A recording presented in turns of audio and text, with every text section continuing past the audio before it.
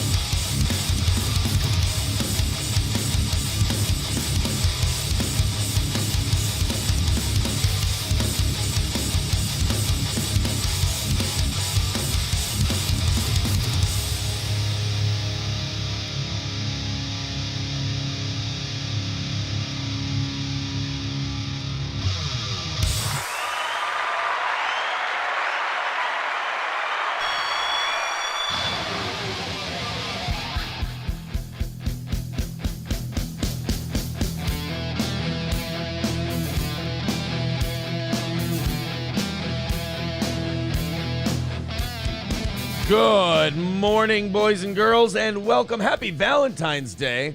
Woo. Pomade definitely superior to hair gel. As I look at myself today, I'm a stunning man. Not I bad. think when people look at the two of us and they watch this program, the first thing they notice is that guy is stunning. Look go, folks. They go, look at that guy. They go, we were watching Major League last night. They say, take a look at this fucking guy. Just had to make sure we weren't monetized today. Welcome to the show. I love this shirt. The lighter I get, the more I love this shirt. This like shirt. lighter skin. Yes, as I get whiter. Oh. The black in this shirt contrasts very well.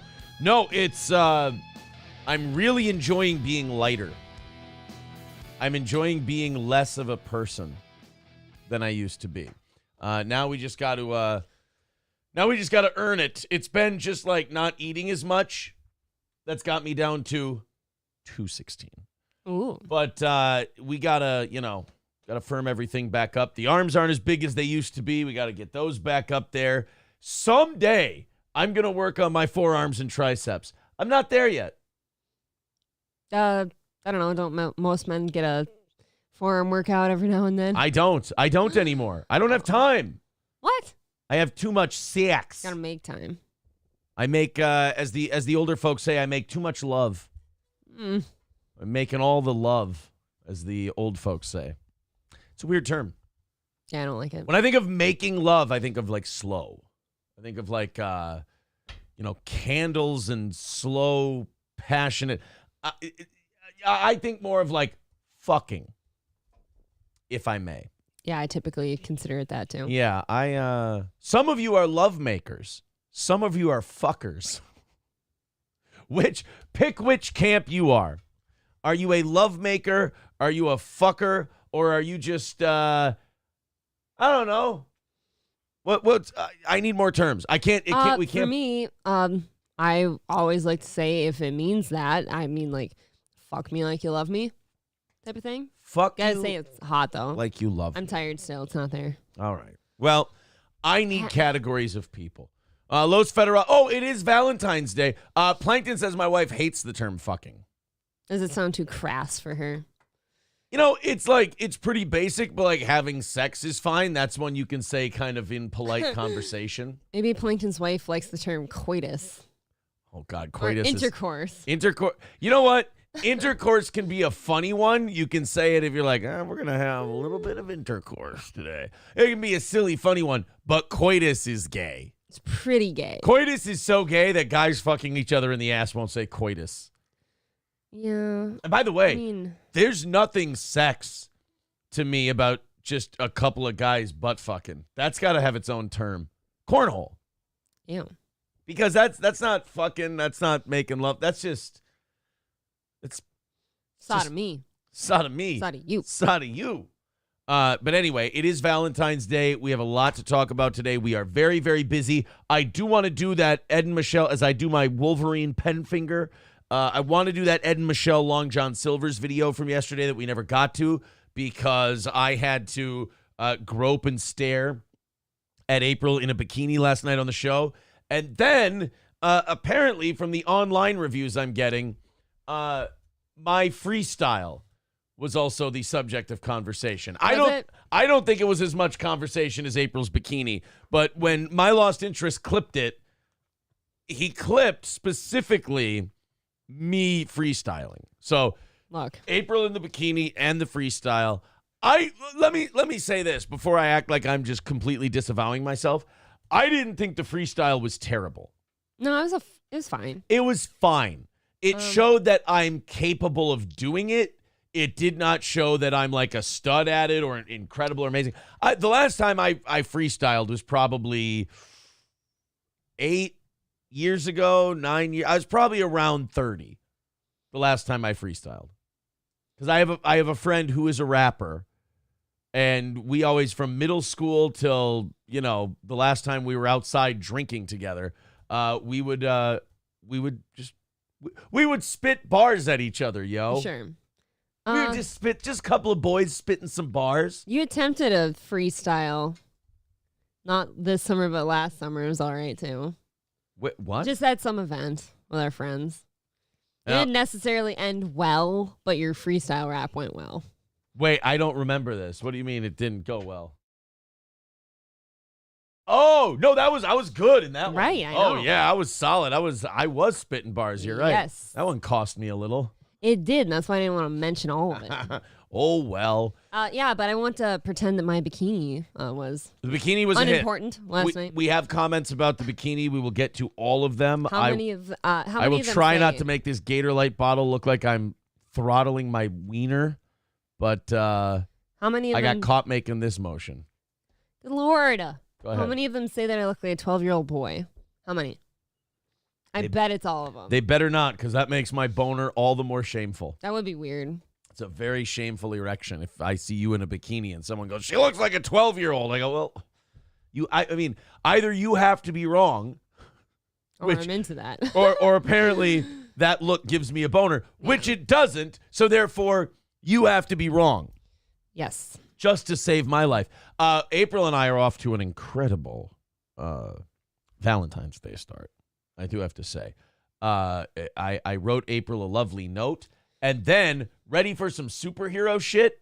Check this out, boys. April laments the fact that she doesn't have any coffee this morning. I forgot to get some. She goes, I don't have coffee. And you know what would have been fine with April? You know what would have been a fine start to her morning? Is me going, oh, that really sucks. We'll get you some after the show. Right? Nah, I don't know, because no caffeine during a show is kind of tough. I do have a Monster in the fridge. What I'm saying is you would have been... Well, if I go like this, the audience knows the joke I was going to make. I have a Monster in the fridge. A monster in the fridge. It's about yay big. You have a monster It's green. in the studio. A monster. You know, I always say, I'm a gentleman in the street, but a freak in the bed. Yeah. Sorry. Usher song. Caught up from the Please Super leave Bowl. it to Usher. Anyway, as I was saying, April said, I don't have any coffee. And I thought, you know what? It's Valentine's Day. This is the kind of day where you make an extra effort. And I said, well, give me your coffee order. I'm going to DoorDash you Starbucks. That's going to be so bad, I bet, like expensive-wise. April gave me the order. Ugh. I made the order. I put it in. And in about 10 minutes or so, April's going to have some delicious Starbucks This is good news. at her door. I could really use it. Thank you. It's not that bad, actually. Really? Oh, God. DoorDashing Starbucks. See, already when you go out to buy coffee, it's expensive. That's why I try to have it here all the time. Yeah, but it's not a And- lot of stuff. Like, you're not ordering a big, No, I just ordered a coffee and a brownie, I guess. You're fine. Craving a brownie. Hobo Chili Recipe wants me to work on my forearms. He says, put some wrist weights on when you're eating. That was too funny. Grinch Girl says, usually we call it banging or fucking. Banging works. That's a good one. Banging works. I think we're a fucking family. Or shagging. I've never, ever used the term shagging. Necking is just making out, right? Necking is making out. That's a real old one, too. What else is there? Fucking, or like if we're, we'll sometimes say to each other, like, you don't have sex this afternoon? Like, have sex is a term, like a pretty casual term. Do you want to sex this afternoon? We do say that. We do say, you want sex this afternoon? I feel like that could be That's probably like an the actual more, verb, though, right? that's the more common term I think we Do use. you want to sex? You want to sex? Do you want to? April comes to me sometime at about 1 o'clock in the afternoon, and she goes, "You want to have some chicken? Maybe some sex?" Champ kind. Do you want to penetrate? Yeah, Do she you goes, want to- "Oh, man, she can't say that to me anymore because I just right there, and then it's all over." She goes, "Would you like to penetrate me?" I want to feel you from the inside. I go, she goes, "Do you want to penetrate me?" And I go, like Heinz Guderian did the Ardennes forest, baby. You have no idea. You see, that's a Nazis invading Belgium and France joke. Thank you. I want to invade. I know I look like I haven't had coffee yet, and I do feel like I haven't had coffee yet. I want to but- invade you like the Got it. Ardennes. Thank you. That's what I'm calling my dick. The Panzer. I'm German. The German tanks that blitzkrieged through Europe. Do you have to name it? Yep. It's the Panzer. I've never been into naming penises. Oh, boy. We figured it out. Nah. The Panzer. I like it too much. I'm against it. I like it too much. Plankton says about his wife. Remember, Plankton said his wife hates the term fucking. Mm-hmm. He says she's pretty much my personal porn star, but apparently the language is a problem. Isn't it funny how they all have arbitrary lines like that? Yeah, it is very weird. Like, I will literally shove a light bulb up my ass, but, like, I can't call it fucking. I'm kidding. I've never done that, and I wouldn't. Never called it fucking. I was not being me. I was being somebody else. The light bulb in the ass part is true, but that's disgusting. I won't call it fucking. Not awake enough. Glass shards in my anus? I'm willing to take the risk. Some Calling people it do that. inappropriate. Inappropriate. Should put a bra on under this. I said that about this shirt today, too, but I said, you know what? I feel confident. I'm accepting my body. I can do that quick when I go grab the stuff. Tridio with $5 says, "Good morning, Aaron. On Valentine's Day, I want to remind everyone that if they don't tip the show, we all assume you are black." Ooh, how about that? Wow. You guys are black if you don't give us money today. T. Jefferson says, "Nice Valentine's shirt, April." Yeah, you bitch. Thanks. It's a beautiful shirt. Oh, my God. It's a dress. You're a piece of shit. Can you knock it off? Just like, I can you be can't professional stop. for 5 seconds? No. You know me. I don't care what you're wearing. I don't get all weird. Like, I'm a guy. That's not what you Grapey. do. see. Guys, Maybe I'll go switch my clothes and wear something completely unappealing. Put a fucking burqa on. I'll look at those eyes and that- just start adjusting shit. Put that red rhinestone-y dress on. Hobo says you're rocking the Bella Lugosi hairstyle today. Fuck you, Hobo. I'm learning you have literally zero poker face. Like none. Right. It doesn't exist for any reason. When have I ever said I do? And I'm not saying you have said you do. I'm saying you should try. Sorry. I am who I am. I'm a shameless animal who likes what he likes. $5 from Joshua says Aaron Imholt versus Ben Shapiro, return of epic rap battles. Oh. Balls Deep says your freestyle outside Partners Pub was better. That's right. I forgot. They took me out back to smoke weed at Partners Pub. Some of the fans did. And I don't smoke weed. No more very drugs. often. Just kidding. I actually know who that was. Don't say his name here. It was but-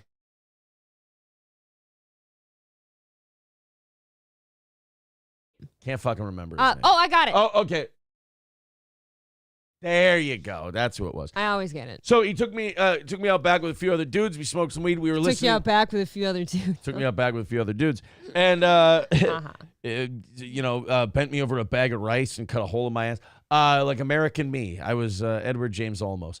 No, he took me out back. We were listening to Fat Joe. We were listening to Beanie Siegel. We were listening to some good shit. I mean, some really good rap music. And I started freestyling, and the rest, as they say, is not recorded on anybody's phone because it would have been destroyed. And they were not white. So if they were impressed, that's good. Stuttering John's fingernails says, keep uncomfortably adjusting your microphone. Do you see what I'm sitting next to? Yo, why do you do that, though? See what I actually, Do you understand, like, as girls or ladies or women you think I'm occasionally, grabbing like, a dick? no, that shit gets kind of like, all right, relax. I'm just wearing, like, a pretty covered up dress. Yeah. It's a bit rich. And do you know as a guy? Just relax. And do you know as a guy? We don't care. Well, that's where men and women are going to have some problems. See, then we'll there's a sexier way we'll solve those of problems. saying, hey, you look good. So this is not nervous adjustment. What this is just I've always since I started in radio, this has been my favorite thing to do. I love playing with my mic arm. I just enjoy it. It's one of the things I hated about having a regular mic stand. I didn't have anything to fucking fidget with. I just like fucking around and fidgeting with my mic. I like this, and if I need to, I can move it like this. I can move it like this. I can move it like this. Here, it doesn't really matter. It's a nice height. They told me to say Michael Corleone did this, Michael Corleone did that, and I said whatever you need. That's like an albatross, taking up a mile of space. I love this thing, man. And it squeaks. I love it. So sorry, Stuttering John's fingernails. I'm sorry if that makes you uncomfortable. It will just have to last. Los Federales says, Aaron fucks April in missionary position while holding his phone over her face using a Snapchat filter to make her look like a man. Wait a minute. That's really elaborate. I kind of figured he was going to say something like he just holds a picture of Gino's face above my face. Well, look, you got to get to where you're getting. That's all there is to it. Where'd I leave off here? Corn Diff says, just caught the last part of last night's episode 6 times in a row. Great stream. Thank you, Corn Diff. Oh, that's funny. A couple of people today calling me. One person said we should call Aaron the Don after last night's show, or we should call him the Godfather. I'm okay with either one of those two titles. Okay. I am totally fine with either. You want to call me the Don? You want to call me the Godfather? I am okay with both. Why do you get those titles? Because they're saying that, Aaron's got this incredibly hot wife who dresses like this and will wear this on stream. That must mean Aaron's a very, confident, powerful individual. I'll take it. I'm not, what do you want me to do? Argue with him? No, it's an incredible compliment. I'm keeping it. Charlie18 says it's freak in the sheets, not in the bed. Wrong! I know what the nomenclature is for the rhyme, but if you are talking about Usher featuring Lil Jon and Ludacris, yeah, it's lady in the streets and a freak in the bed. Say yeah. That's true. I don't go by your gay ass rhymes, bro. Where is coffee at? Because I don't mean to talk out of school. I could use it. 6:25 to 6:37 is what it's saying. You told me 6:15. That's what it said at first. God damn it! You fucking. That's relax. an extension if I've ever seen one. Hey, look at me. God, no, because my eyes are like. Look at me. Ugh. Happy Valentine's Day. Oh. Did you get sleep last night? I mean, yeah, I got some sleep. What do you mean some sleep? You're a tosser and a turner, and I hate it. You wake me up consistently between 2 and 3 in the morning, and then I'm awake. I'm like, God damn it. And then I get hungry, and I go get food. Can I tell you a secret? Nope. I woke you up last night because I was having a weird dream, and we had a makeout sesh at 2:30. You and I did. So you're the reason I feel tired and interrupted right now? Probably. But I was having one of those half asleep, half dreams, half real things. And you and I just started fucking making out like a couple of teenagers. I had lucid dreams all night last night, and I don't recall waking you up. I don't know who woke who up, but it got weird. I'm just saying, I'm looking at me in the camera right now, and I can see the tired on my face. That might be your fault now. What I'm trying to do is say, I'm sorry, here's the diagnosis of the problem. And then we were sleeping forehead to forehead, which we never do. Yeah. I woke up. Oh, that's why I was sweaty then. I was startled. I woke up and I was, ugh. It was after the makeout sesh. We then fell asleep forehead to forehead. I bet you thought it was somebody else. Just kidding. Hey, great confidence, though. Great self-confidence. My husband woke up and just started savagely making out with me. Must have thought I was another chick. No, the forehead to forehead thing. You don't follow anything. I'm retarded. You think you're so smart, and you then do. it all you know goes what? right out the window. You do need coffee. You're mean. I am not mean. I'm funny. You're mean. I'm trying to have a nice, fun, playful Valentine's Day. That's what I'm doing. And April's Maybe out for the touchy. throat. Oh, I'll tell you how touchy I am. Mel Gibson, after 12 beers, says, are we getting a puzzle life-size cutout of April and pull off pieces like in Major League? Yeah, we got to get a good Rachel Phelps cutout. Don't say anything because she hasn't seen Major League yet. She was falling asleep last night. The first 10 minutes. She said, I like this. It looks good. But she said, I'm dozing off. I'm falling asleep. There were a couple parts where I did see her laugh out loud, and that's in the first 10 minutes, which is not even the funniest part of the movie. I held up a sign that said LOL. Just kidding. Did you? No, I'm just so tired. You like that joke? Why'd you wake me up? I woke myself up. I can tell that I had interrupted sleep. And you know what? I was doing that thing where my multiple alarms went off this morning, and I knew the last one had went off. Yeah. And I was so scared that I was going to lay there just 30 seconds too long and just sleep through everything. I was really worried about it. I don't want to tell you what the dream was that made the makeout happen because Hobo will eat me alive if I tell him the story. Well, then don't. But I kind of want to. I was dreaming about you and I had just gotten a shitload of Popeye's fries. I don't know. I don't even like their fries. I know. I don't know why, but we ordered a bunch of Popeye's fries, and then we just started making out. And then... Chicken nuggies from Popeyes or spicy bone-in thighs from Popeyes. We just woke up and just... I was like... Were the fries in the bed? I don't know. Did I have the fries? Did I not have the fries? How did you do that? Didn't really seem to matter, but apparently you and I having Popeye's fries together really got us going. I don't know what to tell you. Only if I get to dip it in that Cajun gravy. Oh, that's what she calls my... Shit's good. NF Cap says, I don't need to know the names of your penis, Aaron. Why did you do that to us? See, I agree. I don't need to know. Hulkamacha Baby says, Aaron's dick is good for 9 asses, but the gays always bring 10.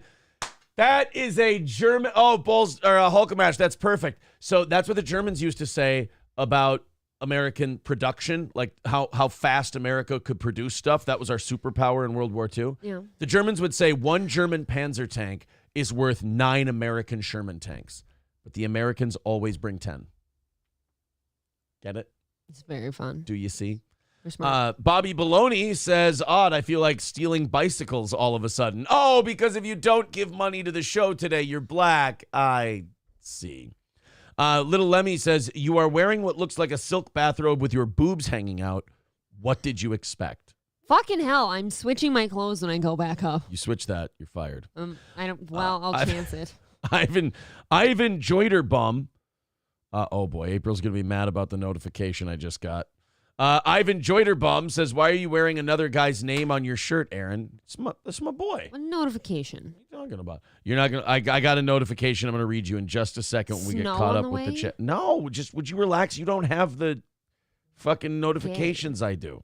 They're different notifications. We're going to get there. Don't you worry. Aaron does look good in a tailored suit, though. Amazing, says NF Caps. Can I tell you a dirty little suit? Oh, no, that suit was tailored. I was going to say that suit wasn't even tailored. But it was. The wedding one? Yep. That was a tailored suit. Thank you, NF Caps. I do look particularly dashing. Roots Calhoun says, Aaron looks like a mime today. Boy, you guys know how to give it and then take it right back, don't you? Corndiff says, April looks delightful. Let's all be nice. He's a Southern gentleman. Thanks. Lampshady says, my 3 favorite rappers are Shapiro, and Shapiro. Oh, she's taking over the game. Sure is. Dad says, Aaron is why there's a chair next to the bed in a motel room. Oh, you see, I sit in the chair while the fucking goes on the bed. Did you know that? That sounds terrible. That's what he's trying to say, that I am... Why would you do that? I'm a fuck watcher, apparently. Where am I during this? I don't know. I like to consider myself a fucker, but maybe today Dad has proven me wrong. Charlie says, who is sending the... Oh, I missed that one. Oh, my God. Where'd it go? Oh, they're saying, who was sending the nudes?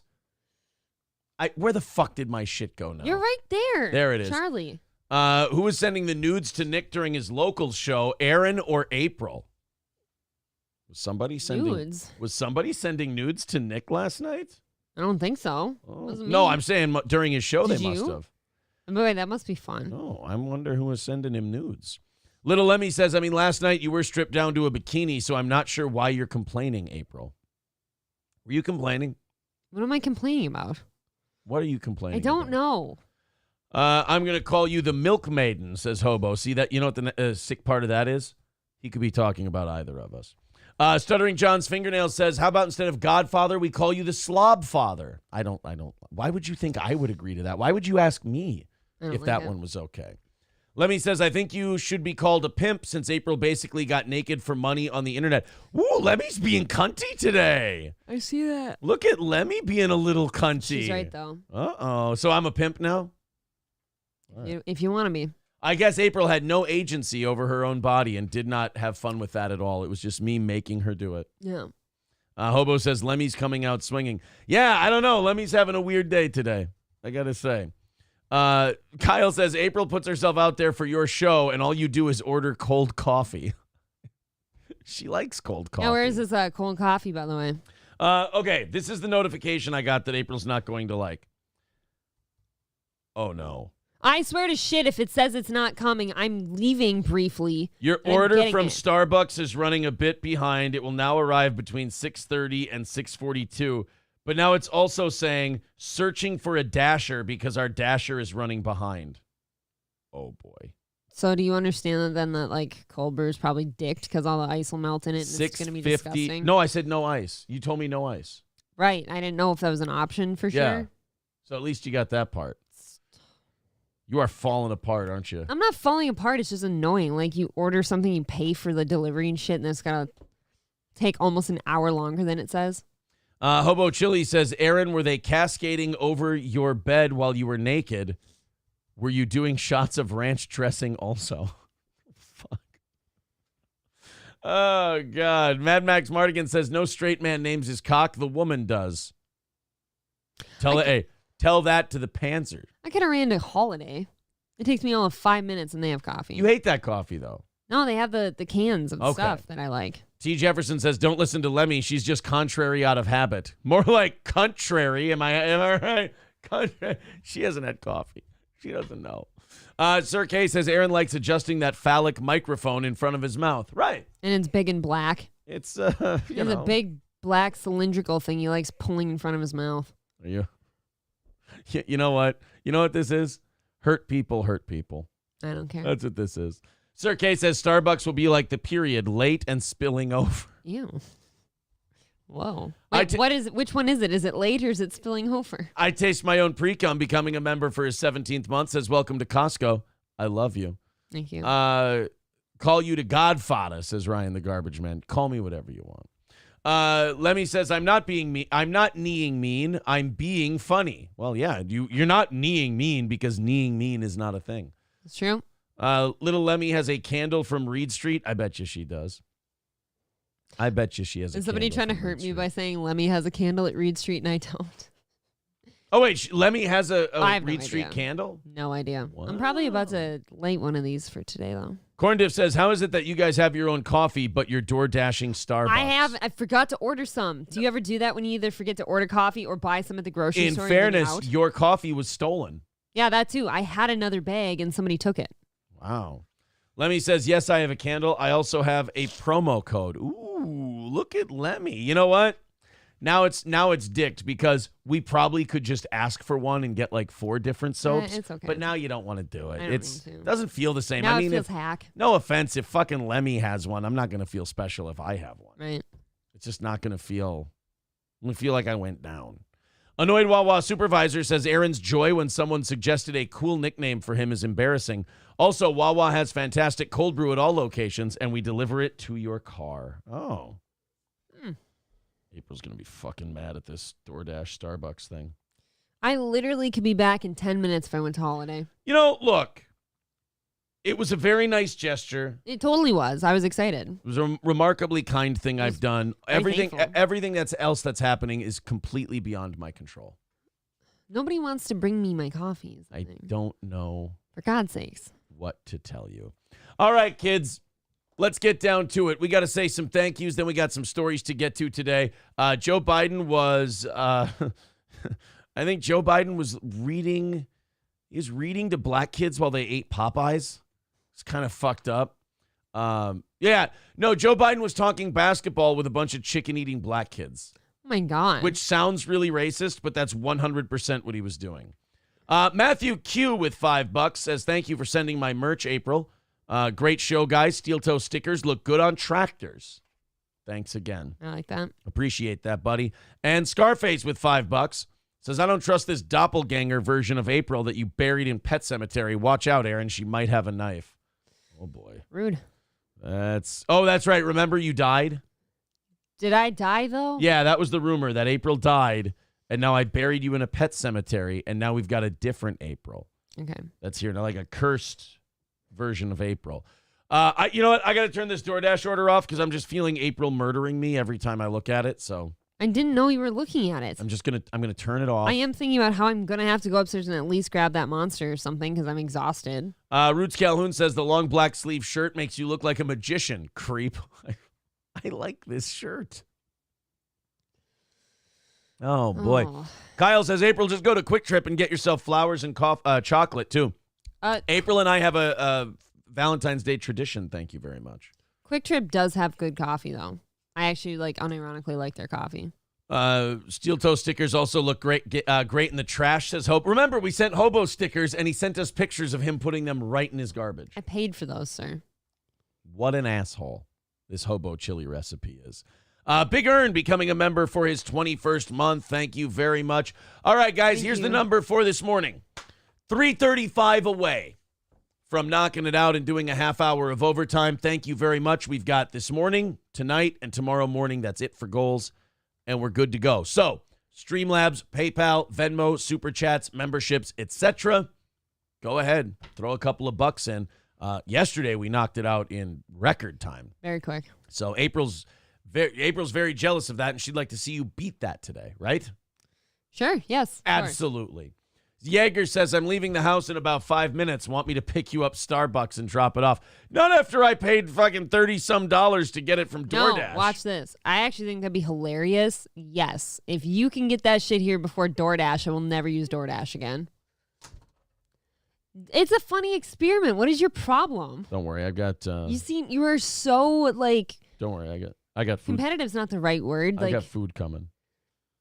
Yeah, that's fine. I think it'd be hilarious, though, if Yags brought me a coffee and it got here first. Well, then what do we do with the DoorDash? I drink that one, too. You're going to drink both of them? Fuck yeah, I will. You're going to go bananas. Yags, since DoorDash, for some reason, won't allow me to get a nitro cold brew, I'd love a grande nitro cold brew. This, honestly, you know what? With salted cold foam. This is the ugly part of you coffee drinkers. You guys get nasty. I'll pay him back for it. You guys get... I'll send him something cool. Like a shirt, sure, hoodie. Yeah, or I'll buy him a drink at like a show or something. Get him a new paver. You know what? Yags, I'll get you 2 drinks at the next show. Two drinks? If you bring me a coffee, my goodness. I'd really appreciate it. Pool Scam Sam says $30 for a coffee. Oh, no. I'm sorry. I got myself a drink and I got a couple breakfast items on there too. Wait, $30? Yeah. Well, I guess if you got like a whole breakfast deal. I got you some egg bites. I got a sausage, egg, and cheese breakfast sandwich. I got myself my drink, and I got your drink. What about the brownie? All I said was a cold brew and a brownie. That's okay, I suppose. I forgot the brownie. I like egg bites. I got you egg bites. I'll take it. Thank you. I appreciate it. Yeah, dude, I don't care. I really do. Like, so what? The coffee from DoorDash was supposed to be here 16 minutes ago. It's now keeps getting pushed back because they're searching for a dasher between 6:57 and 7:07. You could drive to that Starbucks. I'm telling you. And get the order. Yeah, I sure could. I need to see which. I don't know which Starbucks it's from. It's got to be the Waite Park one, right? Yeah, there's no other one it's they the should come from. It's the Waite Park one. It's close. You could probably go pick up your DoorDash order yourself. Well, just say the word. Oh, man. No brownie. You're getting fat, says Ryobi. It's fucking mean, You're bro. right.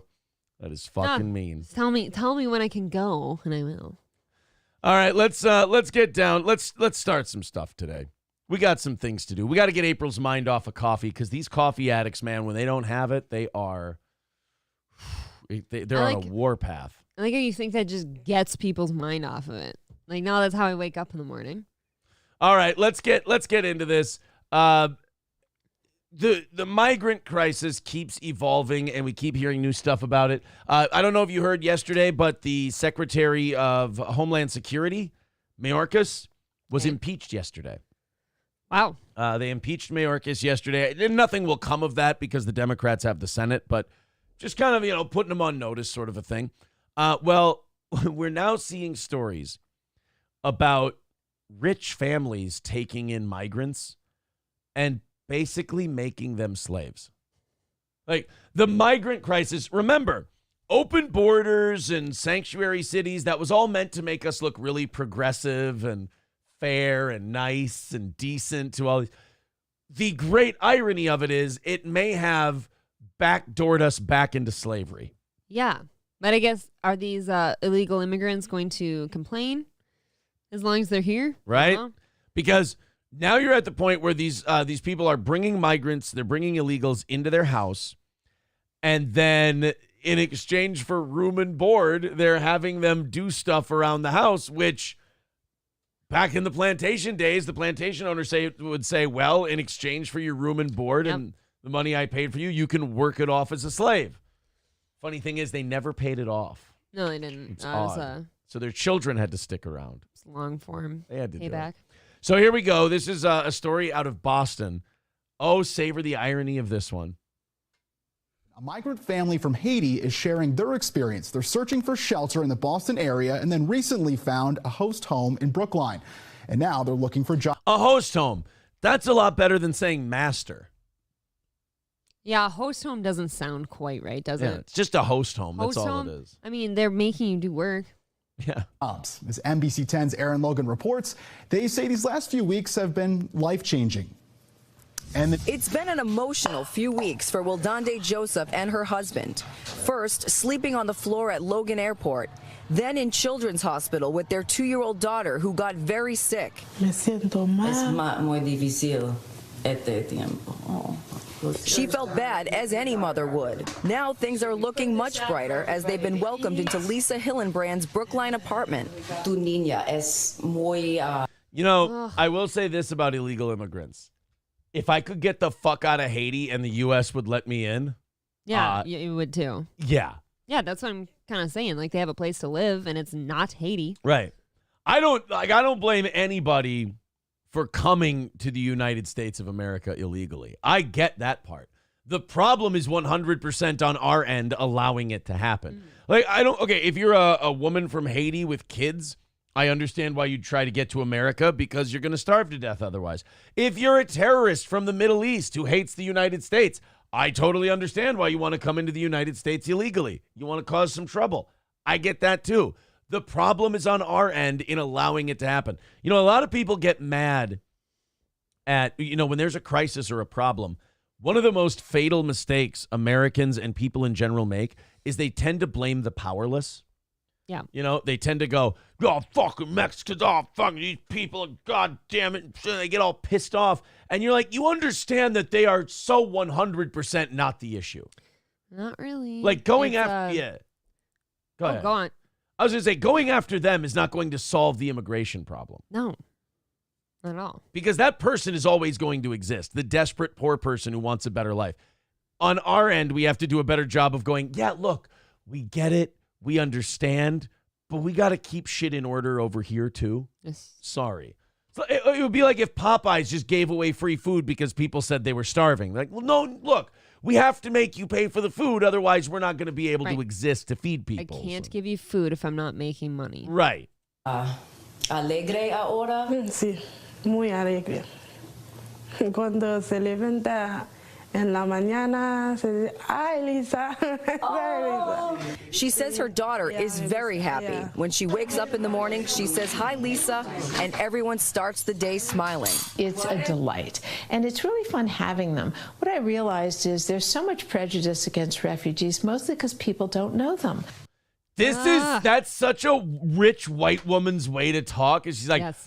I didn't know that these things that I'm talking about, like they're animals, had souls and were human beings. That's what a lot of people don't understand. She's literally talking about these people as like having a labradoodle. Yes. She's like, what people don't understand about them is they're not just simply jungle animals. They're people with a pulse and a heartbeat. It's really strange. Guys, they're actually kind of smart. They can do things. You have no idea how easily they can be trained. People think they're all just dumb savages from a netherworld. But really, they're very trainable people. Lisa says she feels like she has her own personal chef as Wildande loves cooking. As long as Wildande loves it. I love that. She's like, oh, as a rich white woman, I'm here to tell you that I have no actual personal agency to understand that what I'm talking about basically sounds like slavery. It's just a wonderful thing It's like having my own personal chef. This black woman that I've taken in off the streets who would have starved to death without me and that now just cooks me my food while I kick my feet up. Oh, it's like having my own personal chef. Is that what you call it? I guess so. It's the nice sugar-coated way of saying it. You know what they called it 270 years ago?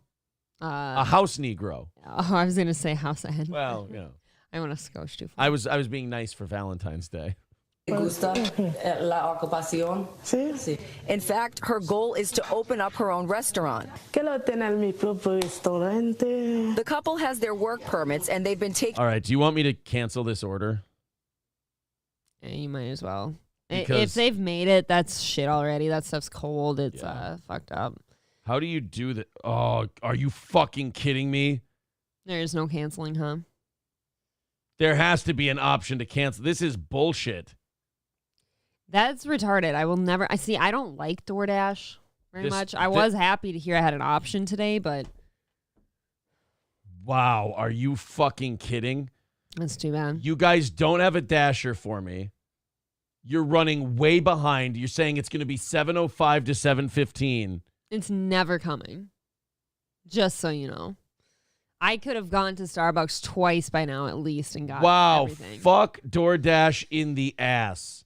So. Delivery cancel order. There we go. What's my new option?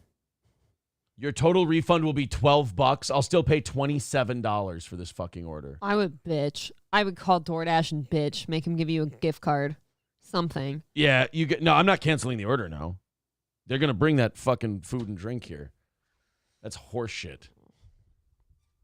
That really pisses me off now.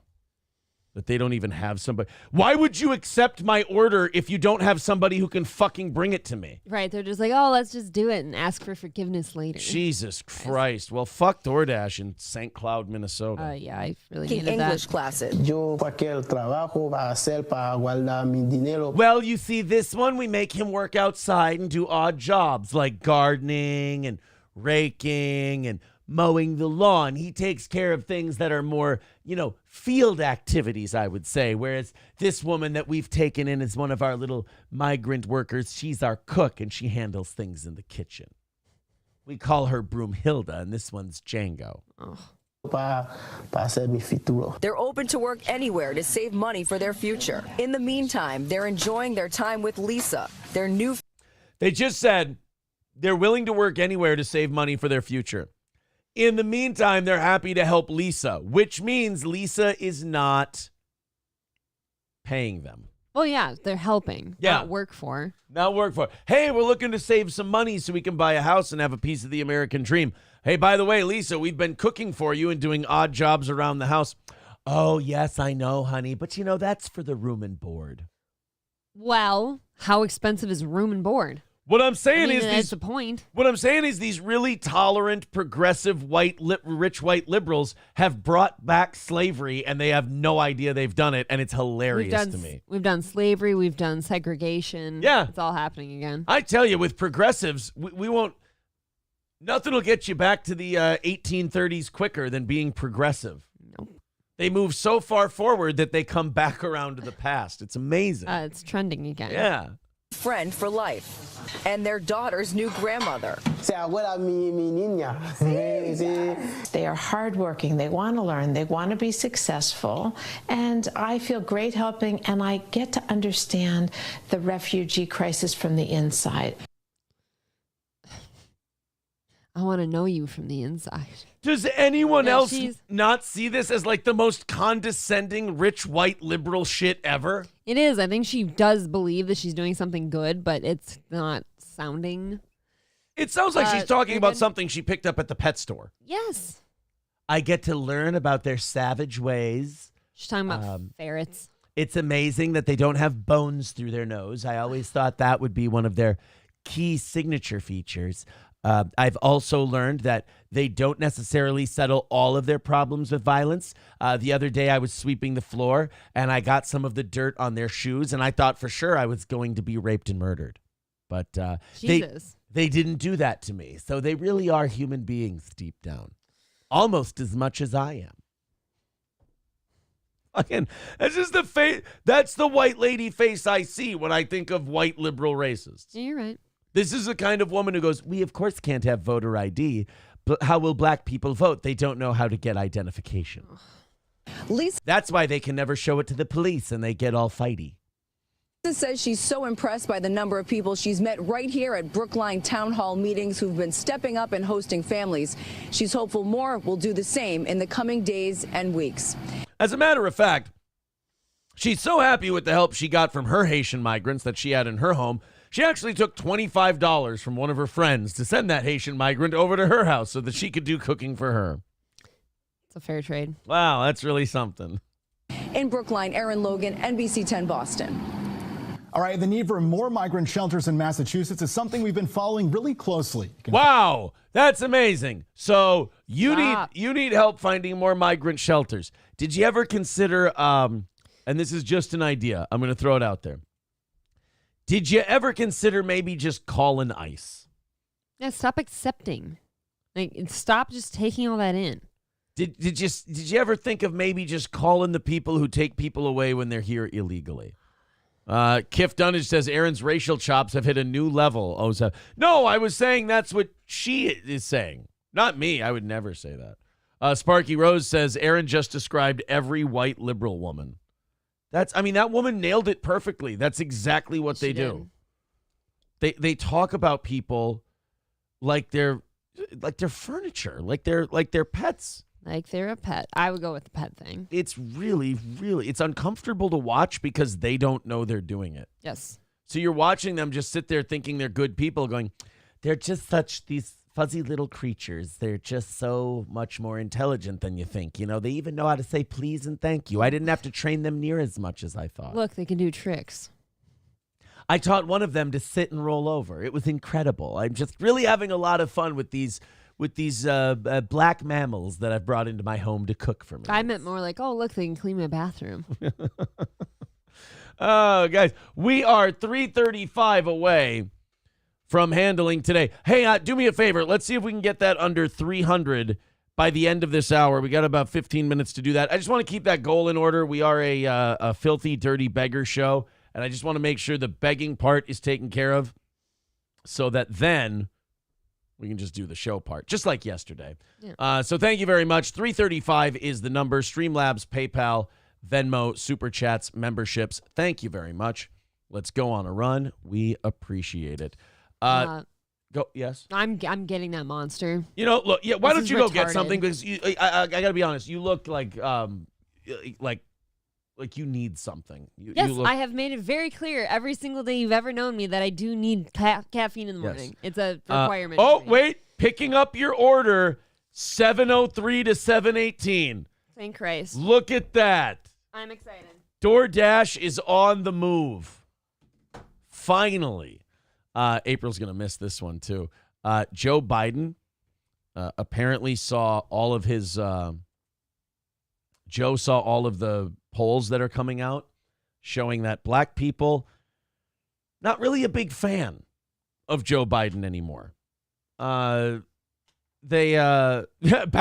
says, why would you accept my order if you don't have any dashers? They almost just made $27 from you canceling. That's why. You know what? That's a good point. That's fair. Why wouldn't they accept an order with no dashers? If I cancel it, they still make $27. Kind of answered my own question. Do you know how old that coffee is going to be when it arrives? Says Packer Backer. No, we're not letting them do that. We're not. It's all going to be fresh. It's all going to be fine. Oh, Childbearing Hip says our super chat's broken. Oh, get it? At 6:30, at 6:45, we haven't made a shitload of money yet, so the super chats must be broken. Oh, I'm sorry that the audience is sitting back enjoying the show instead of us doing a show where we only read other people's super chats. We'll get on that, buddy. We'll change the whole thing. I mean, we're knocking them out every day, but we'll take care of it for you. Childbearing. Imagine being childbearing hips. That's clever, though. So Joe Biden has seen these numbers where black voters they're voting for Trump. They've kind of noticed that Democrats, and, look, it only took about 75 years, but they've kind of figured out that Democrats just tell them a bunch of shit they want to hear, and then when they get in power, just give all the money to their friends in corporate America anyway. You know, like Joe Biden. Remember Joe Biden's great line? If you don't vote for me, you ain't black. Well, all the people really wanted to be black, so they decided to vote for Joe Biden. And guess what he did? Gave a shitload of money to Russia, Ukraine, China, Israel. Not a whole lot of black people there.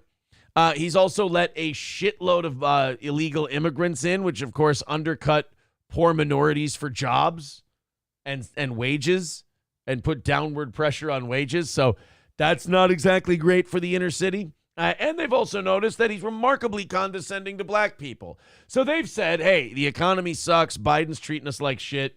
We're going to go ahead and vote for Trump. Well, Joe Biden decided he was going to go right to the source. Joe decided he was going to go and talk to some black people. And boy, I tell you what, guys, when Joe Biden decides to go talk to black people, he really goes and talks to black people. Before we get into this story in this video, good old JR with $4.99 says, not broken. Oh, see, the super chats aren't broken. Well, you know what? The rest of you should just throw a bunch of them in there just to make sure. $330 away from today's goal. Again, Venmo, Streamlabs, PayPal, all that stuff. Oh, look at that. Fuck childbearing hips, says Ryobi, and throws $5 into PayPal. Oh, boy. Are we going to start a little fuck childbearing hips rally? That would be pretty great. 325 away from this morning's overtime goal. 10 minutes to go until 7 o'clock. Let's get that last 25 knocked out there before the end of the hour. Did I give you the good news before you left about your DoorDash? I can't recall. Yeah, it's going to be a while still, but you said it's on its about way. 15 minutes, yeah. All right. Off we go. Joe Biden went to talk to black people because they're thinking about not voting for him. This is like when you're a salesperson and you've got an account that's thinking of not going with you anymore. Sure, not renewing. Yeah, you roll out the red carpet, you go out, you take them out to a nice dinner, you try to salvage the account. You're trying to woo them. Yeah. Joe Biden was doing that with black kids, and he decided to do it with Popeye's chicken and talking about basketball. Oh, no, he didn't. Oh, he Popeye's did. chicken and basketball and black people? He decided to bring black people a bunch of chicken. Here, allow me to. I've got that for you. Why don't you let your man handle that for you? There you go, sweet cheeks. Gee, thanks. You're welcome. So let's watch Joe Biden totally not uncomfortably be a grandpa talking to black youths. Oh man, you got chicken fingers. You got the whole deal. I went the route of making sure I had a hamburger. I don't want to eat chicken like all of you tender-eating savages. I got myself a white man treat in the form of a hamburger. You really wanted to solidify his whiteness in front of these black people. By the way, you have to be a fucking serial killer to eat a hamburger. I mean, that's like no cheese or anything on it? Yeah, right. You are insane. If you go, oh, man, you know what I want? I want a hamburger. I'm like, oh, you mean... I just assume when people say hamburger, they mean a cheeseburger. Right, because nobody orders anything plain like that anymore, right? Yeah. There's no way. Why is it called a ham burger, by the way? Because of where it was made. I believe it has to do with Hamburg, Germany. Oh. Not like ham. Why is it called a hamburger? Comes from the seaport town of Hamburg, Germany, where it is thought that 19th century sailors brought back the idea of raw shredded beef after trading with the Baltic provinces in Russia. Interesting. Yeah. So that makes me want Red Robin real bad. Keep that in mind. All right, so Joe Biden brings black kids a bunch of chicken tenders while he eats a hamburger because he thought, the black kids won't like the hamburgers. We'll make sure we get them chicken. So at least he brought them good stuff. Yeah, remember, black people are thinking about not voting for Joe Biden in this next election. So he's got to give them the hard sell. So when you're trying to tell people that as president you can help them with their lives, what do you want to talk to them about, April? Oh, probably getting a good education so you can get a good job. Absolutely. Get a house, start a family, just set yourself up for success. Yeah, you just want to talk to them about how your presidency is going to help them. Right. How am I going to get you there? Let's see where he goes. So tell me about you guys. What you doing these days? Why don't you share about your passion of sports? I'm playing AAU basketball right now. Are you really? Are you guard? Yes, sir. Now, what grade are you in? 7th grade. 7th grade. Right now, I'm just doing basketball, playing guard on the JV team for my school. How about in school? How y'all doing this? Joe Biden's like, all right. See, I think I'm getting somewhere now. You see, I bought the black kids chicken. They're opening up to me. They're talking about basketball. I feel like this is going great. Did nobody run this by, like, anyone, like, this whole idea first? Do you ever consider that? You know the movie The Campaign where he wants to put all those, like, TV ads out there and none of them are good? Right. They're all just incredibly misogynistic, sexual. Misogynist. Misogynist. It's not misogynistic. I learned a long time ago, misogynistic, not a word. No fucking way. Right? Yeah, I know. Believe me. This isn't even crankiness. I'm, like, surprised. Oh, misogynist. Holy shit. I don't believe you. Sorry. I'm going to try, but, like. There's misogyny. So you're misogynist. Misogynism and misogynist. Holy shit. How many people have I embarrassed myself in front of? No, none, because most people think it's that way. I don't mean to be this person, but are you sure? Misogyn. That'll say it's a word. I didn't even finish typing it. Misogynistic meaning. It'll say it's a word, but it's not. Misogynist. Hatred of or prejudice against women. Adjective. Right. But the proper phrase to use, it's like saying mooses. You're supposed to say misogynist. Fine. Well, anyways. He has misogynist views. Did anyone, like, run this idea of giving Popeye's chicken, so fried chicken, to the black family? All right, and guys. Sitting there and not even eating, like, he's such an asshole, he won't even eat chicken with them. Right, he won't even eat chicken with blacks. Like, I can't be seen eating chicken with all of you, so I got a white man treat. I hope you guys don't mind, but I got myself a hamburger. Yeah, I think what happened was Joe's been yelling at all his advisors. Yeah. And he wants them to just let him quarterback this shit. So they go, Joe, what do you want to do when you go talk to the black kids? I want to go ask them about basketball and feed them chicken. Then he goes to the next family, like, a couple months down the road, and he's, like, asking them to shine his shoes. Yeah. He's like, oh, man, look at this. I was walking up your driveway, and I stepped in some pit bull shit, and I got some poop all over my shoes. None of y'all happen to be shoe shiners at the airport, do you? Oh, dear. In school, you should tell the president about the school. Favorite thing about it is the business academy I'm in. You get to, like... Look at Joe's face. They let you black folks into business classes? I didn't know that. What do you guys learn how to do? Make your own vodka like Jay-Z? Is that what you do in your business class? Does Jay-Z have a vodka? Belvedere. That's his? I believe. Tits. No, wait. Is Belvedere? Oh God, what is his? You know what? I'm excited. This is helping, by the way. Look at this. What is? Do you see what this is? Rondo. It's caffeine addiction. Yeah, what plants crave. Caffeine helps. It's caffeine addiction, yeah. And I've never had this flavor. A friend gave it to me yesterday. Said I'd really like it. It's delicious. Would you like to taste it? I will give it a shot. It's called Ultra Paradise. Armadale is Jay-Z's vodka. Well, that's a weird one. Armadale vodka. I thought he was Belvedere. I fucking embarrassed myself there. Fucking Lil Wayne's got some kind of vodka that's like a weird name, too. That's not bad.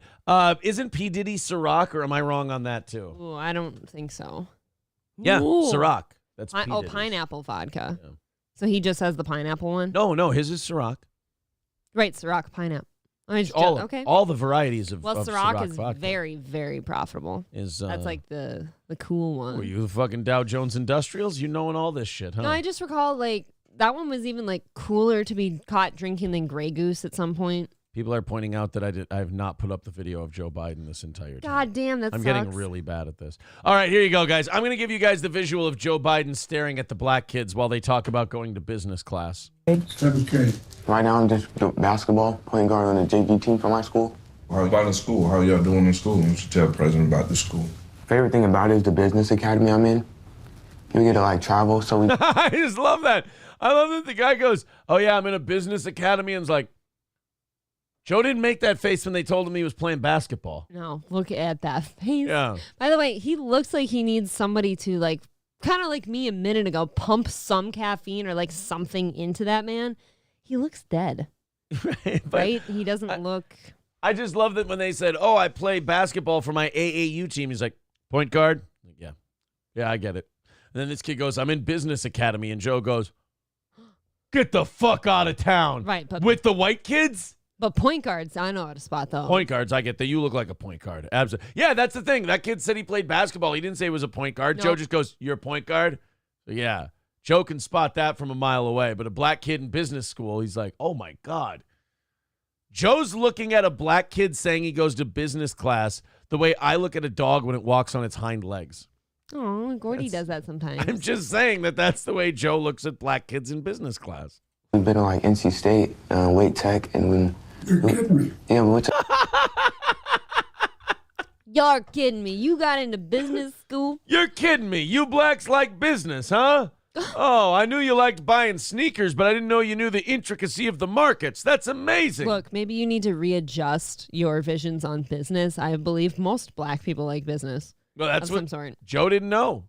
Joe had no idea that black people liked business. I was just doing a thing. I know, but I'm saying, look at the president's face. I suppose. Like, I can't believe this. Shut up. There's no fucking way. Eat your chicken. To this small dry cleaning business, and it's cool. It's a great experience. I'm impressed. Uh-oh. A new program at the school? Yes, sir. He really is surprised. Listen to that. Is that a new program at the school? Is that a... Oh, no. It was somebody calling in to the show, but it rang like 2 times. I just thought maybe it was the Dasher, and I was like, we've already been through hell enough with that person. So. No. All right. No, that your order's been picked up and it's on its way. It's going to be here in 5 minutes, according to DoorDash. Cold food. Might want to warm that up a little. What? Yes, sir, it is. It just started. Just a couple of years ago. You know how much this guy loves you. You just feel it, can't you? Yes, yeah. Your dad jumped in front of a bull for you. Pause.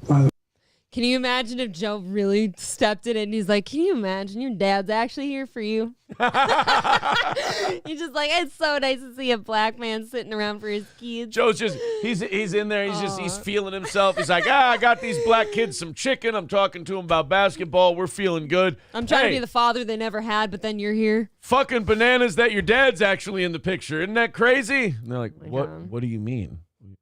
Because they're like from an affluent neighborhood, so they don't really, the ghetto stereotypes don't really apply to them. Like, that's a nice ass house, though. They're like, what do you mean, Joe? What do you mean? Well, your dad, him being here for you. Yeah, all my friends' dads are there for them. What do you mean? Well, no, I meant just because he's black and all. How do you think this family got chosen to be the ones to get fried chicken from Biden? And did they know they were getting fried chicken? I bet they did. Or did they just go? You know what? The kids probably knowing that Joe Biden's old and out of touch, they started opening the styrofoam to-go container, and they went, don't let this white motherfucker get us chicken. Don't say he got me chicken. Don't say he fucking got me chicken. I feel like we have to get fried chicken now today. I mean, I'm never against Who has the best fried chicken? Look, man, I love Slim Chickens. It's good. I don't think it's bad at all, but it's not my favorite. I like Slim Chickens. I like Popeyes. I think I got to go Popeyes. I think Popeyes has to be number 1. I hate to say it. Chick-fil-A's number 2. Okay. Nope, I can't say the other one. I'm going to say Cane's number 3, Slim Chicken's number 4. But, I finally had bone-in spicy chicken from Popeyes, a week and a half ago or something. Holy fucking shit, is it good. It's pretty good. I've never had chicken like that. Popeyes is pretty solid. Yeah. Oh, no. Did he really say? Yes, yeah. Your dad jumped in front of a bull for you. By the way, we dads are hard to raise. Once you're a teenager, we're hard to raise. So you got to be patient with us, you know what I mean? I see. Joe Biden just talks weird to people. He's just strange. I mean, that is the most uncomfortable part, I think, about being around old people, besides they might shit themselves on occasion. Yeah, the shitting themselves is problematic. They say the most awkward, uncomfortable things. Oh my God, there's coffee on my front step from Yags. Are you kidding me? Oh, Yags says April coffee is on the front step. Meanwhile, DoorDash still heading towards us. DoorDash is on the way. April's going to have coffee from everywhere. She's going to be inundated. By the by, 325 away from today's goal. If you could help us make it, that would help a whole big bunch. 325 is the number.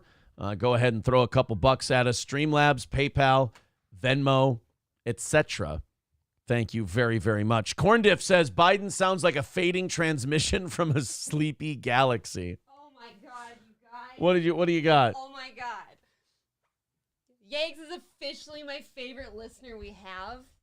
He deserves some reads this week for his companies, I think. You mean Jaeger Curb and Concrete? That man brought me my fucking coffee. If you have concrete work that you need done this spring and summer, you might want to call and make an appointment today with Jaeger Curb and Concrete. Go ahead and Google Jaeger Curb and Concrete and make an appointment today because Jaeger Curb and Concrete fills up real fast for the summer. So, for the concrete season, make an appointment with Jaeger Curb and Concrete. Pool Scam Sam says, thank God, maybe Princess will quit bitching now. Can you stop complaining? I've been great. That's what look, man. No, dude, that's a good friend. That guy's been with you at least for... I'll take this. I like then. that, but okay. Okay, here, we'll share it. Can we share it? May we? Yes. Maybe no, Yags is a good man. He's been with us a long time. That was maybe the sweetest thing a listener's done for me in a time of need. And I really do appreciate it. I don't know how to repay him yet. Fauci's Pangolin says Obama never met with black people. Well, he didn't have to. Why would Obama have to meet with black people? They all voted for him. It's not like black people were going to stop voting for Obama. He had to work under one. Poignant Pachyderm says Melton is so jealous right now. His tits are leaking. He's so angry. I mean, those leak normally, so you can't really blame that on us. What's Melton jealous of? Just probably life in general. People who get... You know what happened? You got up and walked on your 2 feet, and you didn't wheeze. So he probably got really jealous of that. I hope Yags thought my dress was cute. He had his really nice truck out front, too. I'm not usually a Ford guy. It was a nice truck, though. The thing about Patrick Melton is this. He was so embarrassed by going radio silent when I made that fight offer, knowing he'd get the shit kicked out of him. I'm not even proud of that. I just crush him. It'd be no problem.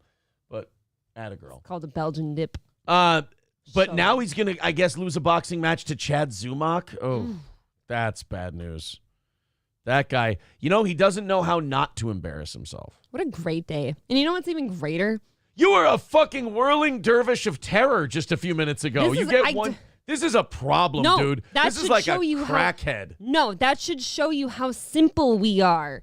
As long as you get a little of this in you, I'm great. And that was just one of the sweetest gestures. And then you have another sweet gesture coming, which I'm very excited about. But if you didn't get it, you were the grumble puss. Not intentionally. It's literally exhaustion. But that's the worst part is that it's not if it was intentional, if you were just a cunt, that would be one thing. Okay, guys, I have to, for a second. Have you ever met yourself when you're tired? Yes. Okay. I can be a complete, but then now relax. watch. I'm a complete rat bastard when I'm tired. Okay, your turn.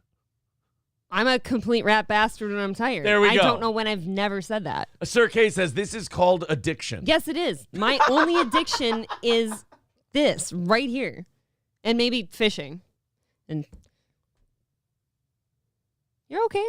Yeah, I mean, no, here, fine. I get addicted to people I love, a.k.a. Aaron, and coffee, and fishing, hunting. Crack. No, I don't like drugs. Crack. Come on, admit it. Well, technically caffeine. Liberate yourself. You're a crack addict and you know I'm you are. actually going to start buying that one. These are not, I would not get into these. Just like I do like that. Just like I wouldn't get into Celsius. I'll tell you why. The crash is just, it cancels out any boost you get. See, when you're a caffeine addict, eventually you don't crash anymore because your tolerance is up. Oh, yeah, you don't. No, I don't really drink much for energy drinks, but if I need to, Monster Rehabs are delicious. Malevolent Bystander says Melton is 5 inches taller than you and 100 pounds heavier. Sorry, but my money is on Pat. The guy doesn't know how to fight to save his life. No. Stop with this, Malevolent Bystander. He is not 5 inches taller than Aaron. Aaron is 6'4". Yeah. Melton is not 6'9". Look, yeah, that's true. At 6'4", yeah, it's not. I know I can do math at least. Like that's not. No, he's in a lot of trouble. Even with Chad, he's in a lot of trouble. So best of luck. But I will train Chad Zumach, by the way, if he wants it.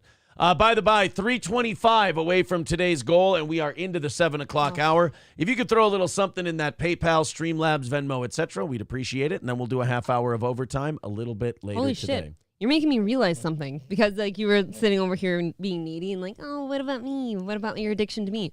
I guess. Yeah, in a way, like coffee addict and sex addict, I suppose.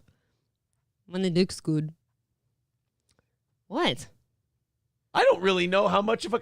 As you're sitting over here being... I'm contemplating our sex life, you shit. I appreciate that. That's very nice. You look offended. No. It just got there in a... I take it back. I don't mean to offend you. No, it just got there in a weird way. It was like... I was sitting here thinking about it. I'm very, like... The littlest thing, like a friend dropping off a coffee in the morning can just really... And then I was so thrilled when you offered to send me coffee. You might want to go get it. Why do they take pictures of your house? Do you know how weird that is? That is a little strange, but thank you. Now you have food too? Yes. Cool. And a drink. Thank you, everybody. I have a beverage as well. I'm fulfilled. This is wonderful. You certainly are. My day's great. So let's contrast what Biden just did with the black people. Let's contrast that with how black people talk about Biden in some of these cities. Like, let's go to Chicago, see what they're saying. Who do you think is better for the country, Trump or Biden? Trump. I say Trump. Why do you say that? He's a businessman. He's going to think business. And Biden is a racist. No wars, great policies, best years in the stock market. Biden ain't doing we going to get rid of his sleep. Biden ain't doing shit. We got to get rid of his sleepy ass. I wonder, Biden benefited last time because people hated Trump. So there were people who would vote for Biden, but then also hated Trump, so they would just vote for Biden. I think the problem here that Biden's having this time around is now people have gotten to hate him over the last 4 years. So now there's going to be people who love Trump and want him back in there because it was good, and I think that number's gone up since he left office. But then there's also people who are going to go, it's going to be a protest vote. They're going to be like, fuck Biden, this guy's shit. I don't necessarily like Trump, but I'll vote for it. Sparky Rose says, say it with me now. My name is April, and I'm a caffeine addict. Oh, no. Selma Blair got herself in a little bit of trouble this week. She said something about, was it Muslims or Jews? You don't really get in trouble for saying anything about Christians. You can kind of say whatever you want about Christians. Say what you want about Jesus, about any of the saints or anything like that. But you talk shit about Muhammad or Allah or, Judaism in general, you're going to get taken out behind the woodshed. And now I guess it's Selma Blair's turn because she made what's being called an Islamophobic comment. I don't know what it was. I don't know what it was she said that got her in so much trouble, but I'm excited to see it because it's always, when it comes to these controversial phrases or quotes that people have that they have to apologize for, the less controversial the figure, the more. Oh, look what April's got. The less controversial the figure. Get out of here. When it comes to. What was I trying to say? He gets a pink drink. Oh, there's still ice in this. They might have made this before when the Dasher got there. But they actually didn't. Wow, how much cream did they put in that? I don't know. What do you? Okay, the food was ice cold. Okay. So I warmed it up. April warmed up the food. Very good. Here's my egg bites. All right. Anyway, the less controversial the figure, like, don't you get fresh with me, young lady. Oh, thank you. April, what happened? Did somebody? Look in the bag. Pray that it's stuck to the bag. Where's the bag? Inside, dummy. Oh, in here. Yep. Oh, thank God. Oh, thank God. It looked like somebody took a bite of his Guys, look at sandwich. this. Look at that. Oh, no. I looked at that and I went, Jesus Christ, monkey balls. That's from South Park. We don't call, they're people. That's from South Park. I thought somebody had taken a bite out of my sandwich, but it's in the bag. I'm so thrilled, and they've really over-creamed this coffee if I've ever seen. That is too light. That's cream with a sprinkle of coffee versus here's what Yags gave me. This is foam up top. So I like my coffee darker. Yeah. This is also, that one's not nitro. They didn't have the nitro option on DoorDash. So it's just cold brew with cream on top. I don't know. I'm happy. Thank you so much, both of you. Mike says they did, but spit it out. Oh, I was going to bring those silly little single roses down here since it's Valentine's Day. I forgot. I did. I got April's single roses the other day for Super Bowl Sunday. Super Bowl Sunday is kind of a big day for you and I.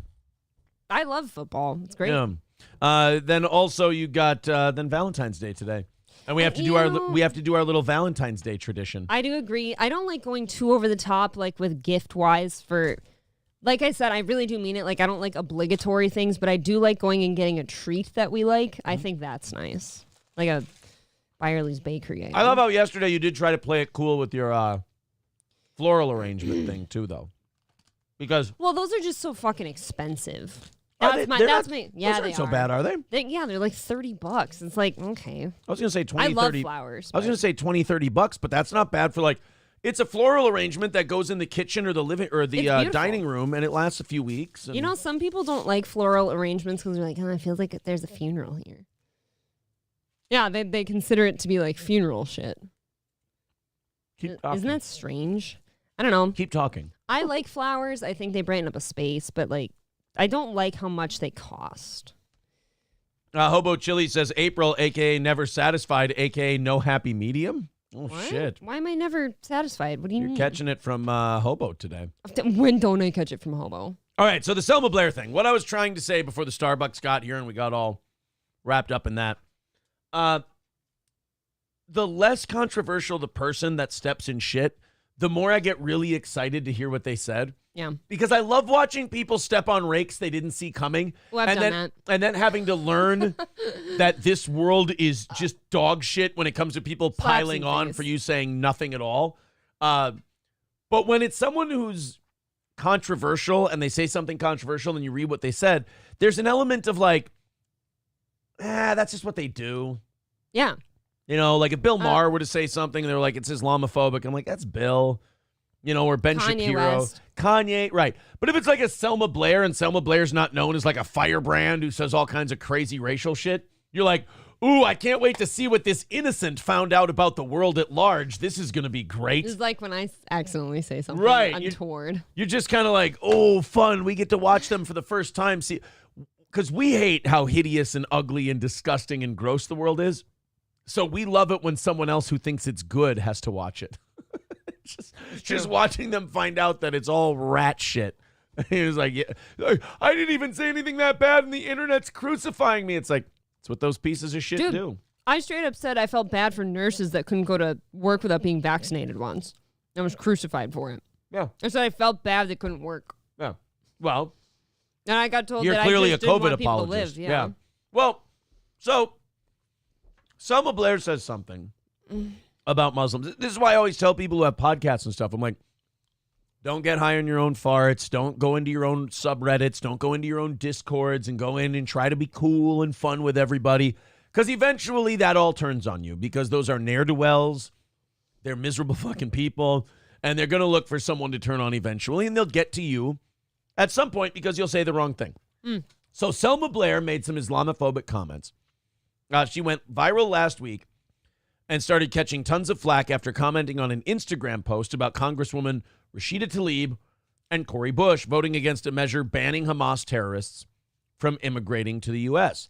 In her since-deleted comment, Selma wrote, "Deport all these terrorist-supporting goons. Islam has destroyed Muslim countries, and then they come here and destroy mines. They know they are liars, twisted justifications. May they meet their fate." I mean, that's pretty spicy, right? It's pretty. I mean, a tiny bit. Bro, I wouldn't write that. I wouldn't text that to you. I didn't say I wouldn't believe it. I'm sure you'd text it to Gino, though, right? Right, I do every day. But, like, I certainly wouldn't write it publicly. And she also said, the problem is, and this is the problem with celebrities talking politics in general, is they always sound really stupid. And they have no idea what they're talking about. She's like, Islam has destroyed Muslim countries. That's like saying Negro has destroyed black. Yeah, I mean, that's a bit rich. Well, Islam and Muslim is the same thing. Mm-hmm. It's like saying these Catholics have destroyed their Christians. It's like, oh, no, Catholics are Christians. No, just buttholes. No. Well, it's not even that because, I guess that's even a terrible analogy. Islam has destroyed Muslim countries. There would be no Muslim countries if it wasn't for Islam. Islam is the religion. Muslim is the follower of it. These Catholicisms have destroyed these Catholics. But they're the same. They're practicing the thing. You can't be a Muslim if there's no Islam, you dum-dum. No, it doesn't exist. They know they are liars, twisted justifications. May they meet their fate. Selma took a ton of heat from folks who said she was a raging Islamophobic bigot. That is kind of a tough pill to swallow when thousands of people start writing at you and calling you a racist on the internet. I'm having a hard time too. Like, I'm probably wrong here, but isn't Muslim like the what's bigger? Christianity or Islam? Christianity. Is it? Okay. Muslims got a couple billion people. Yeah, it's a lot. But it's a pretty big religion. Christians got like 3 point something. Can I just say this is one of the best ways to start my day? Well, doing a fun show with you. Happy Valentine's Day. I got Starbucks. A friend was nice to me. Oh, here you go. 2.38 billion Christians. So not as many as I thought. Right. But then you go Muslims. Muslims are at 1.8. Okay. So they still got a ways to go. I wonder what the next biggest is. Right? Hindu, I'm going to say. Third largest religion. Christianity, Islam. Secular. Well, non-religious. That doesn't count. Hindu's number 3. Right behind Christians and Muslims. Wow, 1.19 billion people non-religious. Yeah. I mean, that makes sense. I think as the years go on, too, people take note of stuff that, like, you've mentioned to me, just like the hypocrisies in religions and stuff, or how people like, oh, let's worship the Bible and all this stuff, but then they don't follow it. Right. And then people take note of that and maybe like, what am I even doing this for? In fairness, it's hard to follow the Bible because A, there's a lot of contradictions, but B, there's some evil shit in there. I apologize. What? Did you spill egg on yourself? No, just look at me in the camera or something. You look very sexy. What's the problem? No. Never mind. Are you checking yourself out? No, I just happened to see something and nobody else did. So that's why can't I see it? You're fine. What am I not seeing? It's silly and funny. Tell me or it's going to bother me. Oh, yeah, okay, now, okay. I smell you. Hopefully it smells good. I smell what you're cooking. In an apology shared Tuesday on Instagram, Selma Blair said, I mistakenly and inadvertently conflated Muslims with radical Islamists and fundamentalists, a terrible error in my words, and resulted in hurting countless people I never meant to, and I deeply regret this. I bet. Yeah, well, that's what I'm talking about. She's just an actress who doesn't really know any of the stuff she's addressing. She's probably just repeating like a Daily Wire video she heard or like something she's watched or a podcast she listens to where she's just like, Islam is destroying. What she meant to say is radical Islam is destroying Muslim countries. Yeah. But she didn't say that. She just said Islam. Right. That's the thing. Could we maybe like proofread before we send shit out into the ether? That's kind of important, isn't it? Especially if you're going to be about to like take a political stance or a religious thing. What I'm saying is, she probably did proofread. She thought that was an okay statement to make because she doesn't know the difference. I've just kind of been under the assumption as of late that maybe the politics isn't the thing to tweet about. Right. Maybe if you're a celebrity, name me celebrities who take hardcore political stances and it really totally works out for them and they never catch shit. Tom Hanks? Well, Tom Hanks doesn't really take a lot of. Mel Gibson. Yeah, Mel seems to bounce back just fine. But then again, Mel's also one of those guys who just goes, yeah, I said that. Anyway, moving on. Yeah, I told the cops that the Jews are responsible for all the wars. Then I called the female cops sugar tits. What are you going to do about it? Sugar tits. Oh, man. 3:25 away from today. We appreciate it if you want to chip in a little bit, help out the program. Very cool. All the links are there in the chat. Despite the poor choice of words, Selma says she's dedicated to tolerance and peace for all who want it, not hate. Well, that's just great to know. God. Just steps right in it. I mean, like, there's just so many things. For me, too, I feel like if I don't know enough about a topic, I'm not going to publicly speak on it. I'll do that on the show, too, here. If, like, I don't know enough about whatever thing you've brought to me, I'll make some commentary on things that I can understand about it, but I'm not going to make a hard stance on it one way or another. For me, unless there's, like, babies dying or something. I'll tell you this. I pride myself in talking out of my ass. Must get quite a workout then. It's a gift. You'd think my butt would look better, but alas. Be a little more firm. Be a little firmer from all the talking that I do out of it. Oh my God, Landers with something in the Rumble chat that I could maybe read on a Rumble Friday, but not today. Woo! Oh, that's cool. They put a little cap over my beverage. Yeah, like a fucking diaphragm on mine. Oh! Whole thing's covered. What do you guys want to do tomorrow and Friday? I have a little announcement. Dry anal. April, whoa. Kidding. I kid. April and I have an appointment on Friday, and we won't be able to do a full Rumble Friday show. Do you guys want to do Rumble Thursday tomorrow, or do you want me to do like an hour and a half of Rumble Friday in the morning and just do a normal show tomorrow? Oh, God, I keep forgetting this. Yeah, I'll kind of let you guys figure that out. I'll let you guys kind of tell me what you want to do, and then I'll kind of follow that. But I have no problem getting up early on Friday and doing like an hour and a half show, just hang out a little bit, do some links, and then head out to our appointment. But if you guys want to do Rumble Friday instead tomorrow, we can do that too. Trucker 18-Wheeler says Rumble Thursday. Yeah, I mean, I feel like we are shortchanging them somehow. Yeah, we'll figure it out. Link to the Jake says Rumble Thursday. All right. Well, I tell you what we got to focus on today? We got to focus on our fucking goal moving, because it is not. we are doing today's show for free at the moment. So go ahead and throw in a little bit. Let's get this thing jump started. Let's start a little steel toe rally today and get that number down to a more manageable figure. Thank you. Secretary Mayorkas has been impeached for what the United States House of Representatives calls lying under oath. The Homeland Security Secretary, they kind of are, they're picking him as the guy to hold responsible for the border. And they're going to say, well. Yeah, they're saying he lied in a hearing to Congress. They want to impeach him for it. He's the first cabinet member since 1876. Oh, my God. To be impeached. Holy fuck. Yeah. That would be so remarkably embarrassing. Can you imagine? He got voted, they voted for the impeachment 214 to 213. And some of the Republicans were very, very excited about this. Here's Tim Burchett, a representative, very happy to update his constituents on the impeachment of Secretary Mayorkas. Hey everybody, Tim Burchett leaving the House floor tonight. A few votes.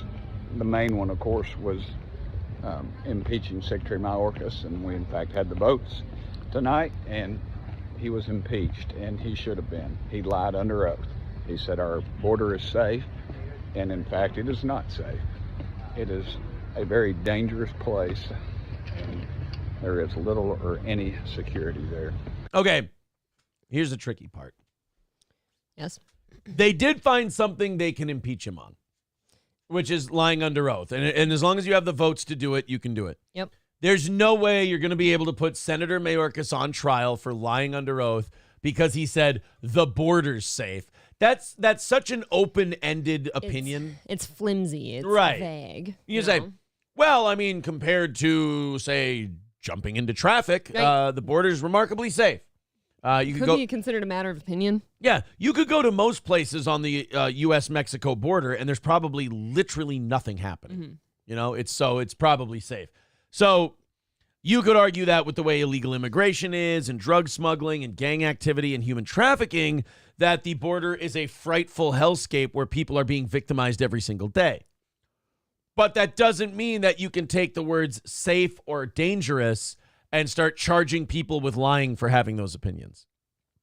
It doesn't work. Yeah, that's just, why are people getting charged with stupid shit lately over literally like opinion-based statements? Because here's what happens. That to me doesn't seem like it could stand ever. The Democrats impeached Trump a couple of times.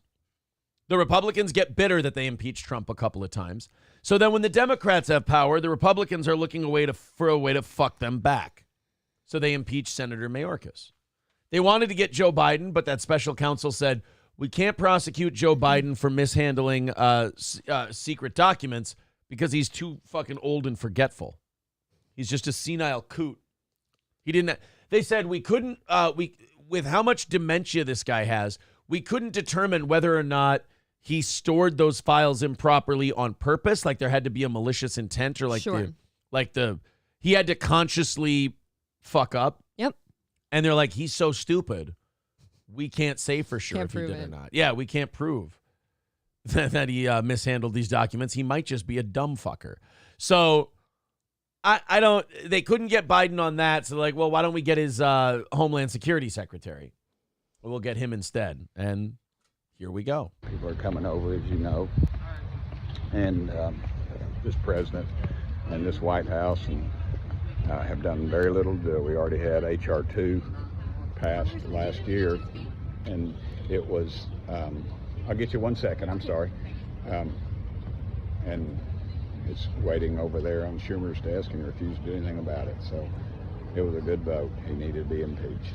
I will say this about Representative Tim Burkett. Yes. Charisma personified. Yeah, you know what's funny is I've got 2 coffees and a Monster in front of me, and I was just really starting to feel like, okay, yeah, I can fucking do this. And I listen to this guy, and it's like soothing me to sleep again. I'm listening to Representative Burkett, and I'm like, yeah, we should definitely, this Mayorkas guy is a real piece of shit. He really sucks. It's almost worse than listening to Biden. In a way, well, Sleepy Joe. Think about it. All these guys are like pushing the same age. They're all between 65 and 80. Can we fix that yet? I mean, it's a real problem. Well, here's the problem. We can fix it whenever we want. We fucking don't. Because anytime there's a 30 or 40-year-old guy who runs for office, we go, oh, he doesn't have the experience. And then one person says that, and then all their neighbors don't want to sound like they don't know politics. So they go, oh, yeah, I've heard he's really inexperienced. And they all just keep repeating that. And they're like, well, then let's vote for this 68-year-old white-haired guy. Do you know what I've never liked about that reasoning for literally anything? Like, including, like, any kind of jobs and stuff. Like, oh, yeah, you don't have any experience. Okay, how am I supposed to get some? Somebody let me have a chance here so I can get some experience. Bobby Baloney says he's officially being charged with willful and systemic refusal to comply with the law. Well, what they're saying is he's not enforcing the laws on the border. And so, therefore, he's in dereliction of his duty. And then he said, why don't you derelict my balls, Capitan? Dereliction's a fun word. Aaron discussing legal process is gay, Atomic Ray. Gay. You want to hear gay? Well, we'll call Nick in here then, and he can explain it legally. Listening to a lawyer explain legal process is even gayer than listening to a guy who doesn't know what the fuck he's talking about. You got a guy who knows what he's doesn't know what he's talking about, like me. At least I can go, and he fucked around, and he said this shit's not working, and that's gay. You're like the dude at the bar with a beer trying to explain shit. I'm sitting here going, yeah, well, you know, he was a fucking homo about the shit, and then everything got gay at the fucking border, and then he started fucking around, and he's not doing the shit he needs to do, so now it's all fucked up.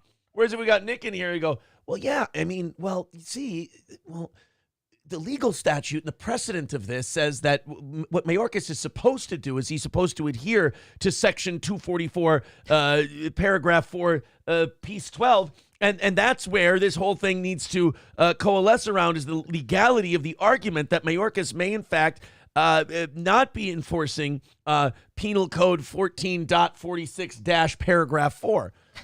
I like how your Nick impression progressively just went away. Yeah. Turned back into you. Well, no, I realized it was getting gay, and I went, well, it's not gay, so it can't. Well, I that's can't do the gay. jury's out on that one. So well, I don't know. Look, I don't. Nick accused me of looking at his balls yesterday. I didn't look at his balls. Why were you looking at his balls? I was looking down at the ground, thinking of the thing I was going to say, and I was talking about balls. Why were they on the ground? Yeah, why were Nick's balls on? If I'm looking at the ground and he's saying I'm looking at his balls, I said, I'm not fucking looking at your balls. And I think he said something to the effect of, oh, wishful thinking. Oh, okay. I think he just wanted me to look at his balls. I just want you to know for the record, I heard whatever sound your tummy just made. Thank you. That was very loud. That was a processing a Starbucks sandwich sound, is what that was. It was aggressive. Yeah. So Much like looking at somebody's balls. When you're talking legality on a broadcast, you don't want a lawyer to describe it because he's just going to say lawyery shit. You want a guy to go, you know, he fucked around and then the shit got all fucked up and now everybody's all gay about it and everybody's like, and then the other guy just goes, I don't know what the fuck's going on. Talked like a fag and your shit's all retarded. You talk like a fag and your shit's all retarded. Well, ironically, there is a channel I know of that is a lawyer basically explaining a lot of stuff that seems to do okay. Right. You talk like the drunk in the bar, you get the drunk in the bar audience. That's I mean, there's no doubt hilarious. about that. I don't give a shit. I think both are very entertaining for different reasons. Sir K says, tired, hanging out. Obviously, you guys have been having marital disputes from the swinging. Oh, yeah. That's absolutely what it's been. Wait, what? No, he's saying that we're having marital disputes from all the swinging. That's why we're all tired. That's the diagnosis from Sir K. Weird. I must have missed something. I don't remember the tired hanging out part. I feel not tired right now.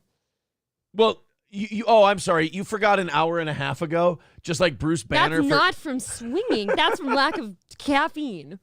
See, Bruce Banner forgets when he was the Hulk, too. So that's kind of, I understand what they're trying to say. Can you imagine if I just got really big and muscly and ripped all my clothes off every now and then? Well, how is that different? And aggressed upon you? How is that different from now? Oh, you just don't turn green. Sir K says, all you're grumpy. All you're grumpy. I feel like we're not grumpy. Am I grumpy? I'm not grumpy. If I'm grumpy, somebody let me know. I feel like I'm in a great mood today. Just so we're clear here, I'm always very polite and forthcoming about my grumpiness and why. I let everybody know, this was something detrimental to my existence this morning. I ran out of coffee. I needed it, and it's not here. I need it. Sir K says the past week, guys, come on. Yeah, I'm catching that Sir K's making some jokes, and you're trying to diagnose what he's saying. Oh, see, I feel like Sir K's saying you've been so stressed out, and you've been so last week because you've been just doing so much swinging. If I may, even last week when Aaron suggested I take a day off that I didn't want to, I wasn't grumpy. I was you bummed at a pot boiling over point where I'm like, holy fuck. She was a little bummed. Not grumpy. What are you gonna do? Aaron seems cheery and gay, and Fauci's pangolin. That's what I'm going for, buddy. That's what I'm going for. If you can't be cheery, at least be gay. Right. I have a T-shirt that says that very same thing on it. 3:25 away still. I'm only gonna be worried once April gets worried. I'm positive. You guys are always gonna knock that shit out for us because you want the show to keep going. All right. So 3:25, we're okay. Everyone go in, bang down the door of that PayPal, super chats, memberships, etc. We take care of that 3:25 part, and shit is golden over here on Steel Toe. Neat VT says everyone needs mental health days sometimes, April. I think that's true. It's just I'm not really big on saying that shit. That feels gay to say that. I never go to Aaron and be like, I just need a mental health day. I don't mind when people just take a day off and go, yeah, I'm a little burnt out. I'm going to take a day. No. I don't like it when people advertise that it's a mental health day because I feel like that's detrimental to the mental health. It is technically. You're acknowledging that it's bad where you could just do your shit and go to the gym and hope you feel better later. The whole point of taking a mental health day is so you don't show your mental health problems to everyone and they know about it. You can it can be quiet. You can calm down. Everything can maybe get back to normal. The minute people start going, oh, I'm taking a mental health day, you're like, oh shit, what's fucked up with your mental health? Then people start to get worried. That was kind of my whole point behind that Thursday last week. It was just give me a 5-minute breather. I'd like to come back. But then you kept insisting I go away and I'm like, fine. Tridio says, to be fair, Nick also doesn't know what he's talking about, so it would be the blind leading the gay. I do get that vibe sometimes when Nick and I are talking. I'm like, what? I get a vibe. I'm like, you know what? I don't think either of us really knows what the fuck we're talking about right now. You're just two really good bullshitters. Yeah, I'm watching us talk, and I'm like, I know I don't know what the fuck I'm saying. It's looking like he doesn't know what the fuck he's saying, but we're both remarkably confident in the bullshit that we're saying. Tridio says, or the gay cuck leading the blind radio guy. What is up with this? I'm not the cuck. Nobody's a cuck here. Stop using these words. You're all retarded. You hear that, Nick? You're the cuck this time. This time? I got it next time, I guess. No, because that would insinuate that I'm a certain way, and that's not true. Excuse me? April's like, that would assume. Well, no, because technically if Nick's the cuck in this case, then it's his wife. But you just said this time, you've got the next one, and that would insinuate that I'm doing something. No. I'm saying the joke next time will be on me. Oh. The next person's joke will be, I'll be the cuck. How about no? April, I'm not into it. You're over jittery from the coffee, and you're overshooting the landing on some of the the joke things. Well, I just can't land right today, can I? You know why? Because your fucking engine's all jittery from caffeine. I got a lot. You can't bring that in for a Look at all this lovely brown liquid I have to digest today. And a monster. Guess what? You're going to be shooting brown liquid from all of it, too. Congratulations. You can't be any sexier this Valentine's Day. I want you to know that. I'm really excited. You and your gay little pink drink with your floating strawberries. I didn't get lemonade in this one. It wasn't an option. That's dumb. I never want to DoorDash Starbucks again. Oh, you're right. Ever. Like I don't like it. They can't even offer like normal menu items on it. Steve C says April's antidepressants seem to be working. You're on antidepressants? No. I can proudly say I'm literally on no medication. I don't need any medications for anything. Knock on wood. Damn. I take supplements, maybe. April's never been on medications as long as I've known her. No. I can say that with absolute certainty. Rexstart parody account, Aaron. I am the one who cucks. I don't even have birth control. I haven't. Check this out. This is an interesting thing for like a young woman. Oh boy. You know, I'm almost 30, so I have to get in the young woman shit. Sure. Yeah. I still can't. You gotta hurt. Yeah.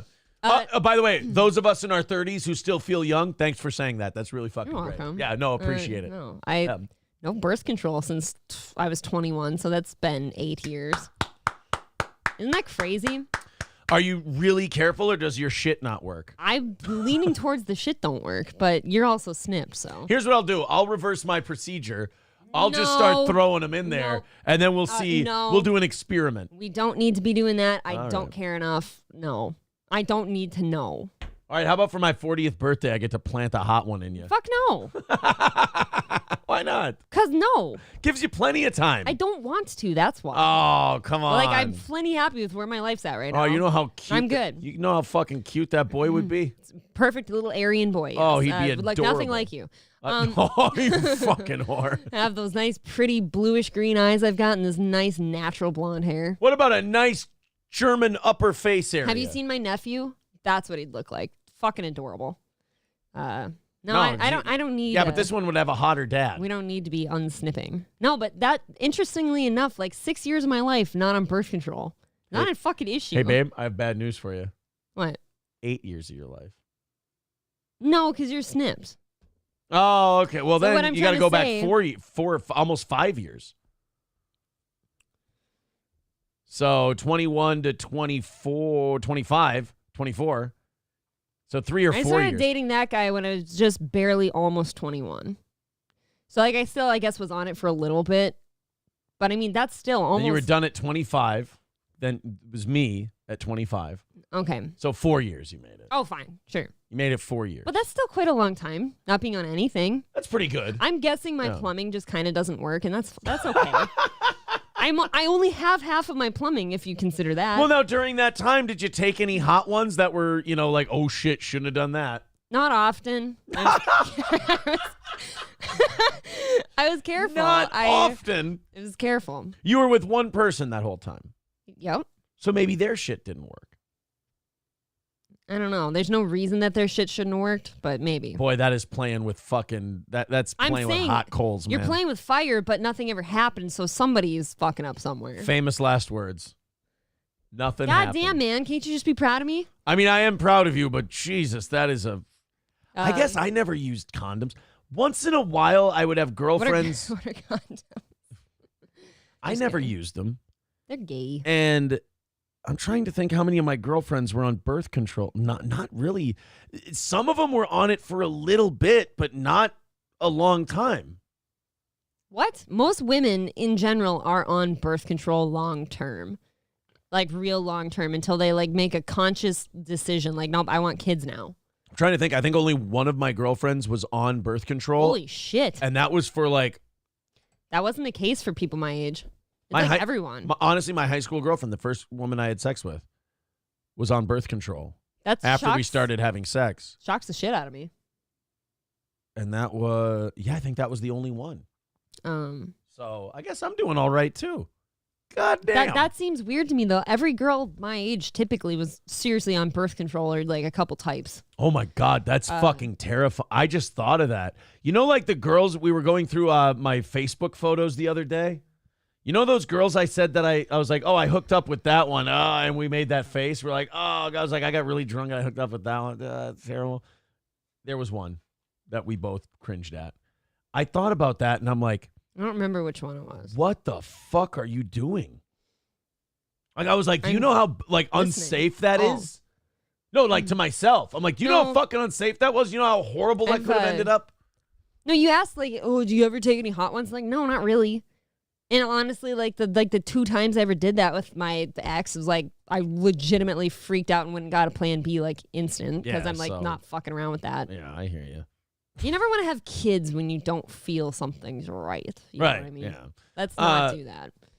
Hey, some of us have to learn. Never mind. Happy Valentine's Day. You're here now. Yeah, thank you. I'm safe. Hold on a second. Wait, you might have to pat me on the back again. Here. Oh, okay. Center yourself. Goose. You're at your desk. Everything's fine. Goose Fraba.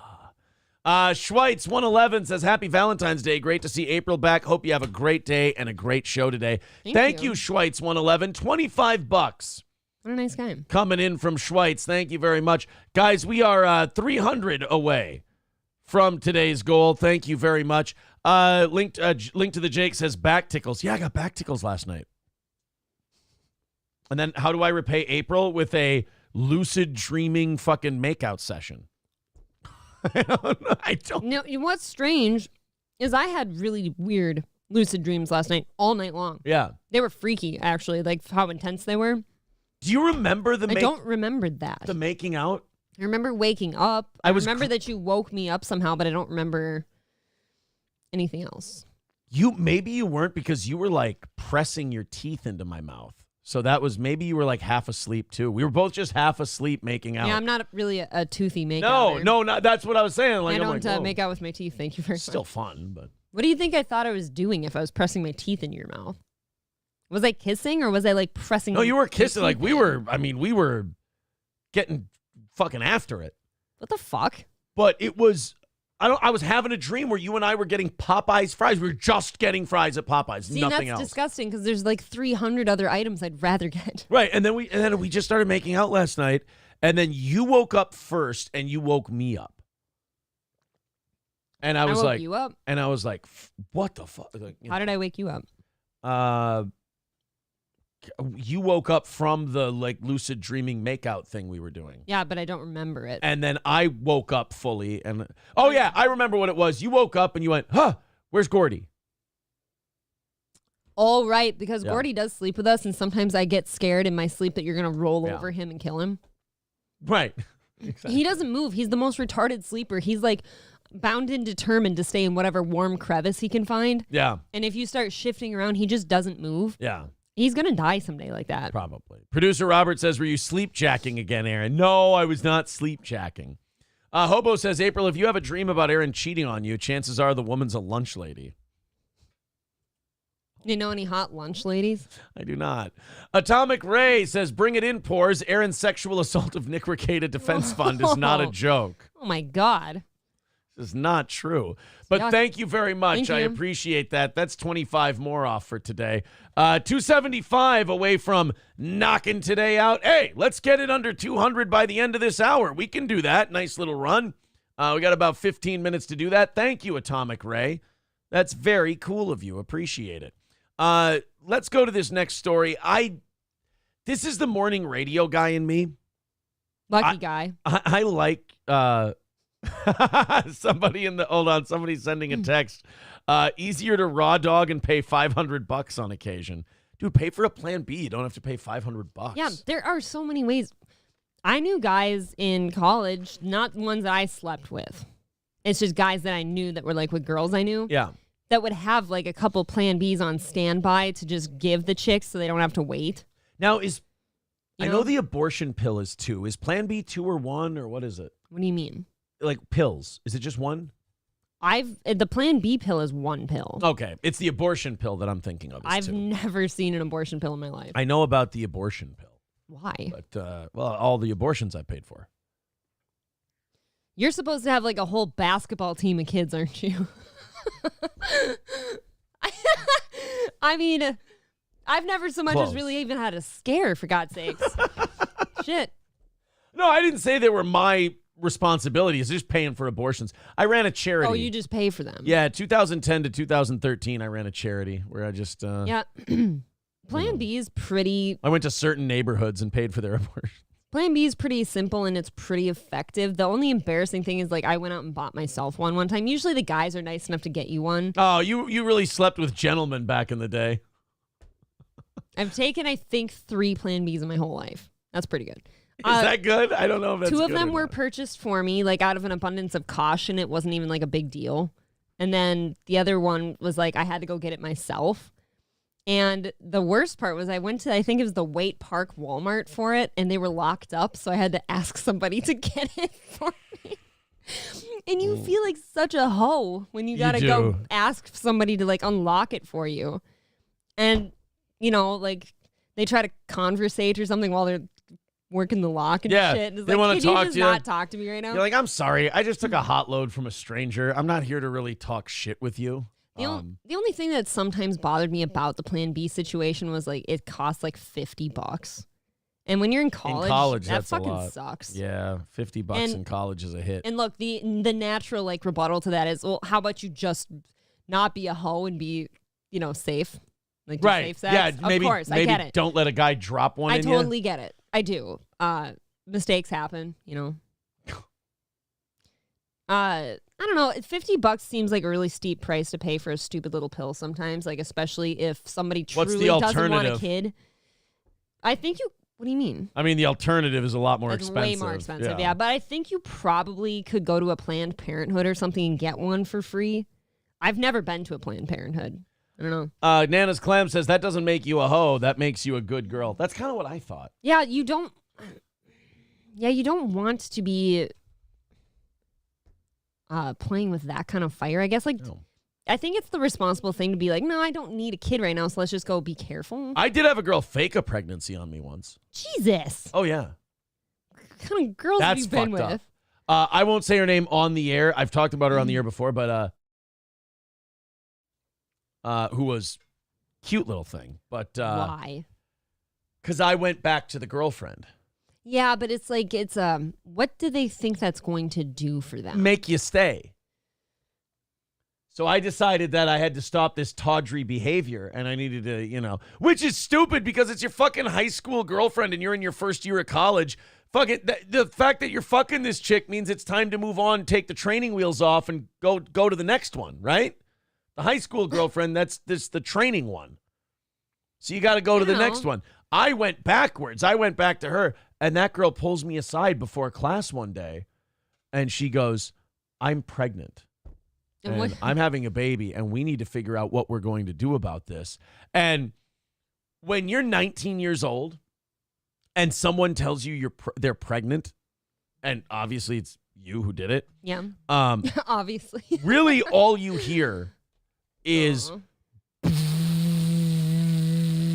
That's really off-putting. That's it.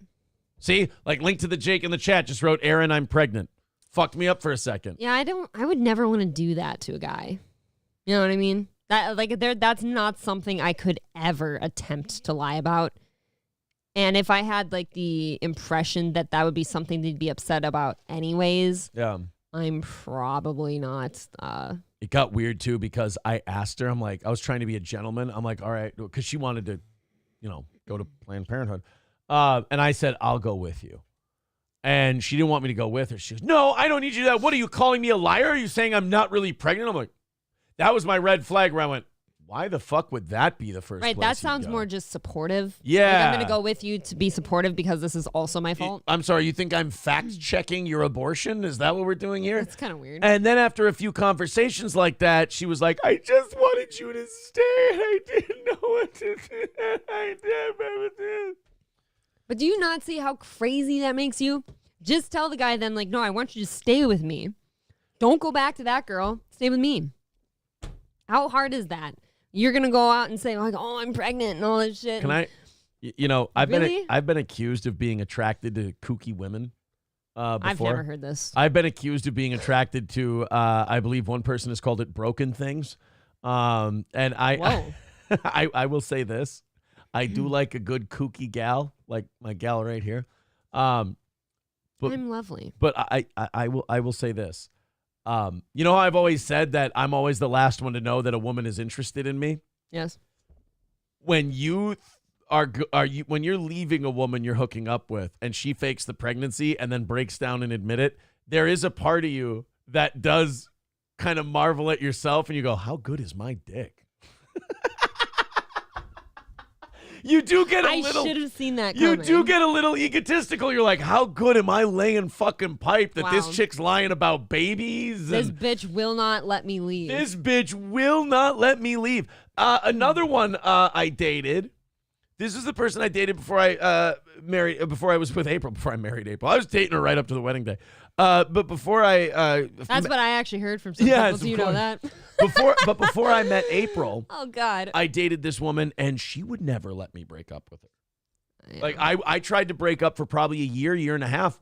That's like a Minnesota goodbye of breakups. It was the Minnesota goodbye of breakups. And she would just, no, you can't. I need you, blah, blah, blah. And it would be after a fight where I got called like the most terrible, horrible shit. Maybe you should have listened to her. That could have worked out.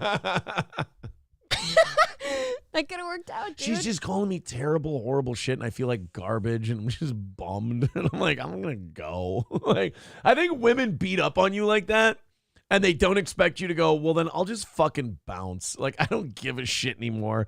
And then they're like, no, you have to stay. You have to be with me. And you're just like, all right, well, look, I need you. And so then you have that talk where you're like, look, I need you to not make me feel like a bag of shit all the time. Well, I mean, dude, I've seen guys, at least 2 guys I know, like behave that way towards me too. Like they'll be really shitty and be like, oh wait, no, like none of that stuff I just said was true. Like, no, you have to be with me. I love you so much. And they'll like walk every single ounce of it back, and then they start crying, and it's like, well, the tears are getting me. That's a good move. So she would do that. She would do all that shit. Yeah. And then I would be like, well, then I'm fucking out of here. And then she would go, no, it's fine. It's okay. It's all this. And I'd be like, oh. And I would go, oh, well, it's going to be fine then. And I mean, we probably did that dance, like I said, for a year and a half. And then finally one day, this is what got me out of there. I get woken up out of a dead sleep in the middle of the night. And I got to get up and go to the radio. I got to drive to the radio station in the morning. Yeah, you got up really early. And I get woken up in the middle of the night. And apparently she was going through my phone. Ew. And she saw that I had to drop the kids off the next day. And there was something in the text where the other person said, we need to talk about something. And it was like a kid related thing. We needed to talk about like a kid issue. Normal for that situation. Right, normal for that situation.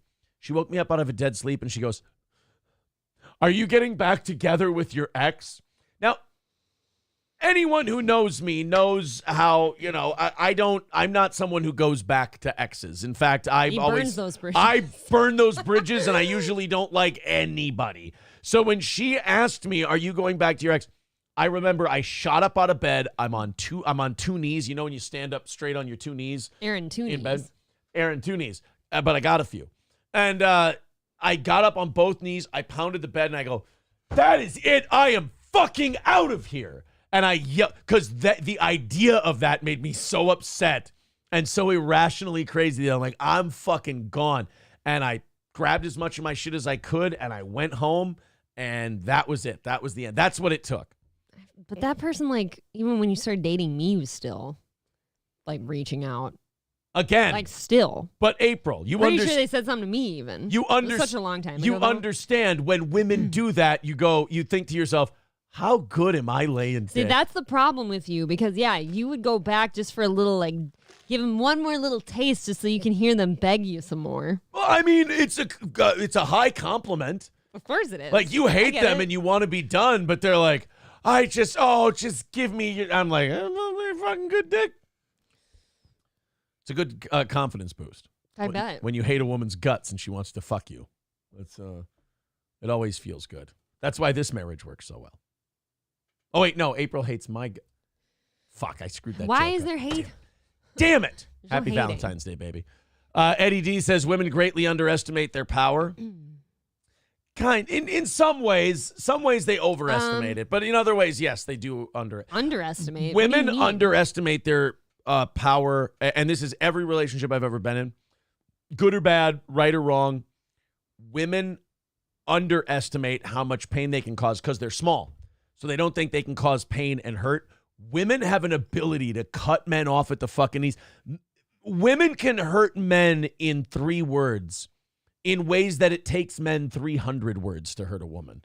They are, and they don't know. I don't think women even do it intentionally. And I know most people who cause hurt, I don't think do it intentionally. But women are so good at cutting a guy off just right at the dick and balls. Yeah, I heard somebody once tell me that I cut them like so deep with 3 letters just because I said the word bye. I said bye. And that was enough to like bye. That was enough to fuck them up. They're like, holy fuck, you just wrecked me with 3 letters. I was like, oof. So you're saying What that a homo. women are like slivers. We're small, but we cause large amounts of pain. No, women are like paper cuts. No. Samurai swords. No, you said that we're so small, but we cause large amounts of pain. No, physically, stature small. The pain you cause is a goddamn fucking sword wound. Nana's Clam says, you attract damaged women and then think it's about your amazing cock. Is there a chemical spill in the water supply there? Yeah, why? That is an interesting justification you've come up with there. I believe it. I believe it wholeheartedly. Thank you. Guys, thank you for coming to my TED Talk. All right, let's get to this next story. This is very radio morning guy-esque of me. This is a school dress code story. I love these because I love small towny little, this is what we're worked up about today stories, and the news goes, oh, you know what? This will get a few clicks. Let's throw this one a bone. This has to do with a high school in Pinconning, Michigan, where the cheerleading team is upset because the school dress code doesn't jive with the new cheer uniforms, and off we go. Are we aware that cheer uniforms are not typically... They're not sexy. Well, they're not sexy, but they're not typically very covery either. Like, no. I'm guessing it's going to be something about how short the skirt or skort was. I never got into, like, dance team and cheerleading chicks while they were dancing or cheerleading because it was always the over made up face, and then the clothes were always kind of weird and gay. So. For my school, it was more like it was the not hot girls that were into like cheerleading and stuff, but like maybe they joined cheerleading because they thought it made them hotter. I don't know. Yeah, we never had hot cheerleaders. All the hot chicks I hung out with just wanted to drink before football games. Yes, that's true though. That was it. For me, I only tried cheerleading like in 2nd grade for like a Cheer America camp or something. Okay. It was not for me. Well, I did not give a fuck. Let's see what happened at this school in Michigan and see if we can come to some kind of reasonable conclusion. Cover up. That's what the parent of a Pinconning high school cheerleader says her daughter was told to do by school staff last week. That cheerleader's mom tells us her daughter wore her... Can we please get this guy a TV name? David Custer. David Custer. I want somebody to just put Custard. David Custard. Cheer uniform to school on the day of a basketball game. And now the school is responding to her claims. TV5's... Guys, so the school wants her to change. She's wearing the cheer outfit, and that's not uncommon. A lot of players will wear their jerseys the day of a game. Yeah, cheerleaders in my school wore their shit basically all day for games. For football, you wore your jersey the day of the game. Yep. Basketball, it was and I only played basketball for 1 year in high school, but we had to wear a suit on game day. Yeah, hockey players for us either wore their, they had to do it collectively as a team. They either wore suits or like dress clothes or their jerseys as well.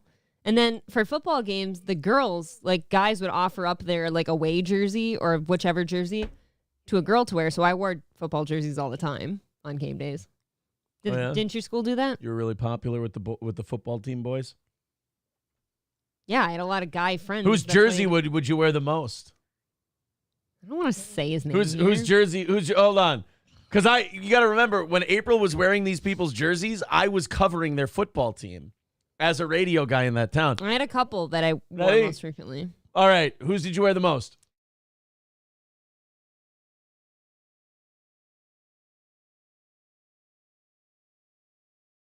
Easy. You got around. No, it depended on who I was like. If I had a boyfriend at the time, I would wear his. And if I wasn't dating that person anymore, then my guy friends would be like, oh, hey, you want to wear my jersey today? You know what's adorable about April? I actually had to teach her this when we first started. I love wearing jerseys. I really do. When we first started dating, I had to teach her this. I was like, you do know all those guys just wanted to fuck you, right? No, we were friends. I'm like, no, you weren't just friends. At the time, they don't all try to fuck you. I think in high school, you're just a little too nervous. Maybe so they're trying to get with you. Sure. Is what I'm trying to say. It was not a platonic friend gesture. And then I think... Why'd I have to wreck my innocence this way? Yeah, and then she would be like, oh, yeah, I have these guy friends. I'm like, they're not really your friends. They're, I like... Hey, to quote a really beautiful woman, we're not going to be friends. I had somebody say that to me once. Oh, I've said that before. I can't remember who it was. We're not going to be friends. Oh, I remember who it was. Whoopsie.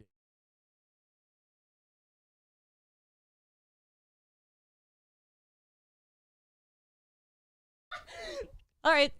Carry on. Yeah.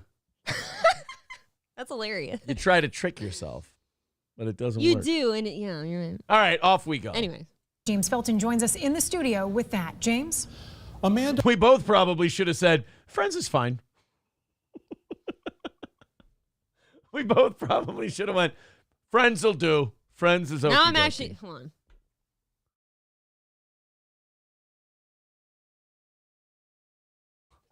All right, no, we were off track. All right, let's continue on with this story. Alberg says she was upset when her daughter, a varsity cheerleader at Pinconning High School, was told to put pants on. Alberg's issue... Wait a minute.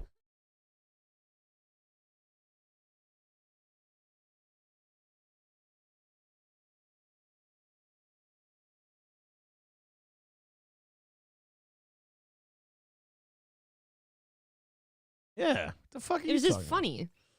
In terms of the dress code, is if the uniform is good enough to be worn during a game, it should be good enough to be worn at school. This is what I don't get about this story. So this chick is wearing the cheerleading outfit on game day. Yeah. The school tells her to cover up the cheerleading outfit during school. The school is the one who provides the fucking cheerleading outfit. Yeah, you don't get to choose. So the school now has its head so far up its ass that it's now rebuking its own cheerleading uniforms that it gives out. That is weird. It's not weird even. That's retarded. Like, you can't... And, it's different how, like, certain different body types, like, if you get a bigger girl in cheerleading, like, that shit's going to be even shorter on her. And it's not technically her fault because that's what you're having her wear. Don't want it to be. But you know what I mean? Yeah. It's not her fault. It's just going to ride up on her thighs a little higher. They need love too, Aaron. They do. Not from me, though. That's what I always said. People are like, oh, fat girls need love. I go, good. Find someone who will love them. I don't. Have you ever been with a bigger girl?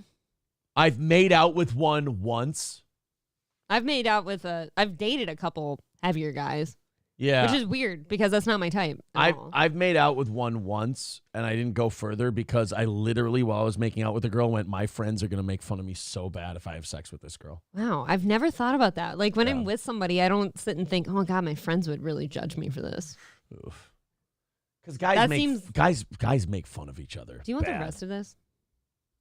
I'll think about it. Let's continue with this one. So I called the school office and I was told that they are to wear pants under their uniforms at all times. It is a distraction to the boys. Amanda. Hey, some girls too. That's kind of a fun, like, punishment to get. Is you're like, hey, put some pants off. Why? You're giving all the boys boners. Yeah, that's almost... It's annoying that you have to put pants on now. And of course, you're not going to want to now that you found out it's because the boys are looking at you. Yeah. But at least you know you're hot or something. Because in high school, you want the boys to look at you. Hell yeah, you do. Well, got to wear the right jeans. Here's the deal about it. Let me tell you a dirty little secret about boys in high school. I'll keep you my dirty little secret. Thank you. The thing about Did you see that? The thing about boys in high school is that girl could put on a fucking burqa It doesn't matter. If we can see the outlines of tits, we're going to have boners. That's the way you are when you're 16 and 17. You're walking around with a hard-on all day. You're going, somebody give me a place to put this fucking thing. And then you end up putting it in a tuba for some reason. Yeah, and then it's just weird. And then you use valve oil for it. And then you find out there's someone blowing on the other end of it. And you're like, what the fuck? I thought this tuba was unoccupied. You just enjoy the vibration. Right. You just, bump, bump, bump, bump. You're like, I'm almost there, bro. The guy's playing the tuba, and all of a sudden he goes, bump, bump, bump. Oh, you went too far on the tuba notes. What the fuck? Why is it so watery? Oh, he was. You gotta eat some more protein, bro. right.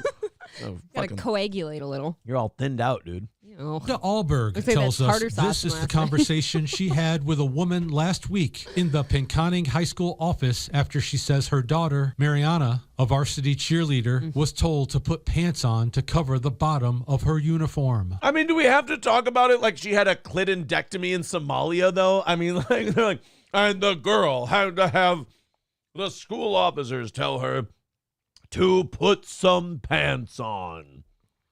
Like, it's not like she had her labia ripped off by a Muslim shaman, for God's sake. It's not that tragic of a story. I actually don't think that that's what they're talking about here. They're literally talking about how she didn't have her labia ripped off and people could maybe see it. Or they're just closer to it and they're like, look, I can't be that close. They were maybe worried that the boys would get so aggressive they would rip her clit off. You ever think it's very interesting how there's like, if you wear boxers or panties, let's say, there's two very thin barriers to everyone's genitals. It's just right there. Yeah. And then if you don't wear underpants, there's one very thin barrier there. And sometimes not at all if you wear short dresses. Yeah, then there's pussy hanging out all over the place. Yeah. Allberg claims the cheerleading coach instructed the cheerleaders to wear their uniform to school the day of a home basketball game. Time out. Is the cheerleading coach a male or female? Because that might help us determine what the hell's going on here. I'm sure it's a female. Okay. Yeah. I don't feel that that should be a distraction to the boys. Okay. Girls have been wearing cheer uniforms issued by the school on game days to school since I was in high school. Okay. Yeah, and guess what? The boys were hiking up the cheerleading outfits and fucking you behind the school. Yeah. For the last how many decades? I know this is maybe a bad example because movies are not necessarily real life, obviously. But like in every single movie where there are indeed cheerleaders involved, don't the guys usually go for like, oh, the hot head cheerleader and stuff like that? Like you've seen them on movies. Have you seen Ashanti? You want to push the skirt up and fuck them. But here's the deal. Yes. In high school, people forget high school. That you didn't know what the hell you were doing. And you were just trying to basically master missionary type stuff. In high school, you weren't really going out back and like hiking up a skirt and like going to town. That's something you do later in life. That's true. Like you weren't high school, you weren't confident enough to do that. You weren't confident enough, and you weren't really. You shouldn't really know what you were doing. You didn't really know what you were doing. No, you didn't. Never had to wear pants under it. We reached out to the school superintendent. He declined our request for an on-camera interview. He released a statement to TV5 saying that athletic uniforms may not meet school dress code requirements. This is the case for the length of the cheerleading skirts. Okay, that's what I figured. But you provide them. Yes. You give them the outfits. He's also saying like games are not during school hours. Okay. And that makes a little bit of sense, but it still seems a bit of a gray area. Right. I mean, the boys all wear... That would be like if you made football uniforms that didn't jive with the dress code for boys. Like, why would you make something that they could wear on a football field at the high school, but they can't wear in class or they'll get in trouble? Yeah. Like, it just seems kind of dumb. Can you imagine like volleyball player outfits do not meet school dress code requirements? Why? Because them cheeks is hanging out? Yeah. Yeah, you're right. PHS would not allow students from any sports team to wear uniforms to school that do not meet those requirements. The superintendent also emailed us saying that on the day in question, all cheerleaders were brought into a conference room together at the same time. All cheerleaders had on sweatpants at this time. There was never a mention of discipline. This was not a discipline meeting. There was never a mention of it being a distraction to male students. That was never said. Then why are you wearing pants? Right. Then why does she have to put the fucking pants on? Don't make her wear pants. And by the way, the pants, that's not going to stop the boys from, staring and getting boners and shit like that. If they're doing it without the pants, they're doing it with the pants. Believe me, we were attracted to girls with pants on, too. That's the thing. A lot of guys actually like it when girls wear sweatpants because then booty cheeks be right. Them booty cheeks be But right. it's a- You get a little cloth in the booty crack. I don't know if Then you get to see them cheeks. I don't know if people think that teenage boys don't have like imaginations or something, but We do. they do exist. Uniforms that had been ordered and warm-ups were discussed. The girls had warm-ups during football season that they wore during school. It hasn't been an issue during the winter season. I know who I talked to at the school had told me it was a distraction to boys. That is what I was told personally. If they didn't say it to the girls, I'm not sure. My daughter didn't say that she was told that. All right. Then why is this a story? Gals, gather around. We need you all to wear pants underneath your cheerleading outfits because you're giving all the boys boners, you filthy Jezebels. Why is this a story? Did you just hear any of this? If you backed it up a ways, it said that this has not been an issue during the winter months because get this, they're probably wearing pants under their skirts because guess what? They're cold. And two, this woman here, this mother just said, oh, my daughter was never told this or my daughter hasn't she was been never like, she was never told that it was about the boys being distracted. She just said it. She was told it just didn't go to dress code. Fine. But she was told, put pants on. Yeah. Alberg says she'll be at the school board meeting tonight. Of course she will. She does seem like the kind of mom who, if she has half a reason, she will be at the school board meeting. Which is weird because she looks too mousy, in my opinion. To be at the school board meeting? Yep. She looks very mousy and meek. Asking for a change in the school dress code. If they can wear their uniforms that are issued by the school to games, then, and it's appropriate, it should be appropriate for school also. And that school board meeting is happening right now. If you're in swimming, whether you're a girl wearing a one piece or a boy wearing a fucking Speedo in swimming, just because that's okay for your sporting event doesn't mean you can wear it around the school. That's true. So. That's a good point. Yeah, and you're right. Same with volleyball shorts, the spandex. Yeah, you can't wear Speedos. Nope. During school hours. They don't. Dude, I've never felt gayer than when I used to have to go to boys' swim meets. It's pretty gay, isn't it? Oh, my God. It's pretty gay. Yeah. $5 from KF Sage says, why is April posting twerking videos? Uh-oh. Hey, guys, by the way, we are still, we got an hour and 45 minutes left. We are 270 away from today's goal. We are a ways away. Let's see if you guys can throw into that PayPal, Venmo, Streamlabs, Super Chats, memberships, gifted memberships. We're a long ways away from today's goal. We just want to get a little closer. Let's see if we can get into striking distance. That's 150 by 9 o'clock. Or if we can get under 200 by 9 o'clock, that would be all right also. But let's see. April's posting twerking videos. Did I do that again? White girl twerk. I ain't never seen a white girl twerk. Do you want to see a white girl twerk? No. Not really. I hate twerking, actually. hate It looks twerking, like too. a baboon mating ritual. It looks animalistic, but in a bad way. Yeah. Looks Not in a Yeah, I want to see the white girl twerk. White girl twerk. At least she has a good sense of humor. That is a good twerk. I like that twerk. That was funny. Hey, that twerk will work. Yeah. Well, no, I'm not into twerking. I don't find it attractive. It seems a bit gross. Nick Ricardo with $20 says that mom is trying to get skirts shorter in a dress code. She's a hero. But if you put pants on or not, it doesn't matter. Like, we're all walking boners at that age. That's true. Some of us are still walking boners. It doesn't take much. April will be absolutely disgusted by me at some of the stuff where I'm like, I'm fucking, you know what? Like you this let's morning. go. Yeah. Last night you were retarded on the show. This morning you were absolutely retarded. I'm not even wearing anything. You You're drove. Like, First of all, this would meet here. I have to stop grabbing my dick. Let's see. This would almost not. This doesn't meet school dress code stuff. Happy It's supposed to touch your. Happy Valentine's Day to me. It's I think lengthwise it's supposed to go to your fingertips. It can go to my fingertips. I have long fingers. I meant your shorts or your skirts or your dresses. You know. All right. Hey, look. Look. I'm getting better. Look. See, you're still a bit twitchy though. It's weird. Oh yeah.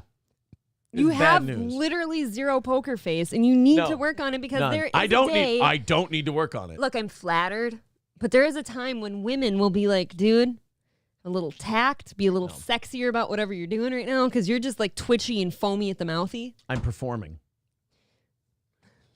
Right now I'm performing for an audience that also wants to. That's the only time you do this. They only want to twitch and foam. So I want to be their conduit. I'm really self-conscious that I didn't throw a bra on today. Hey, don't worry. And hey, to fix it, I'd have to get out of this thing, and it's a wrap dress, so it takes a minute. Let me be your confidence. No. You're doing fine. You're doing nothing wrong. Roots Calhoun says, bro, I had a teacher named Miss Iacovelli. She wore pencil skirts on a daily basis and wore her hair back in a tight bun and had glasses. I'm getting hard thinking about her right now. Dude. See, people don't have poker faces when it comes to some of this shit. Right, but a little class, please. Pencil skirts are hot, though. Fuck you. You know what you married. You know what you got.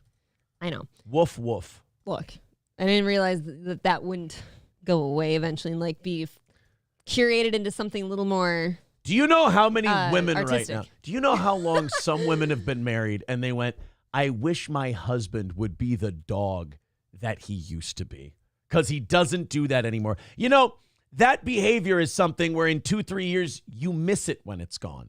Of course. And you go, a lot of women, you know what? A lot of women lost their like sexual connection to their guys because they went, hey, I wish you'd just back it off a little. And guys are such all or nothing creatures. This is our fault.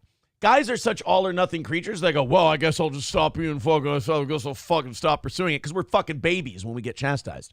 So, you know, there are women that end up going, you used to be super fucking horned up all the time. What happened? That's not what we're saying. But a guy will be like, will go, well, one time you told me that I shouldn't do that as much anymore, so I pouted for 10 years. No, just stop being so, like forwardly, like, oh my God, just, you know, like, you look like a rabid dog sometimes. I do. Easy. But here's the disconnect between you and I. You can still be wound up. Just here's the disconnect between you and I. I'm hearing a compliment. Aaron, you're like a rabid dog. Hello? Oh, you meant back. Oh, you meant don't literally. Oh, you mean don't literally foam at the mouth. Right. I had no idea. Hold on. I can be complimented in many ways. You are correct. The foam was unnecessary. Really? Yeah. I always thought women liked the foam. I thought they thought the foam is nice. The foam is a compliment. I didn't know that it looked aggressive and rabid. I really apologize. I mean, a little bit. My go-to move back in the day. You're literally wiping your mouth I'm right sure. now. I'm like Jerry Tarkanian. Someone get me a towel. Oh, God. By the way, me being with you makes me feel old for certain references. If I was with a 37-year-old woman, she might get a Jerry Tarkanian reference. Yep. You never would. No, I wouldn't. Jerry Tarkanian was the head coach. Guys, help me out here. He was a basketball coach for either Temple University or UNLV. See, that's not something you need to know, though. But what Jerry Tarkanian would do, he had a condition where he couldn't like naturally produce saliva. So he had a towel and he had to bite on a towel during the games so that his body would produce saliva. Gabriel. Michael V says, we got the Tark joke, UNLV. Yeah, see, there you go, UNLV. I think I was hard from 10 to 22, says Roots Calhoun.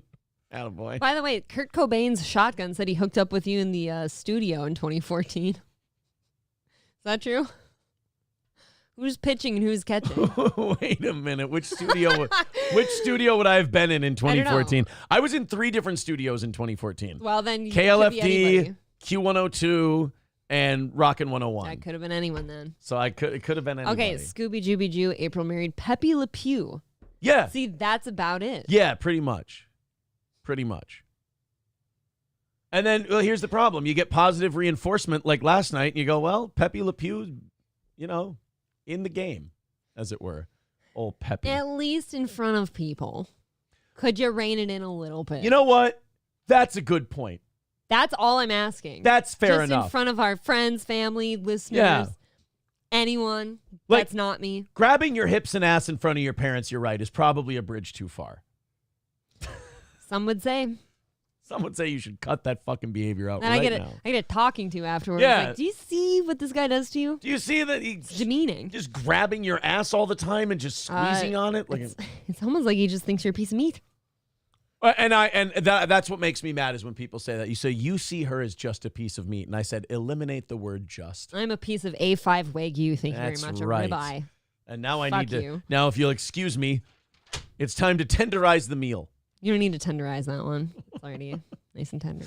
Let's go ahead and let's watch something very, very fun. Let's watch something April is either going to love this. I'm reading the title. Or April is going to vomit. I'm getting there. Let's go ahead and play the best. God damn it. The best thing. All right. One. Guarding against the world outside, like an army of Friday night soldiers. The battle wages tomorrow, but tonight you don't give a damn. Wish you could stay the way I see you through my Ray-Ban. Oh, what a tune. Did his balls drop? Do you hear the squeakage? Isn't that good, though? When he says my? Yeah. Oh, no, I didn't. Through my eye, Ray-Bans? Oh, let me hear it again. I'm sorry. I didn't hear it. Wages tomorrow, but tonight you don't give a damn. Wish you could stay the way I see you through my Ray-Ban. Oh, isn't that good, though? That little squeak. You know what? Through my... how do you do that? I hate it. That's He has the most feminine voice. Actually, something that truly bothers me about the song is it never picks up. It's the same tempo the whole time, and I actually hate it. I found another Eric Church song that I really like this morning. Can I go prep for this next douchey thing you're pulling up for me after this? You can have your Eric Church for a minute. No, I want you to tell me if this is good or not. God damn it. I want you to tell me if this is a tolerable Eric Church song. Well, then I'm going to go... After that. To confessional after this. All right. For the bad things I'm thinking. What do you mean? About Eric Church. I don't like him. Oh, I thought you meant you wanted to think sexy things about Chad Zumach. All right, let's do this Eric Church song. You can tell me if this one sucks ass. A verse and a chorus, and then we'll see. And then you, April's on a roll right now. I show her when I find new Eric Church songs that I'm really into. I don't know why. And without fail, she hates them all. I don't like his music very much. All right, well, let's see. Maybe this one's gonna break the streak. That's fun. This one's called Russian Roulette. He should play. Yeah, I'm blowing the doors off his hangar. Kidding. Town. Kid. Holding this old gunmetal gray Chevrolet pedal down. That was very wordy. Oh. Hey, look, this is lead foot and a steel toe. Lead foot and a steel toe. Out running the memories, racking up miles, getting gone as I can. Taking my chances, spinning that dial. Like a radio, it's or hit These are shuffle. all run-on So sentences. far, I'm on a roll. Yeah, I'm on a roll. Right, ready? Ain't nothing gonna kill these horses tonight, but a song like a bullet from a dashboard light can shine through the speakers, both left and right, the stereo. Messing up my head. Playing Russian roulette with the radio. Why do you have to mouth along with it? God, this is so to fucking make it extra gay. obnoxious. I feel like a fucking fag right Is now. that one bad? Is that a bad song? Here's what my main issue with all of his music is, and it's every song. Could be the greatest lyrics, but with his fucking delivery of it, it ruins everything. It needs to be sung by like a Luke Combs or something. Somebody who can have someone who was voice, manly voice. You're saying someone who was influenced by Eric Church, like Luke Combs. I don't care. Luke, you know what Luke Combs is? Fucking Eric Church lyrics refined with a nice man's voice. By the way, you know who else I found out is an Eric Church baby who was influenced by him? Thomas Rhett. Okay. Is it? Well, you don't like him anyways. Which is funny because you would think Thomas Rhett would just be influenced by his fucking dad. Well, he probably was. Which one? Oh shit! Was his dad wasn't Rhett Atkins? Which one was his? Oh really? I thought that was him. I thought his dad was the That Ain't My Truck guy. That ain't my truck. Okay. Wait, well, I thought that was Rhett Atkins though.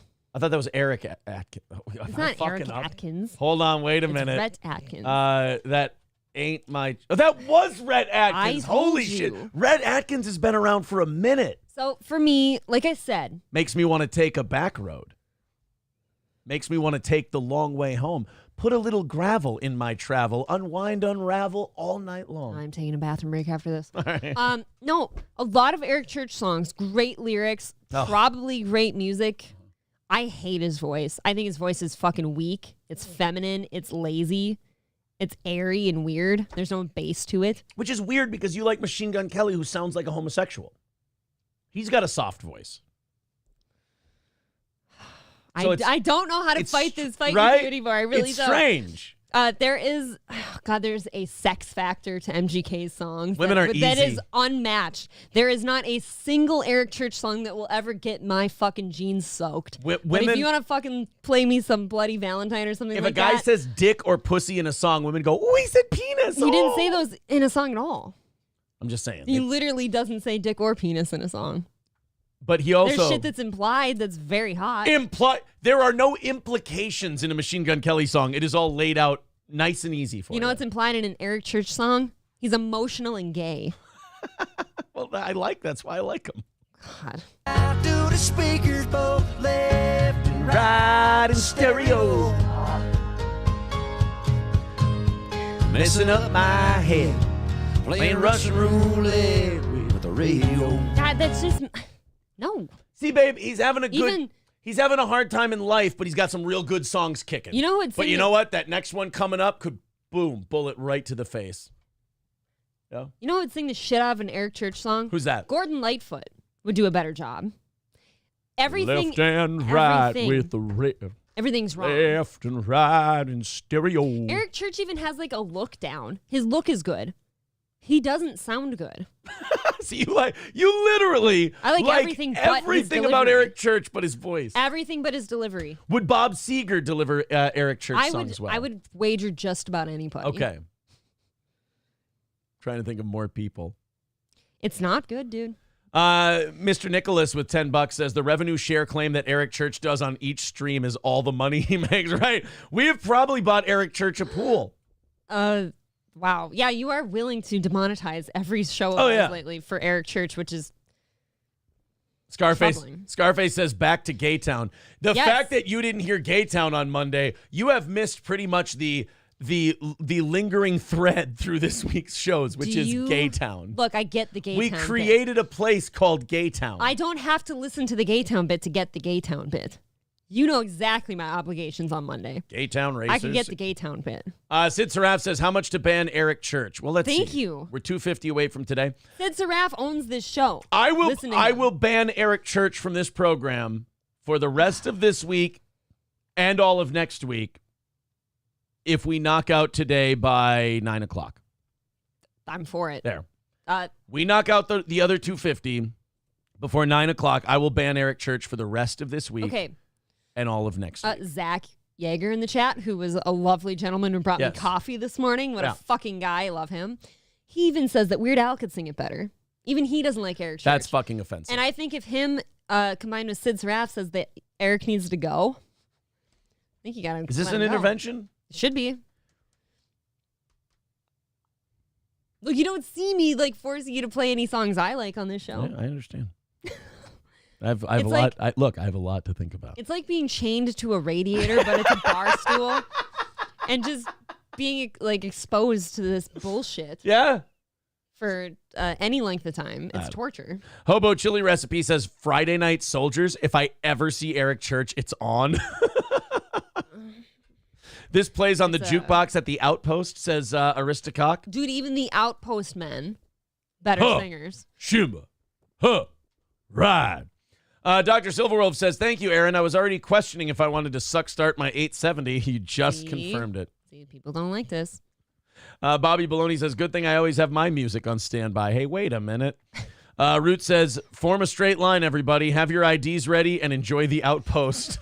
Now I have to eat again. I just threw up. Thank you, Crack. This is the anthem to Aaron's Nation, Fagtopia. Yes. Deutsch Chad says, I had to do the waistband trick to hide my boners in school. Attaboy.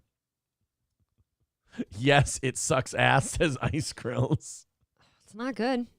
Producer Robert says, this show is now too gay for even San Francisco. Aristocock says, Aaron and Gino slow dance to this one. Well, I don't know. I'm not listening to this. Horses tonight, but a song like a bullet from a dashboard light. Get shot through the speakers, both left and right in stereo. We got a Zumach thing coming up anyway. She needed to go to the bathroom. Seriously, name a band Eric Church price. I said if we knock out today's goal, but if you want to ban Eric Church forever, I would say $500 would ban Eric Church forever from the show.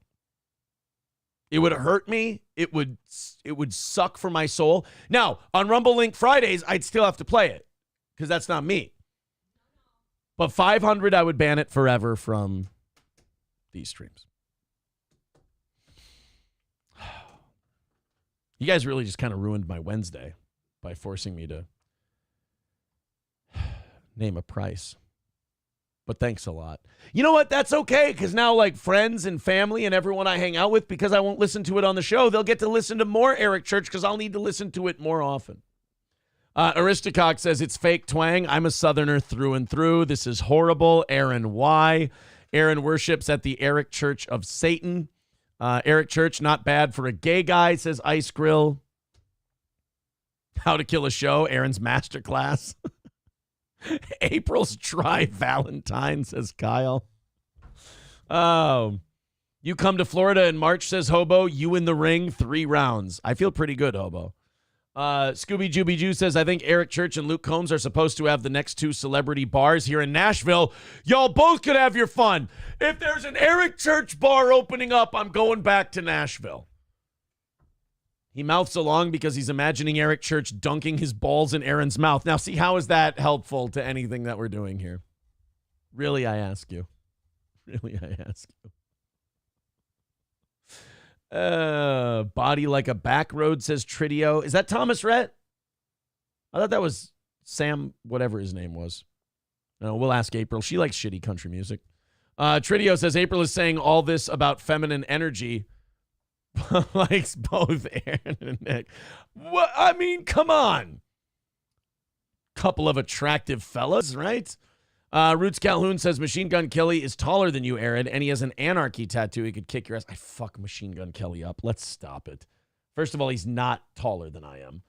Machine Gun Kelly height. He weighs 160 pounds. He and I are the same height, and he goes probably $160. He's anemic. 167. I'd fucking brutalize that man. Mostly for his shitty music. Machine Gun Kelly equals Eric Church for gay. Oh, they're the same gay. Okay, fair enough. Eric Church is best known for playing casinos to elderly people. Eric Church sells out arenas, motherfucker. I went to the Double Down tour just before COVID at the X. Thank you very much. I'm just reading a litany of posts about how gay I am right now. Hobo fights are always entertaining. I've never heard a Machine Gun Kelly song. Couldn't care less. I'd play one for April so the audience could see the torture that I put up with on a regular basis. I would absolutely do that. By the by, thank you guys very much. 2:50 away from today and doing overtime. We still got about an hour and a half left in today's show. Thank you very much.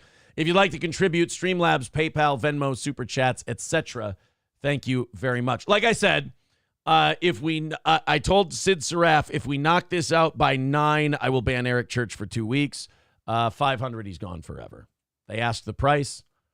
It breaks my heart to say it, but that's what it is. All right, April, we got to do this Chad Zumach thing.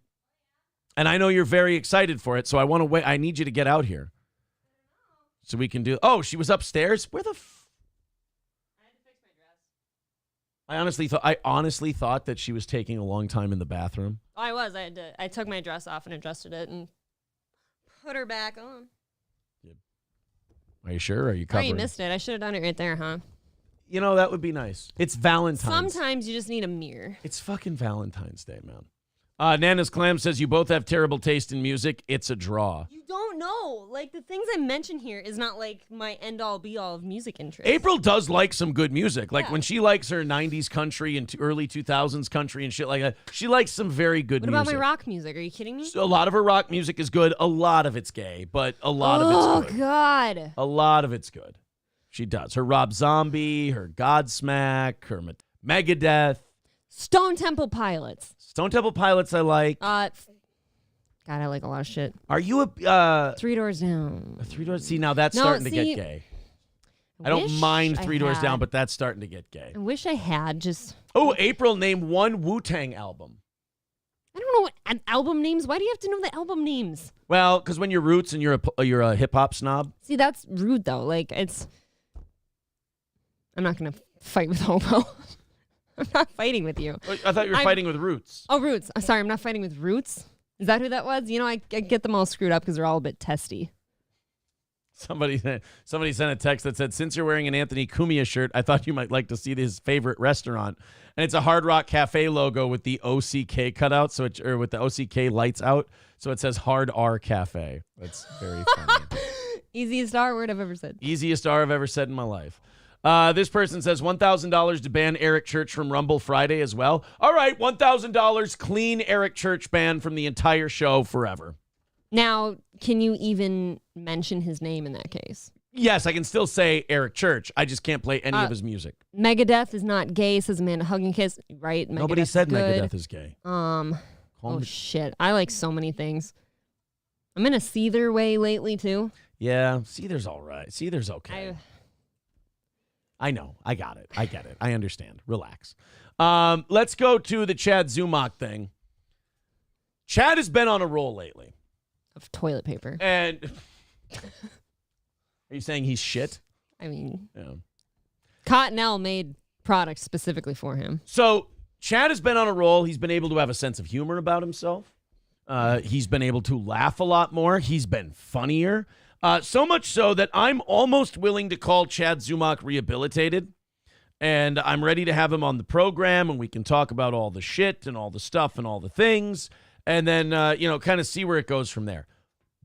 But Chad also still has problems with people. Could you speculate for me real quick, though, why you think he's been mostly rehabilitated? Because he's not like doxing people and being No. What do you think caused it? What's the cause? Oh, wow, that's a good question. Isn't that interesting? Because he was pretty far gone. I think maybe he realized internet shit's just gay, and he kind of pulled back a little bit. And then Kevin brought him back to MLC, so I think he wants to be on his best behavior. Or as best as his behavior I don't think anyone needs to be on their best behavior on MLC. Well, but then, but then he did a show with Gino and Keanu, which neither of them have told us how it went. Thanks a lot, dickheads. I thought we were pals. That does seem weird, right? My friends don't want to tell me how their show went. Fine. Okay. But, so My Lost Interest made a clip, and I don't even watch My Lost Interest clips before I watch them on the show anymore because they're always good. He always clips the best stuff. He clipped your swimsuit, your bikini stream last night, and my freestyle. Did it look good at least? And put that on the show. You know, this is what's unfair. The woman says, "Oh, don't foam at the mouth. Don't really, hide it. Keep it for after the show." Just be a little sexier about it. But then when she asks me, like, did it look good? And I'm like, I get Popeye face. Why are we doing that face? I get it. No, by all means, feel that way. That's really good. I get Popeye face. Feel that way. Feel like Popeye. Oh, I know what you want. You want the eyes. Oh. I'm good at giving. I'm sorry. Eyes, I would love like a nice You know what? glance. I apologize. I owe you eyes. I'm really Are you sorry. capable?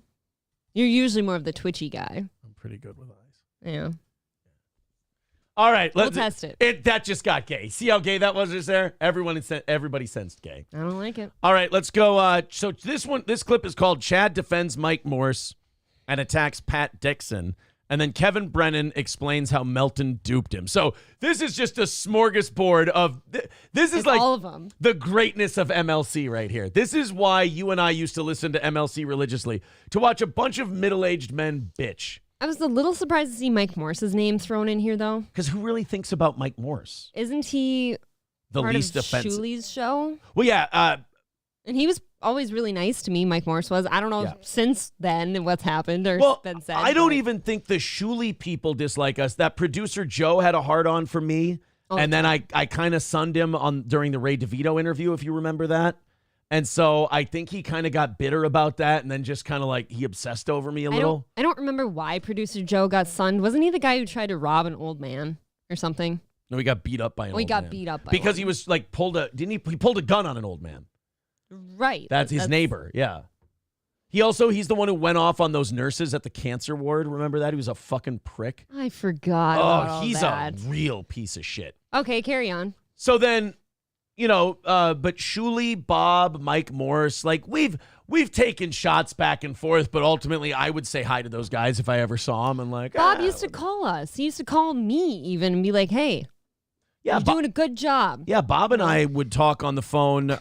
When did Chad leave MLC? We were still talking then. A couple months ago, yeah. Bob and I were still talking. We just don't have a reason to talk to each other. It's not a good thing or a bad thing. Sure, just not in each other's circles anymore. Yeah, we just don't really have a reason to communicate. Well, I still talk to Bob. I'd love to have Bob and Shuli and those guys up to do a comedy show. It could be fun. Whoa. Yeah. I don't know. They tend to cause fights, it looks like, which seems like a problem. But no, Bob used to be part of Compound America, which we're obviously into. And well, so did Kevin. Had a show on Compound for years. His exit on that was hilarious, though. Wait, hold on. Which one? Kevin's left Compound about 6 times. Mostly the one with Gino. The one with the he's a faggot. He's a faggot. Like, all right, I would watch that time and time again. Let's watch Chad Zumach get after some people here, and then Kevin Brennan get yelly.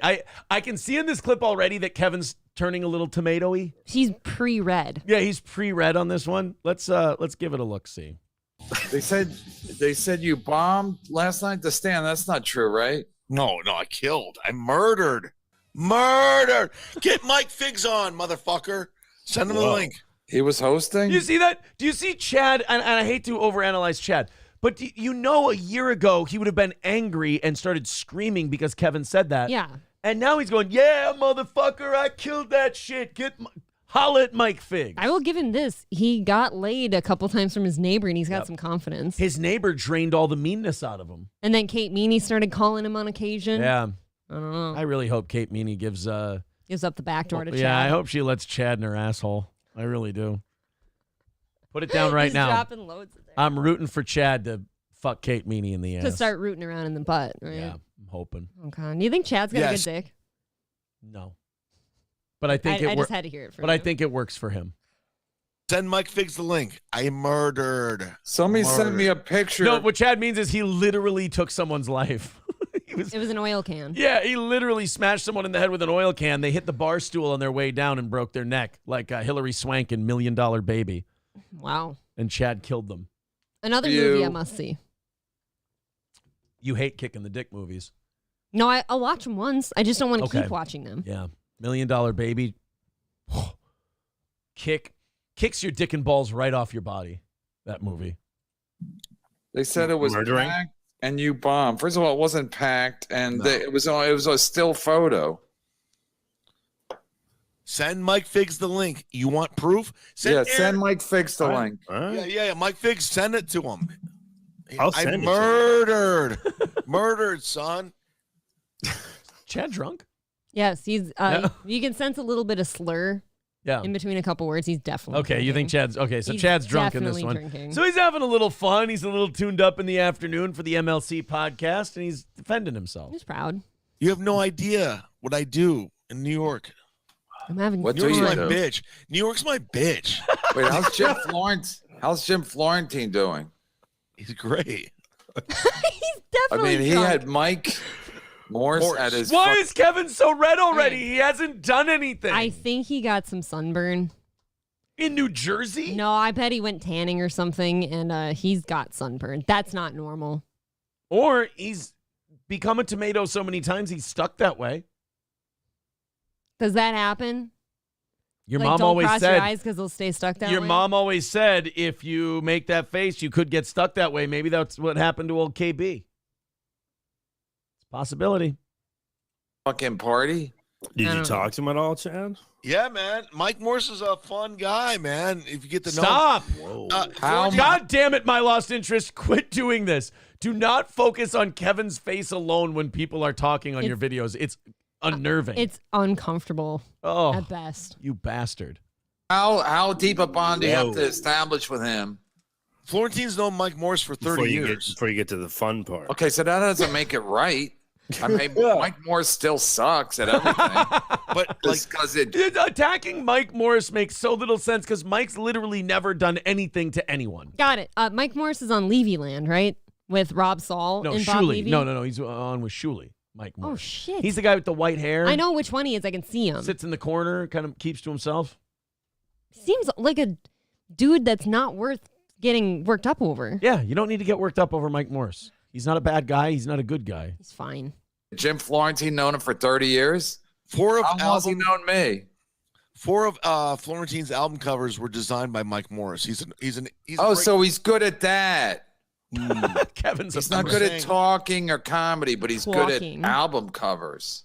Well, he was good at talking, like in conversation. He was. Oh shit! He was. Kevin is such an asshole. He really is. He's just, I don't even know what the word is anymore. Curmudgeonly. Curmudgeonly is great. Yeah. Perfect. I was at the stand. It wasn't good. Fuck off, Gustav. It was. 3 applause breaks. Go fuck yourself, liar.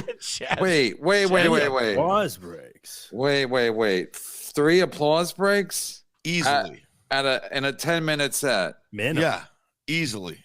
Send Gustav the link. Yeah, send him. Yeah, come on and Gustav, come on. I mean, probably already wants it. Chad wants it. Chad's ready to go. He's a little buzzed in the middle of the afternoon. He knows he made New York his bitch. I have a question. Yeah. So Chad is somebody who likes to brag about how he opens for people like Florentine and Swardson and all that. Is 10 minutes typical for an opener of that stature? Usually about 15, yeah. I really felt like he'd be doing a little more than that. That is kind of MC set levels, it seems not feature. If you're a feature, short. you're usually doing about 25, 30.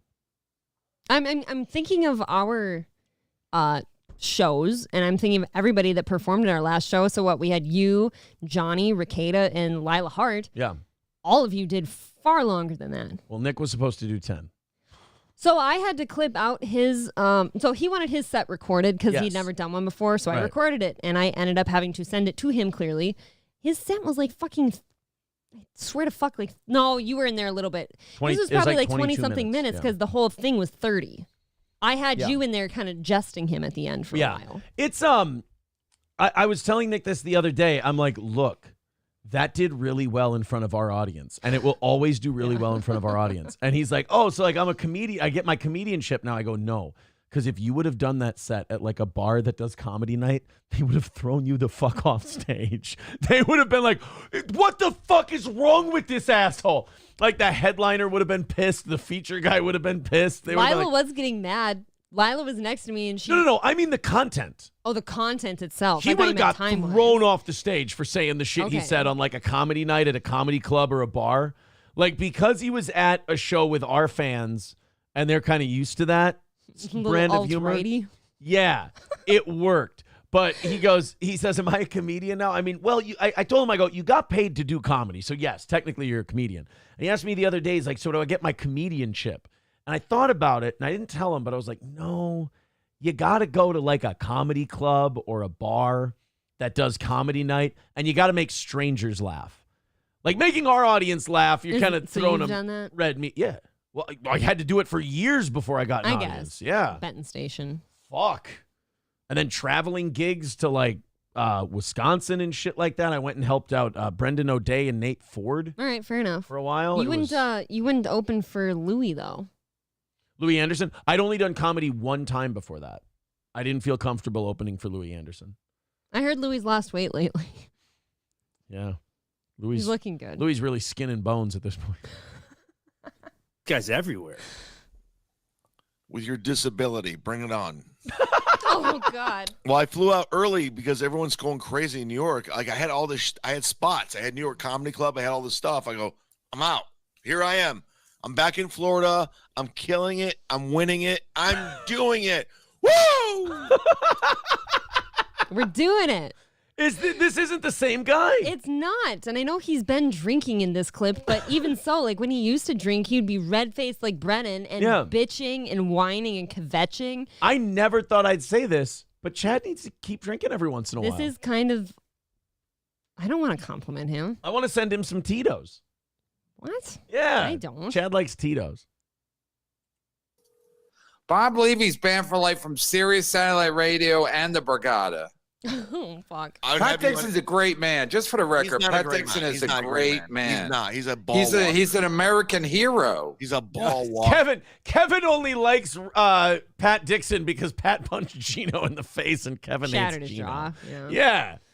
Kevin doesn't think Pat Dixon's funny or good. He just likes him because if you punch Gino in the jaw, you get a lifetime pass from Kevin Brennan. If you decided to motherfuck Gino all over the internet again, I'd be on MLC every day. MLC instantly. And you'd get Brennan like calling you. Hey, man. Yeah. Been meaning to have you on the show. Brennan would be like, you need to come on and shit on Gino and Patrick Melton. Those guys are pieces of shit. They're gay. Yeah. They don't sell tickets. Shit on Keanu, too. She's a piece of shit. Bonely fans. She's sexy. Leave her alone. Sure. He's an American hero. He's like, as the great Bentley said. Brennan gives me $100. I'll suck his dick. That's Pat Dixon. I thought you'd say that. I'm like, well. Chad's going hard on Pat Dixon now. I'm interested. I was about to say, at least we know why Chad got back on MLC then. I just want to hear. I want to hear Chad now just go rapid fire on people. I just want people to get brought up and Chad just motherfucks them.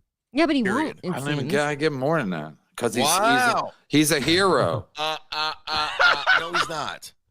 That's not good form, sir. What's your issue with him? Like, Could you show him how to do it better? No, I don't give my secrets away. All right.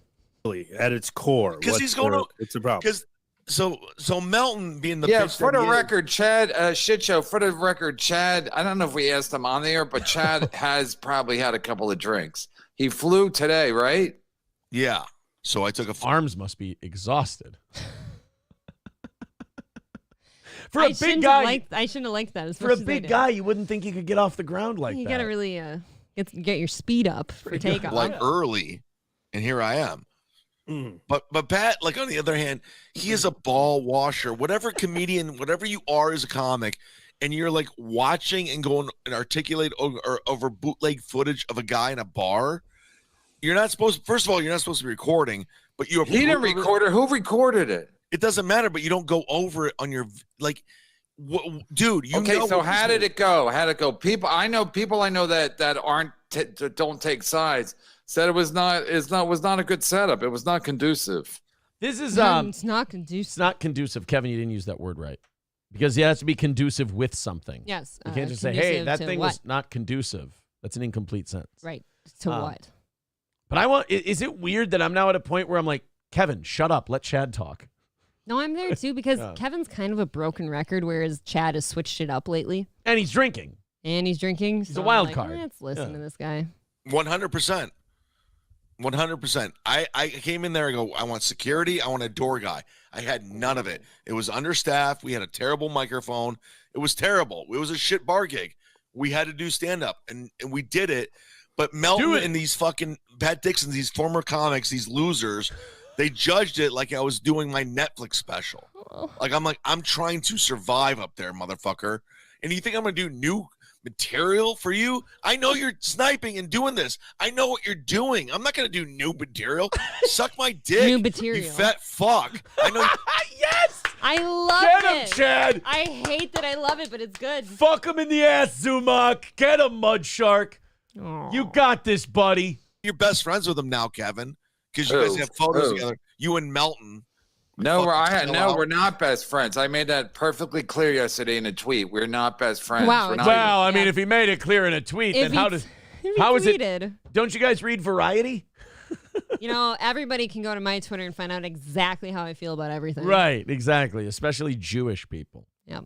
And friends. But he took the photo, like, hey, look at us. We're hanging out. Yeah, but he explained. No, that was I got duped. Right. I mean, send Ray the link. No. Stop. You've got a drunken Chad Zumock shitting on people with a flamethrower, and you want to send Ray DeVito one thing: a computer virus. That's it. What That's else? The only thing you send Ray DeVito. What other like toxic sludge do you need to bring into your show? Oh. I don't get it. Because I want Ray to tell what happened. Ray was drunk, but I need a third party. I need a third party saying what happened. Ray was there. Yeah, Ray's a great alibi, by the way. No, they were all sitting there. I mean, I would have Bentley do it, but he's not going to come on. They were all sitting there eating. I sat down because if I don't sit with them, it's not a big place, so it's not like I could pretend I didn't see them. So if I don't, I really want Chad to talk. Yeah, Kevin's kind of in a weird way putting me to sleep. Yeah. I don't. How long is he going to talk? He tricked me, took the picture. As soon as I saw he was taking a picture, I frowned. And even Ray was like, "You dick," because he thought I ruined the picture. So I was like, "I'm not gonna," but because I just seen fucking Tukey do that to Stuttering John. Oh so I'm God. like, oh my God, who cares if Tukey was a? I think we're done with the Chad part. This is where I start tapping out. Yeah. This is too much for me. This shit's retarded. It's in the weeds. I like watching Chad shit on people, and then after that, I'm like, all right, we got anything else? And Kevin's like, when we were taking the picture, you can ask Ray. And I'm like, honestly, to me, once you get to you can ask Ray, I'm like, but I'm not going to. Well, yeah, there's that. And then, so part of the title was, Kevin Brennan explains how Melton duped him. Yeah. That sounds like it should be something epic, and it's just, he tricked me into taking a picture with him. Yeah, and I really don't care. Like, okay, well, Pixar didn't happen, I guess. Right. What'd the picture look like? Just two older guys who just are lame. It's pretty much all it looked like. Greasy N-word with $5 says, so are we back in the Chad Zumach business or what? By the way, April last night, nice. I'm not used to hearing that. Thank you. On the internet, maybe, but here you're used to hearing it aggressively. Too much, as you heard today. Most people on the internet would look at me last night and be stroking their dick furiously, till it's raw, but screaming from the mountaintops about how ugly I am. Just being really angry about it. It would be like the angriest jerk they ever had. Stupid fucking ugly cunt. God damn it. As they come all over the place. That's a really good impression of the internet. That's what I see you people as. It doesn't bother me to hear that I'm ugly anymore, because guess what? I don't have the world's highest self-esteem anyways, or I don't really. I know I'm not ugly, but I don't think I'm anything good or great, you know? I think you're pretty... Sure. A lot of girls are like that though. I wouldn't even call it modesty. It's I don't know what to do with myself or think of myself, and y'all are just sitting there literally furiously stroking your dicks about how angry you are about me that I exist. Kyle, you are incorrect. We have twice the audience Melton does, but that's all right. I think we do 700 or 800 at a time. He does 300 or 400. What are you going to do, Kyle? It's okay, buddy. Look, I know that bothers some of you that, the whole goal was to take me down and we just stayed the same. But at least he got to build himself up. He went from 30 people and nobody giving a shit to, hey, at least he's talking about a better show. So he can get half their audience. That's pretty good. I'm proud of him. That's pretty good. Well, and his main occupation was supposed to be stand-up comedy, and I'm guessing he doesn't do much of that anymore. No. So he had to make up for it somehow. Somewhere. And if he had to do that on my back, that's fine. That sounds like a lot of strain on your back. I got big shoulders. All right, guys, we are 2:45 away from today. I think it's probably worry time. We got about an hour. Yeah. If you feel like throwing in, please do, because we're 2:45 away from today's goal and an hour away from being done with regulation. We've, worked for 3 hours, about $100 so far. Yeah, it's not the worst thing in the world, but let's knock it out. 2:45 away, Streamlabs, PayPal, Venmo. It's the last hour of the program, and we're a ways behind, so let's see if we can take care of that. All right, time for these 7 o'clock hour stories. Oh, wow. A little nervous now. I'm getting a little nervous. Now I'm in my shaky flop sweat. I've done a shitty show. Hey guys, stop spending money on your ladies and spend it here instead. That's right. There Show you her go. this show. She'll love it. Kyle says I literally said Melton sucks. I know, but you also told a lie about audiences. We have twice the audience he does, so I didn't want you. I just wanted to make sure you were being truthful. That's all. Mr. Sane Caesar, becoming a member for 8 months, says, "How are we today, both?" Good. Fucking fantastic today, my friend. Good day. I can tell you this. Hope you're good as well. And you and I have a hell of a day ahead of us, too. Yeah, I think so. Jim, Valentine's Day. Who knows? Evening show. Who knows? I like how you start with, we've got a hell of a day ahead of us, and it goes to we got this show, and then we got the gym.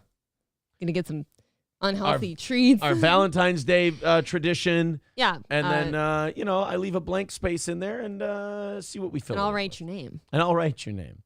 A man was charged with stealing a Jackie Robinson statue. Jackie Robinson, of course, the first black baseball player to play in the major leagues. A man stole his statue, cut it down so he could use it for scrap metal. I mean, that kind of seems like you're taking down a religious shrine and then melting it. It does seem bad. It's worse than regular theft. Yes. Like those guys who steal radio towers now and take them in and sell them for scrap. Okay, I get it. There's a lot of metal there. But taking a Jackie Robinson statue and selling it for scrap metal almost seems like more un-American. Yeah, like Jackie Robinson is like pure Americana, right? And like, yeah. You're going to go melt him down and... He's literally... What are you turning him into? Yeah, he's literally baseball. Well, you just you just melt it down and sell it? Yeah, the metal. Okay. Yeah, the metal, yeah. Surveillance footage showed 3 individuals at the scene when the statue was cut down, though only one man, 45-year-old Ricky Alderete, has been arrested in connection with the theft. You can tell by the photo here just how interesting of a character Alderete might be. You guys want to see this? The guy who stole the Jackie Robinson statue? Oh, my God. His eyes are trying so hard to go different directions. They're really trying to split up. What is going on here? I mean, that's the guy who just steals a Jackie. I bet you this guy didn't even know it was a Jackie Robinson statue. He looks like a guy who just saw a shitload of metal and took it. But what? I don't know. It's a baseball statue. You can't put 2 and 2 together what that is. They usually have titles on them, too. A suspect has been arrested and charged in connection with the theft and destruction of a statue of baseball legend Jackie Robinson that was stolen from a Kansas park last month. The statue was discovered missing from McAdams Park in Wichita on January 25th, with Robinson's feet the only part that remained. So they cut the statue off at the feet with a Sawzall, whatever the fuck they used. Now, the statue was found days later on January 30th in a burning trash can in Garvey Park. So you're not even like respectfully or professionally melting that shit down. You're not even smelting it and like melting it down to make it a... There you go. Smelting. Smelting. Yeah. This was an unfortunate smelting. This was a very unfortunate... This is not a smelt fry I would go to. Do you want to go to the smelt fry? I would love to go to a smelt fry. I love the Darwin Rod and Gun Club smelt fry. We've been meaning to go to the smelt fry for a long time. I used to go to it every single year with my parents. It's delicious. A suspect in the incident, 45-year-old Ricky Alderete, was charged by the Sedgwick County District Attorney on Monday with felony theft, aggravated criminal damage to property, identity theft, and making false information. Police are very... a lot of people get that identity theft and false information charges in the stupidest way possible because they just lie about their name to the cops. Like the cops... that seems basic. Like, why would you do that? Right. It's like the easiest thing for them to figure out eventually. Right. What they do is they'll go, what's your name? And the guy will go, Steve Johnson. And then they'll end up like searching him and they'll go through his pockets and they'll get his ID and they'll be like, no, your name's fucking Ricky Alderete. And it's like, well, now they got you on that charge too. No, I swear my name's John Smith. That's a 14th one we've met today. That's isn't really that weird? fucked up. Police are very confident that this is not a race-related crime. Rather, the statue was allegedly stolen for the potential financial value of the metal. This is how stupid we're getting. The cops are sitting there going, hey, it's not race-related. Like, oh, well, then it's totally fine that a Jackie Robinson statue was defaced and stolen and burned.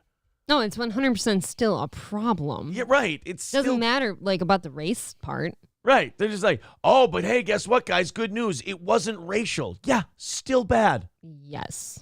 Yeah, but wouldn't it have been way worse if it was racial? Not really. The statue would still be gone. Still have the same hole in the park that you did before. How long is this press conference from? Oh, here we go. Well, this is perfect. This is a testament to all who might think about doing something like this in the future. The Wichita Police Department works pretty quickly. They do great work, and you would be found if you did something like that. 2 weeks after the Jackie Robinson statue was found cut into pieces and burning in a... Oh, what an asshole. Cut my statue into pieces. That was his last resort. He needed money. He needed it. But yeah, then you don't even do it right. Okay, but explain to me how if this were a white guy who did it because Jackie Robinson was black, why the outcome would be any different or worse. Because then it's clearly racially motivated, Aaron. So what? That's all thought crime. Jackie Robinson's head is still cut off the statue and it's still defaced and ruined. I mean, who gives a shit why the person did it? Trash can. I hate to be Hillary Clinton, but what difference does it make? I have hot sauce in my purse. Just wanted to be Hillary. It doesn't really make a difference, though. It's no different than that story we covered last night where there's a goddamn trans mural in a fucking crosswalk and some dude in a truck drove over it and left a tire mark on it. Right. And they charge him with a fucking felony. Whereas if you would have just kidding me? Whereas if you would have done that in like just a regular crosswalk, they might have pulled you over for reckless driving. Not likely. But probably not. No, he just took a turn. Yeah. Wichita police arrest a man they believe stole it. Hello, everybody. I'm Jason Lamb. The announcement. Holy shit. How many people did they pass over for anchor jobs at this place? I don't know, man. Again, charisma. Maybe. Of the arrest happened about an hour ago as Wichita police and city leaders came together. That Jackie Robinson statue stood at... Do you like that he's not giving up on this tuft of hair right here? That he's still giving her? I don't know. He looks okay, right? Adams Park. I think he's just It shaved was sawed off, off at the shoes and hauled off in late January. KSN's Derek Lytle is live outside City. This is the most hideous group of fucking news guys I've ever seen. How? This looks like Steve Buscemi's older brother. Without the bug eyes. This is Wichita, Kansas, I guess. This is what they do for media. Hall. Derek, how did police track down the suspect? Jason, Wichita police say they conducted over 100 interviews in the last several weeks, which led them to the 45-year-old man. KSN is not naming the suspect. They interviewed 100 people over a baseball statue. Don't we have any more problems than this? Well, probably not. Wichita, Kansas? Wichita, Kansas, I would think would have a ton of problems. What, some cattle rustling? At least incest. Well, yeah, they don't see that. They need to get the Jackie Robinson statue thing taken care of. Then they can handle the cousin fucking. Fine. At this time, because he has yet to have his first. They figure that cousin fucking is a victimless crime. You know? Is it? Not if they have a baby. Not if they have a baby, then that poor thing is going to be missing a few fingers. Be all gimped out, right? Or have some extras. Appearance in court, but the district attorney's office tells us that will happen later this afternoon. Now, the man is arrested on suspicion of felony theft, aggravated criminal damage to These property, two are putting me to identity sleep. theft, I am and too, making yeah. false information. I'm gonna open this. Police say that this was not a hate crime, but rather all about money. Oh, well, then it's fine. See, that's, again, it sounds so stupid when they say that. Hey, guys, it wasn't about race. He just wanted to steal lots of money. Oh, well, then, yeah, I guess that's fucking great. God, that is some thick foam. Police Chief Joe Sullivan says more arrests are to come. This was a painstaking investigation, but if you try to take something from this community, it won't be tolerated, and we will use all of the resources and the talents of the Wichita Police Department to bring you to justice, and I am confident this is only the first arrest and that there are more to come. He looks like he's about to cry. I know. They really take that statue seriously. I know they there. really fucking love their Jackie Robinson statues in that town. Poor Holy guy. shit. Guys, hate to do it, but we got about 45 minutes left today. We're still 2:45 away. We have not done well so far today. We are Nope. The show, I feel like, has been solid, but there's always the ugly part about the money thing. That's, usually it takes care of itself. But it is, so we get to hide the fact that it's the most important part. But it is the most important part of the show. We got to keep, the old wheels greased, if you will. So if you want to throw in a couple of bucks, please do. We would appreciate it. 245 is the number today to get to overtime and break even for the day. If you'd like to chip in, please throw something at the PayPal, the Venmo, the Super Chats, the memberships, etc. If you got a rally in you, let's rally up. Let's all band together. Let's get this thing down a little bit. And, make it, Michael B says the ugly part is on the left side of the screen. Hey. Thank you. Oh, I thought that was me. Well, if you turn. Oh, their left. Not mine left. I'm on the left side of the screen. Aristocock says the show is not solid. You talked about Eric Church, and then some people nobody cares about. Try some self-awareness. Fuck. I actually thought today's show has been very funny. I thought it was really funny. Including my grumpiness this morning. Boy, am I a piece of shit. I really thought it was a solid program. All right. So.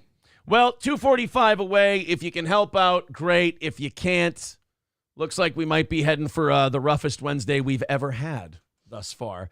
See if you can help us out, please. All right, Bill Maher and Jillian Michaels. I like this one. Bill Maher is, he does that Club Random show, and I'm starting to think that that's becoming more viral than his actual HBO show. I agree. Because I'm starting to see more clips, like people cut out more clip shit from his podcast than from Real Time with Bill Maher. Yeah, I actually don't see clips from the Real Time stuff anymore. I've seen a shitload of stuff from like the Real Time stuff I'll see is like when he had that argument with Killer Mike.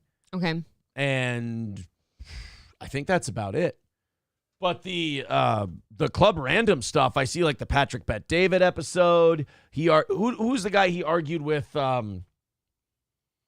Oh, God damn it, I can't remember. He was arguing with some lefty. Oliver Stone. He argued with Oliver Stone about lefty shit. Sure. Yeah, I see a lot of clips from Bill's show. Well, he was talking to Jillian Michaels about inflation. And he was cooing about how great of a job Biden's doing, and he's done such a good job after COVID, all this stuff. And Jillian Michaels did not like that one bit. Red Honda says, Aaron gives Melton a boxing lesson at Hackamania. Let's do it. Well, for me to go out there, I'll be honest. I told him I would pay for his flight after the fight. But if you're going to bring me out to a big event that you're going to make money on, hotel, flight, and a little something for the fight if I win. If I win the fight, then I want to get paid. If I lose the fight, I shouldn't get. Here's the deal. Pay for April and I to fly, stay there for 3 nights, and then if I win the fight, I want an extra $500 to $1,000. I'll let you say. I'll let you decide. If I lose the fight, I have to refund you all the money. The flight, the hotel, the $1,000 for winning the fight. Well, I guess I wouldn't have to refund that. I wouldn't get it. But yes, absolutely. That should be the deal. It's got to be 5 rounds, 3-minute rounds. Fly us out, 3-night hotel, and $1,000 if I beat you. I get hung up, like, that's a great opportunity, at least for you, probably for me too, but like I get nervous about going to an event like that because there's so many bags of shit there. Yeah, but it's in Las Vegas. You can get away from them. That's true. Yeah. I could go anywhere. Exactly. All right, Red Honda, do me a favor, clip that out. 2 tickets, round trip, 3 nights hotel, and $1,000 if I win. And then I'm happy. That cheap ass is going to put us on Spirit Airlines, and I'm not going. Still going to get his ass kicked. I'm gonna beat him up worse if he puts us on Spirit. Yeah, just out of aggression. How dare you? We're gonna be at Spirit and Oyo, and then he's really gonna get his ass Oyo? kicked. Yeah. Fuck me to death. Thank you. He's gonna really get fucking pummeled if that's the case. So yeah, run and tell Melton those are the terms. If he agrees to them, I'm in. 5 3-minute rounds. Okay. Fly me out, 3 nights hotel, $1,000 if I win by stoppage. If it goes the distance, Melton doesn't have to pay me a dime for the fight. See, this is where I feel like he's going to start backing out. You're putting a lot. To me, they're all very reasonable requests, but he's going to hear all he's hearing is, oh, that's a lot of requests. No. I'm saying if he wins, I give him all his money back. We'll give it all back. Yeah, if he wins, the flight, the hotel, all of it. He can have all the money back. I don't co-sign that, but fine. I co-sign it. Absolutely. It's unfair. I mean, I would give him credit for stepping in a boxing ring with me because that's dangerous for him. He'll get hurt just from the being winded alone. Yeah, okay. I mean, I go in and I spar with big, strong, heavyweight dudes that get gassed after 2 rounds, and I could hurt them. And those are good fighters. Those are solid punchers, and they get gassed, and you're not a good boxer anymore because you're exhausted. You can't hold your arms up. He's going to be exhausted at the end of the first round, probably middle of the first round. Am I going to see Jeb again on Thursday? Might see Jeb. I like Jeb.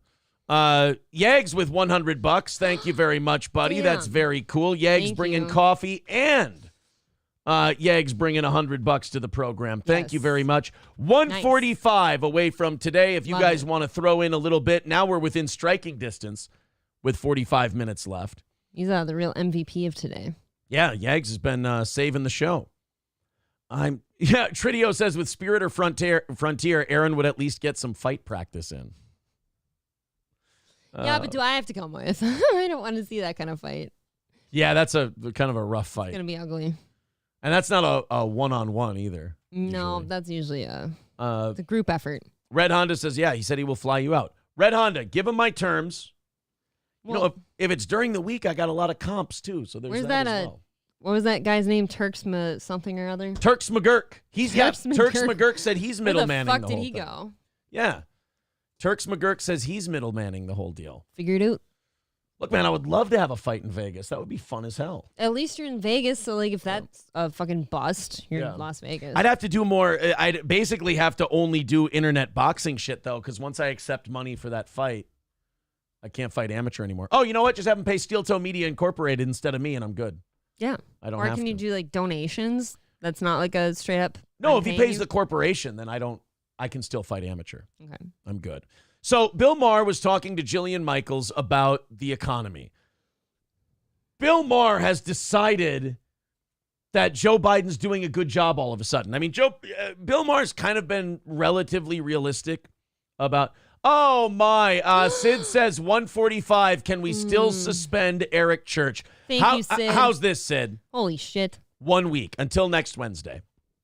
Now I don't feel bad about having to ask for another bathroom break soon. Yeah. Do you know what caffeine does to you? I'm aware. Fucking makes you have to piss constantly. Thank you very much, Sid. Thank you, Yags.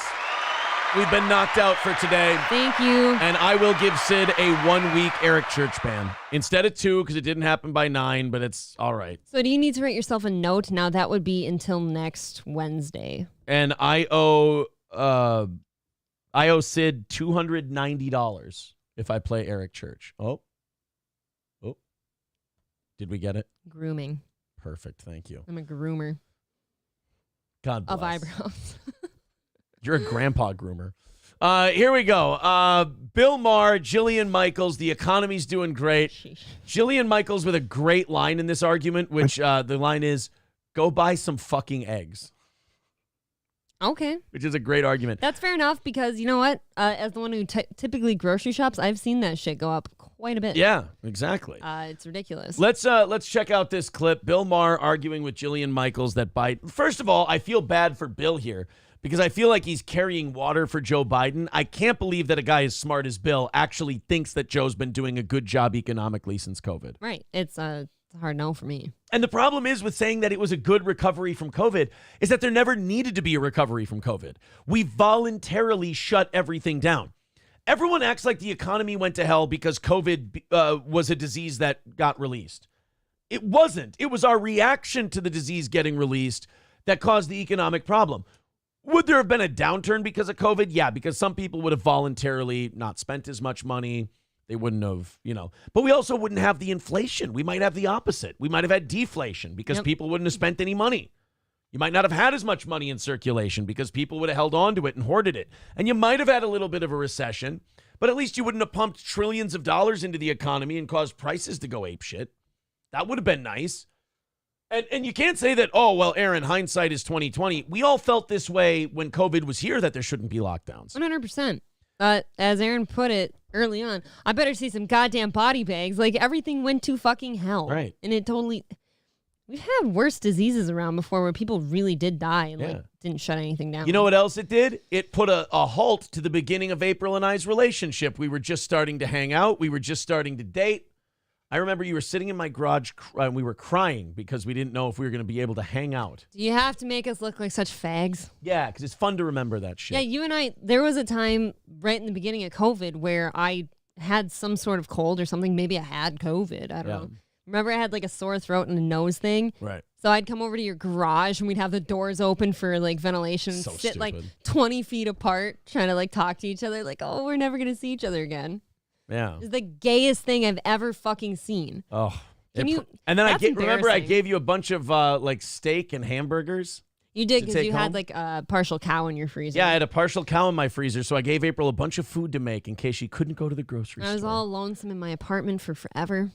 I bought you some groceries and put 8 them on. 8 months I lived alone there. I brought you groceries and put them on top of your vehicle. Yeah, that one time I was sick. Yeah. Yep. Because April can't ask for help. Oh, I won't. Dude. April was like, don't bring me anything. Don't you dare. So I bought her, she likes deli chicken and mashed potatoes from Coburn's. So I brought her that and I put it on top of her Equinox. And I said, hey, check the top of your car. And she was pretending to be mad at me for getting her food. But she thought I don't mean it. I've very much been open about, I don't know how to, I give help. I'm such a helper. I love helping anyone get through just about anything. I don't know how to ask. I don't know how to receive help. It's my worst quality. I technically seem to push people away in that regard. No, I haven't. And it's terrible. It's very mean. I don't mean to be that way. I'm like, I could be sick as a dog, and I'd rather go out and like scavenge for food than ask for help. It's the most retarded thing in the world. It is very strange. You know why I like asking for help from people when I'm like really just wiped out and sick or whatever? Because then I get human interaction. Like those people help, and then they come up and they help you. That's the worst part. I don't know how to explain. I crave human interaction. I know. But I'm two different people. You push in human this interaction away when from I'm either you. stressed or sick, I'm like, okay, I'm very reclusive and I push people away, and I don't really mean to, because over here I really want people to be with me. Yeah. I want a nice embrace. I want some support, but I like somewhere in the middle there's a discrepancy or a Disconnect. disconnection. Yeah. Or disconnect. Yeah. I don't know how to accept it. I have a break in the middle somewhere. I will update you on this though. Maybe you didn't even notice it during the show. You made great strides yesterday. Because remember, you were super anxious and stressed out about something before the show, and I was talking to you, and I was trying to give you positive steps on how you can deal with this, blah, blah. Mm-hmm. And you would get a little chippy. You would be like, well, you don't know. And you would do the pushing away. Wait, no, I'm about to get to the compliment. And you would kind of push back a little bit, and I would get frustrated. I'd turn around, come back. I'm like, nope, I'm still going to be positive, whatever. And then during the show last night, you said, I am doing much better. Thank you so much for your advice and help. That was really helpful. You said that during the show last night, and I really appreciated that because I was like, I know that was big for her. Okay, but I'm also doing this thing where I am having a struggle where if I'm getting chippy, I try to very much explain, hey, this is not an anger thing. I'm like, I'm trying to ask for something and I don't know how. I'm trying to explain whatever thing I say. That's different than it used to be instead of just lashing out. But that's what I just said, is that you made great strides yesterday. Quit fighting me on the compliment you're getting. I don't like this compliment. Quit fighting me telling you you're doing better. Would you do this if you had cancer? If a doctor came in and said your tumor is shrunk and it's going into remission, and you're like, could come back any fucking day, you liar. Like, no, I literally do something similar. I've had a humongous tumor removed before, and I do have a small one on my other ovary. It's not, we have and every time I go in and see or get an ultrasound and shit, they're like, oh, look, it must be growing remarkably slow. It's super tiny and stuff. And I'll still leave and like mumble to myself, like, oh, but this shit's going to get bad someday. Right. I do that. Yes. And maybe, but you know how you have superstitions on how, like, especially with a goal or something, you've got to talk shittily about like your show or your performance or something because you think it's going to create a certain outcome, and then it does create a certain outcome, and you just go to imright.com. But is that what That's you're what doing? I do too. Yes. Is that okay? I was just going to say, because when I do it, I know I'm doing a superstition. So do I. Okay. I've always been very superstitious. I've tried to really let go of a lot of really weird superstitions I have with success that I don't ever want to talk about. But no, it's 100% superstition. It's a behavior that I told you yesterday, because you have this fatalist view that most people have it. It's not something that is like a detriment to you. Most people have this idea, and it's this belief in karma that I wish people would fucking drop, because karma doesn't exist. That if things are going really well, then that means something bad's about to happen. Well, I can guarantee you this. I tell everybody this. If you think that way, then guess what's going to happen? Something bad is going. I can guarantee you that if you believe that your good stuff has to be paid for your with bad stuff, you will find a way to make stuff bad. And the opposite is also true for me too. Like whenever something seriously bad happens to me, like that tumor and shit, I for a long time wondered if that was like God punishing me for something bad I did. Right? No. But you know what I mean? So like the opposite's also true. Like, I don't just assume that since things are good that something bad's going to happen. I assume that when something bad happens, I did something bad, and that's like painful. Right. You understand that that's being doubly negative. Yes, it is a double negative. Right. 100%. What I'm saying is, if good things are happening to you, I used this term with you last night, and I believe this in my own life. You stack wins. So if you have a win, keep it. Be happy about it. Remember it. And then the next day, when you have another win, stack it on top of the other one, like chips, like you're betting in a casino. Stack your wins. Just boom, like boom. a 12-step program. Yeah, just one right after the other. Just stacking wins, rather than keeping score of your wins and going, okay, well, now a much worse thing has to happen to balance out all these wins. Bullshit. There is nowhere that it is written that it has to be that way. If you think something bad's going to happen, something bad will happen. If you think something good's going to happen, there's less likely a chance that something bad happens. That can still happen, but it's not happening because good shit's happening to you. It's happening because sometimes bad shit happens. And then you forget bad shit and you stack your wins. Write off your losses, stack your wins. Well, then, like, I think that should also apply to normal daily things then, too. Like, if you, if you just got some, like, good news and stuff, and then you blow out your fucking Tahoe tire on the highway, I don't ever want to hear you say, well, things were going so great, of course that had to happen. Like, I don't want to hear that either, because that's just, like, reinforcing my way of thinking. That's a great point. Yeah. But you will also notice that I wrote off my loss shortly after my meltdown. I wrote it off, boom, and then I went, I'm going on vacation. This is going to be fucking awesome. This is great. Boom, I wrote off the loss. And now, back to having fun. I'd travel soon. Let's get all of our other shit back. We got a lot of shit going on. We got a lot of shit we got to get in order before we go take a vacation, before we take time off. I got to tell you this. We've been taking a lot of our sick days lately. So we got to store up our sick days a little more. Like taking cancel a lot of our sick days? Like shows that we have, like taking shows off. Really? Oh, yeah. The last month, we've probably taken 4 or 5 evening shows off. Taking a morning show I figured off. that was because of, like, things that were, like, nights when you don't feel like there should be a show on. Like a Super Bowl night and stuff. Oh, I don't care why it is. I'm just saying we have. Like, we've taken those days see, off. I always compartmentalize differently. Yeah, that doesn't mean they're bad. That just means I it's was a gonna fact. say, it's not like we're just, like, willy-nilly taking a fucking night off. I'm just saying, statistically, those are your sick days, and you've taken them. But isn't it amazing to you? Like, it was in the paper today about this country came out of the pandemic way better. We won the pandemic. We just fuck.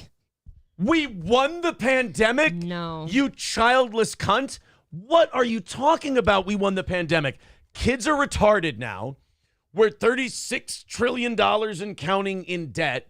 We've got inflation out the asshole. Our military now runs transgender promos.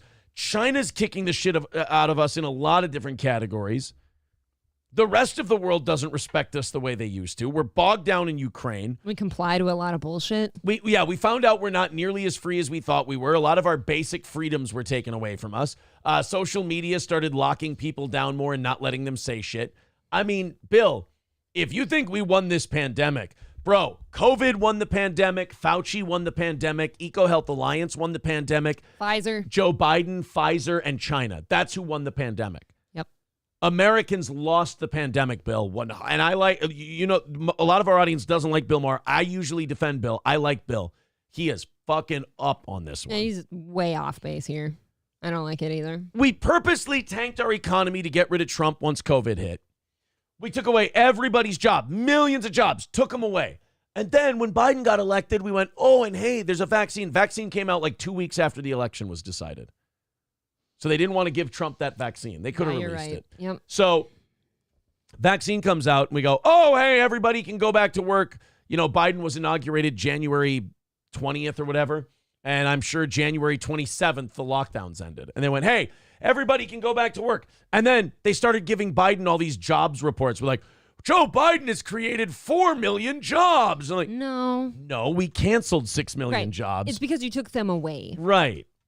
If I steal all of your money and then you go broke, and then 3 months later I give you the $3 million that I took from you, you don't say, hey, I just made $3 million. No, you got your $3 million back. I got it back. Yeah. Back to good. Economically. I mean, America... God, I don't feel that way. Explain it to me. I feel like inflation's insane. Inflation is not insane. Bill. What an old, out-of-touch man. Holy shit. Inflation is not insane. He cannot mean what he's saying right now. He's got to be being paid off by somebody to do this, isn't he? Or he just doesn't want Trump to win and he's just sticking up for his side. Yeah. That's fucked up, though. Like, you're subscribing to some bullshit. Well, yeah, because you can't buy off Bill Maher. He's already paid for by CBS. And but how much money is enough money? It's never enough money. Like, who cares? Well, no, what I'm saying is he takes his salary. He'll carry the water. But I think, Bill's saying inflation is not bad. Bill, go buy a house. Go buy a car. Go buy groceries. Fuck it. I mean, groceries too, but like a guy like Bill will notice it in vehicles and houses. Mm-hmm. He'll notice the inflation. I was talking to our financial advisor the other day because you have those annual meetings you have to have with them. He tried to call me and I missed it. And I was talking to him and he was saying, And I was saying, yeah, I go, we got a shitload of equity in our house, and there's a bunch of good deals out there for like spaces we want, and it would really be a cool move and shit like that. And I told him, I go, but God, if you got really good credit, you can maybe get 6% on an interest rate, and that kind of sucks. And he goes, hey, he's like in his 50s or 60s. He goes, hey, you've got a really bad recency bias because you're young. He goes, 6-7% is not bad. He goes, in the 80s, people were buying houses. They were buying points to get down to 17%. Some people were paying 23, 24, 25% on their mortgages. And I'm like, yeah, I guess, you know what? 6 or 7 isn't too bad. Are we being cunty and complaining? Me? No, I just said we because like I'm sitting here like agreeing with you like all that interest rate kind of sucks. Right, but then you talk to people who are in their 40s, 50s, and 60s about it, and they're like, what the fuck are you talking? Well, actually, you know what? People in their 40s are now probably used to really low interest rates because when did they cut the rate? 2009? They cut it down to 0? Yeah, so that's 15 years. Those people would be, someone who's 40 was 25 then? Yeah, that was probably their first experience with that shit. Wow, so if you're 40 and under, you only know like 3 and 4% interest rates for houses. Whereas if you're 50, 60, and 70, you remember, 10, 15, 20%. So what did you say we're at, like 8? I think the average right now is just under 7. So if you've got if you have an over 740 credit score, you could probably get 6.25, 6. So both of us will qualify. Yes. Go buy a car. There's numbers. I understand things, but it has. Wait a minute, Jillian Michaels and I should have just shut the fuck up. Jillian Michaels and I just made the same point. Yeah, I feel like she's usually kind of bitchy too, but I feel like I'm gonna like her here. Which one is she? Is she the health one? Yeah, she's that fitness chick. Jillian Barbary was like the football chick, right? I have no idea who that is. She's the fitness one. I always confuse Jillian Barbary and Jillian Michaels. Jillian Michaels has like weight loss programs. Okay. It's not insane. Bill. Go buy a car. There's numbers. I understand things, but it has tripled here. Negronis for all my homies. The bar tab is insane. Look, I get that people buy some fucking eggs. That's my favorite line of this whole thing. Bill's like, inflation is not bad. Buy a car, buy a house. I mean, buy some fucking eggs. There's times like at certain stores where I've seen like a dozen eggs for like fucking $5. Right. It's retarded. I saw a dozen eggs for $3.50 and I was like, that's crazy. I legitimately refuse to buy eggs anywhere where I don't find them like $2 or under now because there are certain stores that you can indeed find a dozen eggs for like $1.50 something. I found them at Target usually. But it's cheap. Just $5 for a dozen eggs. It's bananas. I used to have chickens. Like, I understand how fucking cheap it is to have eggs be produced. Yeah. That's out of control. Explain it to me. I'm not an economist. There's feelings, and then there's the numbers. Okay, what are the numbers? Wait a minute. No, Bill. When it comes to the economy, the numbers is the shit that lie. When it comes to the economy, it is more about feelings. Feeling the money that's in your pocket and feeling the price tag on the shelf. That is more real than the numbers they cook up. The financial fatigue. Because the inflation number that they show you typically, they exclude so much shit from that so it doesn't look too bad. They'll exclude what they call essentials. Yeah, sure. But it's like essentials are the thing you should count most in inflation. That's what people are buying. A lot of people cut other bullshit out. Right. When stuff gets expensive. I've cut a few things out just because I refuse to pay that for that item. Right. And then you have like, say, I don't know, the way they cook the numbers in like last year, inflation went up 5%. This year, inflation went up 3%.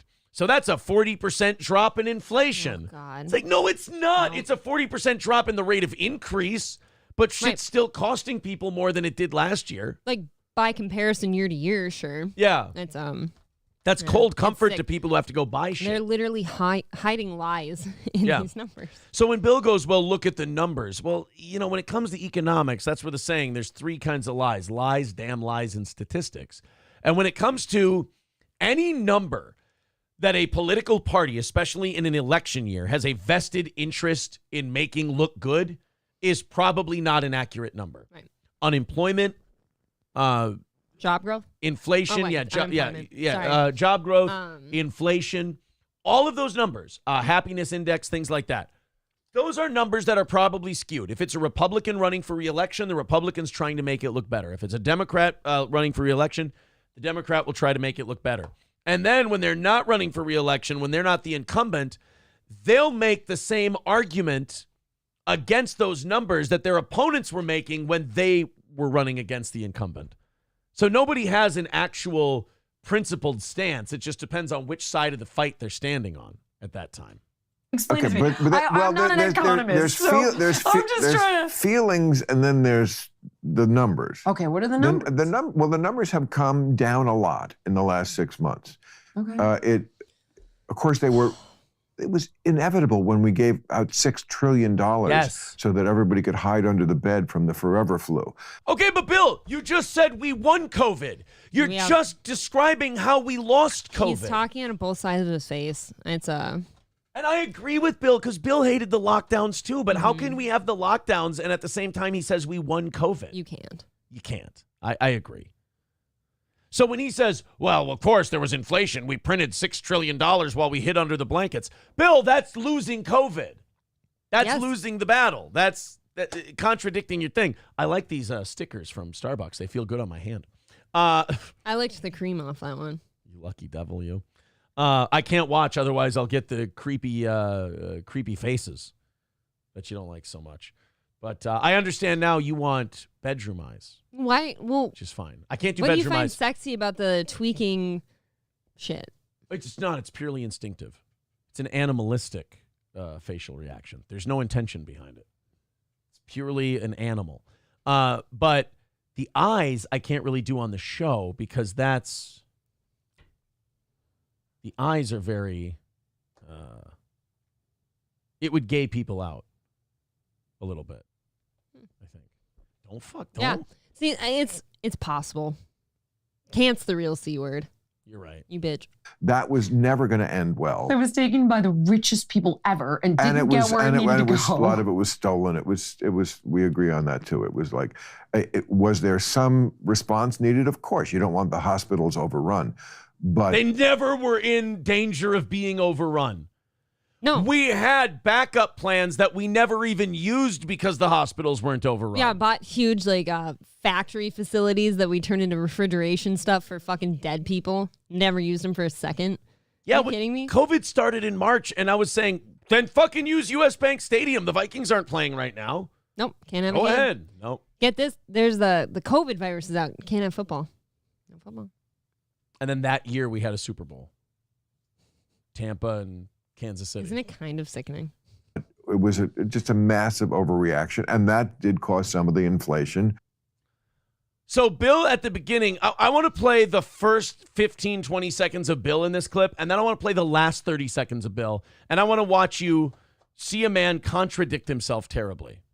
But isn't it amazing to you, like it was in the paper today about this country came out of the pandemic way better. We won the pandemic economically. Okay. We won the pandemic economically. Now let's go to the last 20 seconds of this. Was never going to end well. It was taken by the richest people ever and didn't get where it needed to go. A lot of it was stolen. It was. We agree on that too. It was like, was there some response needed? Of course, you don't want the hospitals overrun, but it was just a massive overreaction, and that did cause some of the inflation. So on two different people. Yeah, at the beginning of that clip, it's we won the pandemic. We did so well for the pandemic. And then at the end of that clip, it's, there was a lot of fraud with the stimulus, and that caused a lot of the inflation, and did we overreact? Yeah, we definitely did. It's like, it doesn't really sound like we won the pandemic there, Billy boy.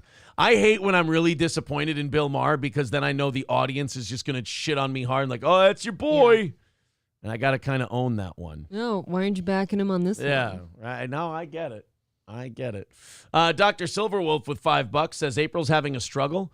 Maybe she make a book about her struggle. Name it something like My Struggle, but perhaps in a different language. Well, yeah, when she releases it in Germany, she's going to have to change the name. I don't remember My Struggle, but yeah, I'll certainly think about the name. SH says, I understand not wanting to be surprised by bad news. Expect the worst and be pleasantly surprised most of the time. No, I say prepare for the worst, hope for the best. I wouldn't say expect the worst, because then you're going to get it. If you expect it, you're getting it. If I expect to do the dishes after the show, I'm doing the dishes after the show. Well, that's true. Mm-hmm. So if I expect the worst, I'm getting the worst. I think the best saying that one of the best sayings man ever created was prepare for the worst, hope for the best. You're ready if anything bad happens. However, you're thinking it's going to work out. Because, if you prepare for the worst, then the worst ends up not being so bad because you're ready. You're like, okay, if this happens, I know it's bad, but I can do this, I can do this, I can do that. If you hope for the best, you're prepared for the worst. You're like, hey, but this is going to work out great. And then after that, I can go do this and I can go do that. And yes, it's a letdown when that doesn't happen. And that part sucks. But then you just ante up again and you try once more. That's all. Aristocrat King Yeti says you make your own karma for yourself and for people that wronged you. I agree 100%, buddy. Aristocrat says April thinks Aaron is good at sex. Let that sink in. Poor girl. Even if that were true, why do we take so much pity on me for that? Isn't that my choice? Wait a minute, though. Which it's not. Hold on a second. What if I am?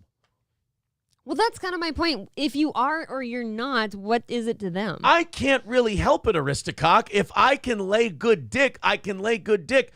Why would that make her a poor girl? That would make her a very lucky girl. My whole thing is, well, yeah, unless Aristocock has been disappointed by you sexually. Well, that's true. If I fucked Aristocock and he knows I'm not good, then that's a problem. Right, but my thing is, for anyone who ever concerned trolls over my sex life, I'm like, do you think I'm running to you for you to fix my sex life or what? I've always said I don't know. that I would hope that someone who looks like April would not be with someone who wasn't given it. I would hope. Phantom X says, karma exists, Imholt. One of my girlfriends refused sex, so I dumped her, and she got pregnant to some drunk pothead, and she got fat as fuck, then begged for me to take her back. Ouch. I don't know if that's karma. Your ex-girlfriend just really took your breakup hard and made a lot of mistakes. I'd make a karma line from that. Phantom X says, it's Ash Wednesday, boys. Don't forget to go to church this evening. No. Is it? Start a Lent already? I don't know. Holy shit. When people are saying about the Bill Maher thing, Michael B says... It's not Ash Wednesday because that shit's in the spring, right? It's in March or something. Yeah, but I think Easter's at the end of March this year. Oh, wow. And isn't Lent 6 Lent weeks? is Wednesday, February 14th. Holy shit. Through Thursday, March 28th. So today is Lent. Holy tits. What are we giving up? Oh, I'm not Catholic anymore. I don't have to. Zen Rhino says $34.23 trillion. And Michael B says, so this is winning? Yikes. Do you like being insulted every day so he can feel better? Says Flav Sava. That guy's been in the chat trying to prop me up all day against you. What does that mean? He feels sorry for me that I'm with you and stuff. Did I insult you? I don't know. Oh. I don't remember. I apologize for the insult, Flav Sava. It probably happens enough I don't really care. SH says, I didn't eat pancakes and candy yesterday. I'll start Lent tomorrow. Today I binge, a.k.a. pullin' Aaron. Hey, wait a minute. Why? That means he's eating a pallet of bread. How dare you? Dipped in queso. Phantom X says, our border is non-existent. The Rainbow Mafia has infiltrated every facet of entertainment. Marxists and socialists have infected all parts of our government. Winning! Johnny K says, interview is loaded with moments that Jillian just tells Bill the truth and he denies it. Is it really? I would love to get Jillian Bill Maher clips. Best place to go for that nowadays seems to be Twitter.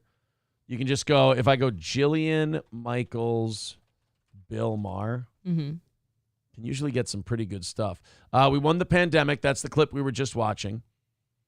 Jillian Michaels tears into Bill for downplaying inflation. We already had that one.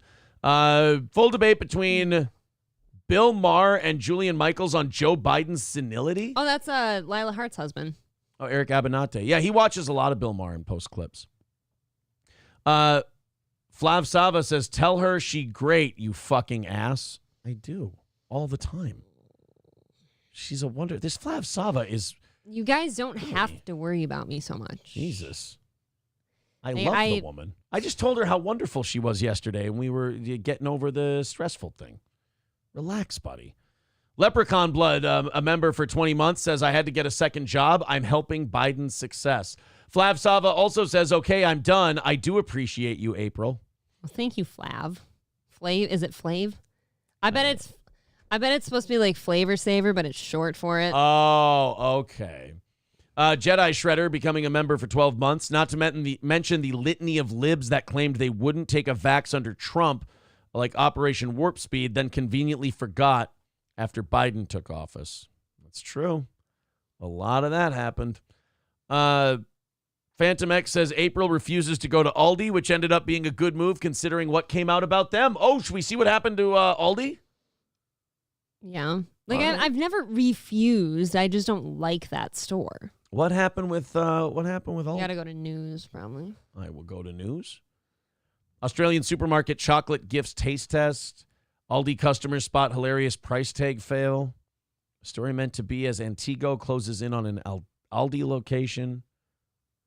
Oh, here we go. Charcuterie meats sold at Aldi, Lidl, and more recalled due to salmonella risk. Yeah. All right. Aldi, that's it? Just the charcuterie boards? That's the... I mean, that can happen anywhere. There you go. There's your Aldi news for today. Not Fred says neighbor with chickens has more eggs than they know what to do with. Yeah. That's true. When I had 31 laying hens and 1 rooster. And back in the day, like, I used to get fucking like 2 dozen eggs a day, and you cannot use those fast enough. You have to give them away. You know, like you have to give them to friends and stuff. No. Flava Sava says, you need someone stronger than you. Sorry you nurse a weak. He says, weak boy. Holy shit, Flava Sava's going crazy. Where's the rest of them? I'm actually fascinated by this guy. You've missed him all day somehow. Have I really? Yeah, he's been here all day. Like, and I don't mind having like a fan or whatever, but like you don't have to worry about me so much. Like you don't have to concern troll over me. Oh my God, there's a ton of them here. I'm not even trying to kid. I'm sorry, April. He can't make you nut. Literally have never said that. Have you been faking on me? You son of a bitch. I'm not that smooth. I can't fake everything like that. Flava Sava says, we love you more, April. Oh, that's nice. He loves you. Flava Sava says, no, you don't. Oh, so he's spazzing out on me now. Okay. You and him want to have a moment together while I pee? I guess. You want to tell him about how terrible you must be? I guess I must be terrible. I tell her all the time what a lucky guy I am, how beautiful and incredible she is, but I'm not doing it enough for Flava Sava, so I got to work on that. Guys, check it out. Even if I was in like the worst situation, isn't that kind of my fault for sitting here? And that's not even true. I love how she's like, but no, I'm trying to take a little bit of agency for my fucking life here. It's like, no, I'm saying like, I love how you're accepting his premise and still going, dude, what the fuck do you care? That's what I do to people though nowadays. Like whatever they say to me, I'm like, okay, so what if that would be true? What are you doing about it? Isn't that kind of like my problem? I'm confused by how much he's spazzing out. Don't worry so much. Yeah, I'm just. What are we projecting about here? I don't know. I don't know what's bothering him, but it ain't what he's talking about. Need Trump says, well, you heard when they weren't producing eggs was because they were putting shit in the feed. I didn't know about that. Aaron, your sandwich maker is malfunctioning, says Aristocock TX. Yeah, we just don't get as worked up over here as Flava Sava does. I hope he's all right, but he's a confusing dude. There's a lot of emotion going on with him. All right, let's go to Egg Picker says, April learning how to handle weirdos. Go, champ. Yeah, she's getting pretty goddamn good with it. I have a DM from My Lost Interest. I want to check that really quick. See if it's anything good with his clips. And then I want to do, what's it called? I want to do the Jillian Michaels, Bill Maher argument about Biden's senility. Okay. My Lost Interest says, they watched my steel toe clip on the BS show this morning. They didn't hate your performance. Check it out 1 hour and 5 minutes in. All right. Well, wonderful. Let's check out the BS show. Maybe we're all right again. Here we go. The BS show. Are they live right now? Oh, they just got done? Oh, I was going to say they could maybe call in. Perhaps. Hour and 5 minutes in. Yeah. I remember that. He was pissed. I remember him calling really pissed. He got his landlord involved. Same thing with the Ken Mosca guy when Kevin started. This doesn't have anything to do with us. Trashing him and doxing him and going after a guy. It's Kevin. I mean, it's just wild. this conversation. Stuttering Juan. Hello. Helmush. Kevin enjoyed something. The end time. I don't know. Like what? I'm 105 in my lost interest. What's the deal? Jeans, $1.99. I don't want to make the audience watch too much of this. Andrea, good BS morning. Thank you always. Okay. I hate this. I hate when people send me shit cold and they give me a timestamp and it's not quite right, and I'm like, oh fuck. What are we doing? Come on. Dabblecore makes sense. Let's Baby's wife couldn't make it to AC. Thank you. Come on. Hey guys. Oh, hey, just another gig out of a comic's hands. Top. Well, we're all out of here we're not soon, doing anyways. it. And he doesn't talk a lot either, which is much. Can we fucking get to the thing? Okay. Ray DeVito. Where did it go? Here it is. Boom. All right. I really hate this kind of stuff when I'm picking and pecking for shit. My lost interest. If you can find me a link.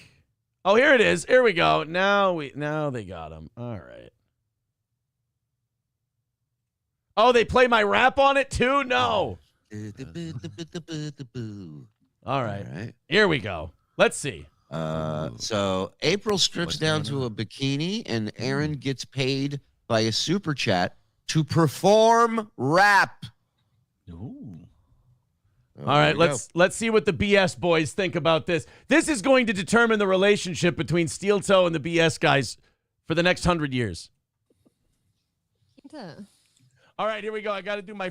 I guess they're just taking offers for anything. Like it's Perry's show now. People are just sending in. Hey! All right, for $30, you go in a bikini. 20 more, you rap. And they were like, all right, let's do it. Gina were going to do that, but I mean, it's not that far off, Shuli, but Jesus. I mean, a little kayfabe, for Christ's sake. Going to be in a bikini. Yeah, well, you would made a lot of money. God damn it. Freestyle. Oh, man. It's like the world's saddest OnlyFans. Very curious. Do Oh, you have any idea what you're doing? I have no idea what I'm doing. He's turning red. You guys. All right. I'm nervous for you. Right. I did the easy part. I just sat here. Terrible. I don't want to say yo, but like when I would freestyle, I would say yo, and shit like that. Yo. The streets are watching. When I would freestyle, I would do. Shut the fuck up, Shuli. Enough. We know. Everybody saw it. Everybody knew what that was. We don't need to reiterate. We all know what we just heard. I might fast forward through my actual rapping and just hear their reaction. Oh, I would.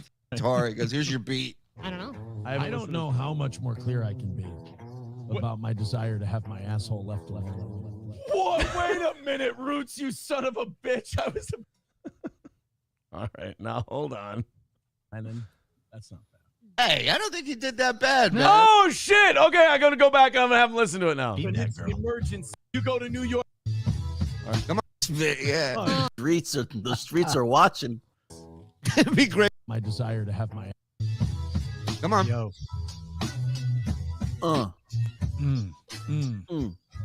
On Keno Casino, I was straight up felt it. Took fat off my back like I was Patrick Melton. Oh! We go to New York City. I'm yelling at you to help you.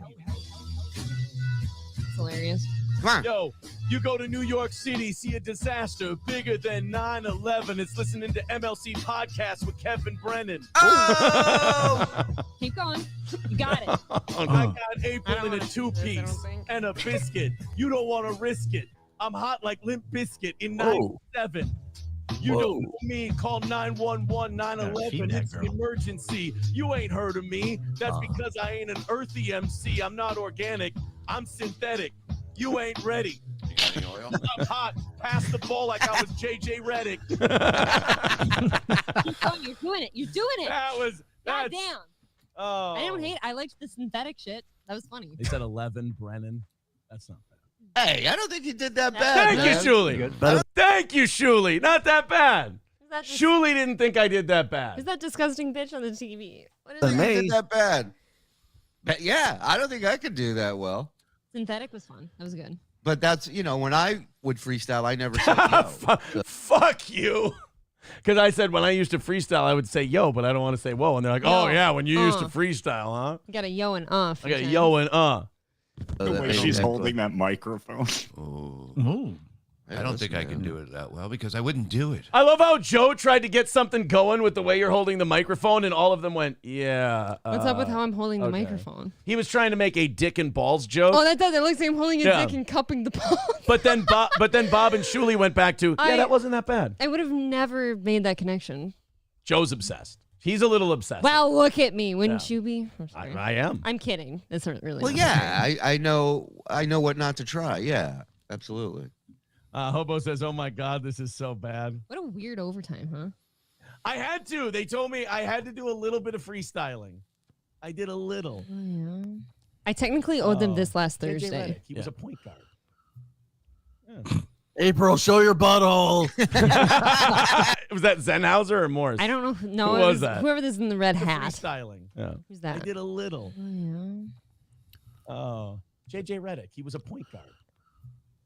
Yeah.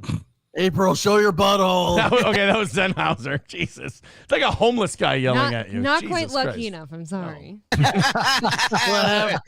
halftime show. Anything else? Look like you're sweating. Really bad. And I don't even know if Skills was here. Skills Carmite, I hope he was here. Skills was not there, by the way. if you're in the chat, speak up. All right. Go. Technically, I wasted like 5 minutes of their bikini stream, but God, I hate listening to myself. Can you see this? Yeah. Can they see that? Whoa. Or is it too far What's away? going on? What are we doing, so guys? Fucking pretty. 5 hours and change. Guys, I'm shaking. All right, he's shaking. Let's give him a minute. I mean, it seems I meant from the ass and the hip, and I wanted to touch her. No, let him breathe. Let's give you a minute. Shuli, you are Talmudically misrepresenting why I was shaking. How dare you? That was a lot, but I thought you did. All right, Aaron. Thank you, Shuli. I couldn't do that well. Yes, you could. You are. You used to be a homie back in the day, weren't you? I mean, I tried it out for a little bit. I wasn't, Oh, Shuli tried it out for a little bit. All right. Well, he didn't shit too hard on mine, so I guess I'm not gonna. It didn't become the lifestyle. Maybe it should have, but I tried it on. It didn't work out. Yeah, I mean that Jewish kid from wherever the fuck Shuli's from, that would have been a badass MC, right? Anyone who was wondering earlier too about who Chad Zumach was talking about, this is Mike Morris. Yeah, this is Mike Morris, who's not a bad guy. He's fine. Mike Morris is fine. I'm sure he's shit on us a time or two, but he's fine. He's always been nice privately to me. So yeah, I got no problem with Mike Morris. Why am I writing down? I was going to write down that for a clip, and I wrote down Mike Morris. Who's the bottom right guy? That's Anthony Zenhauser. I think he still does comedy. He's kind of, I don't know. He's just kind of been like a co-host on podcasts and stuff, and he kind of caught on with Shuli now, so he's doing that show. Up for you. Didn't work out. I got mugged a lot. It was weird. It was weird. So are they done with us? All right. I'm sure you were the first half of 8. So all right, they're done. All right. Well, that was nice. Maybe tensions are cooling between Steel Toe and Shuli. Were there tensions? Oh, just that one guy. Just Joe is a piece of shit. Right. That's about Does it. he still work for him? Yeah. Because he was the one who said, "Look how April's holding that microphone," and everyone ignored him. Oh, see, I didn't see him, so I didn't. You don't see him. Oh. He's not really on camera. My Lost Interest says, sorry, I messed up the timestamp. It's fine. You were probably watching the live stream, and it was an hour and 5 minutes ago. That's where that comes up. That's where that comes from. Poignant Pachyderm says, your new rap name, Lil Wiglet. Lil Wiglet. Oh. April is your spliff star. April's my everything What the shit star. does that mean? April's my northern star. What is this? She guides me home. What's a spliff star? That shit worked TX. My mom had one. I don't know what. They're talking to each other now. Oh. Not Fred says they're so jealous. I don't think they're jealous of the rapping. Maybe of me having April here, but I don't know if they're jealous of the rapping. Flava Sava says, I like your thoughts, so fuck me. You're not just titties. Oh, you're just titties to me, apparently. And you don't. Dude, I don't even have titties. Like, if Aaron was a titty guy and he was just here for my titties, I'd feel a little sad for him. April and I had a little discussion about what we appreciate about each other yesterday. They're trying to talk to everybody right now and be like, hey, I'm here, but do you see that? Yeah. I do. Oh, wow. Mycroft says Shuli was bi-rap curious. See, when they said I'm jealous, I actually did think that they're referring to your freestyle abilities. No, I don't think so. Yeah. I don't. Those guys have never been very complimentary towards me. They've been very nothing-ish towards me, No. except for Joe, who doesn't like me. Aristocock TX says Shuli has made me laugh, but it's been few and far between. Mr. St. Caesar says the show is peaked. It's done. Cancel the show. Delete the channel. Time to call it, sir. Oh. Whoa. I wanted to watch a few people watching me. Sorry. Spliff Star is Busta Rhymes' hype man, the guy who's in the background going, yeah, come on. What? Oh, I'm your Spliff Star. Most successful hype man of all time, in my opinion, Lil Jon. Yeah. I mean, that is 100% the best hype man ever. I think that man knows maybe 10 words total. Have you ever heard him actually do an interview? He's a relatively sharp guy. No. Do I go to Lil Jon for his interviews? Do you want to watch? Do you want to watch Lil Jon be a human? I didn't know he could be. Oh yeah, he's a normal guy. I don't want to see him this way. I wanted him to just be the guy. Are you sure? No, He likes, okay. You know what his hobby is? He likes to remodel homes. Holy fuck. You didn't know this? Oh yeah, Lil Jon's a home remodeler. I love hearing that like rappers and DJs are like these things that I would have never guessed. Like Rick Ross is a bison rancher. Yeah. Fucking car show putter on her. Yeah, Lil Jon likes fixing houses. Here. Okay. Next guest. Okay.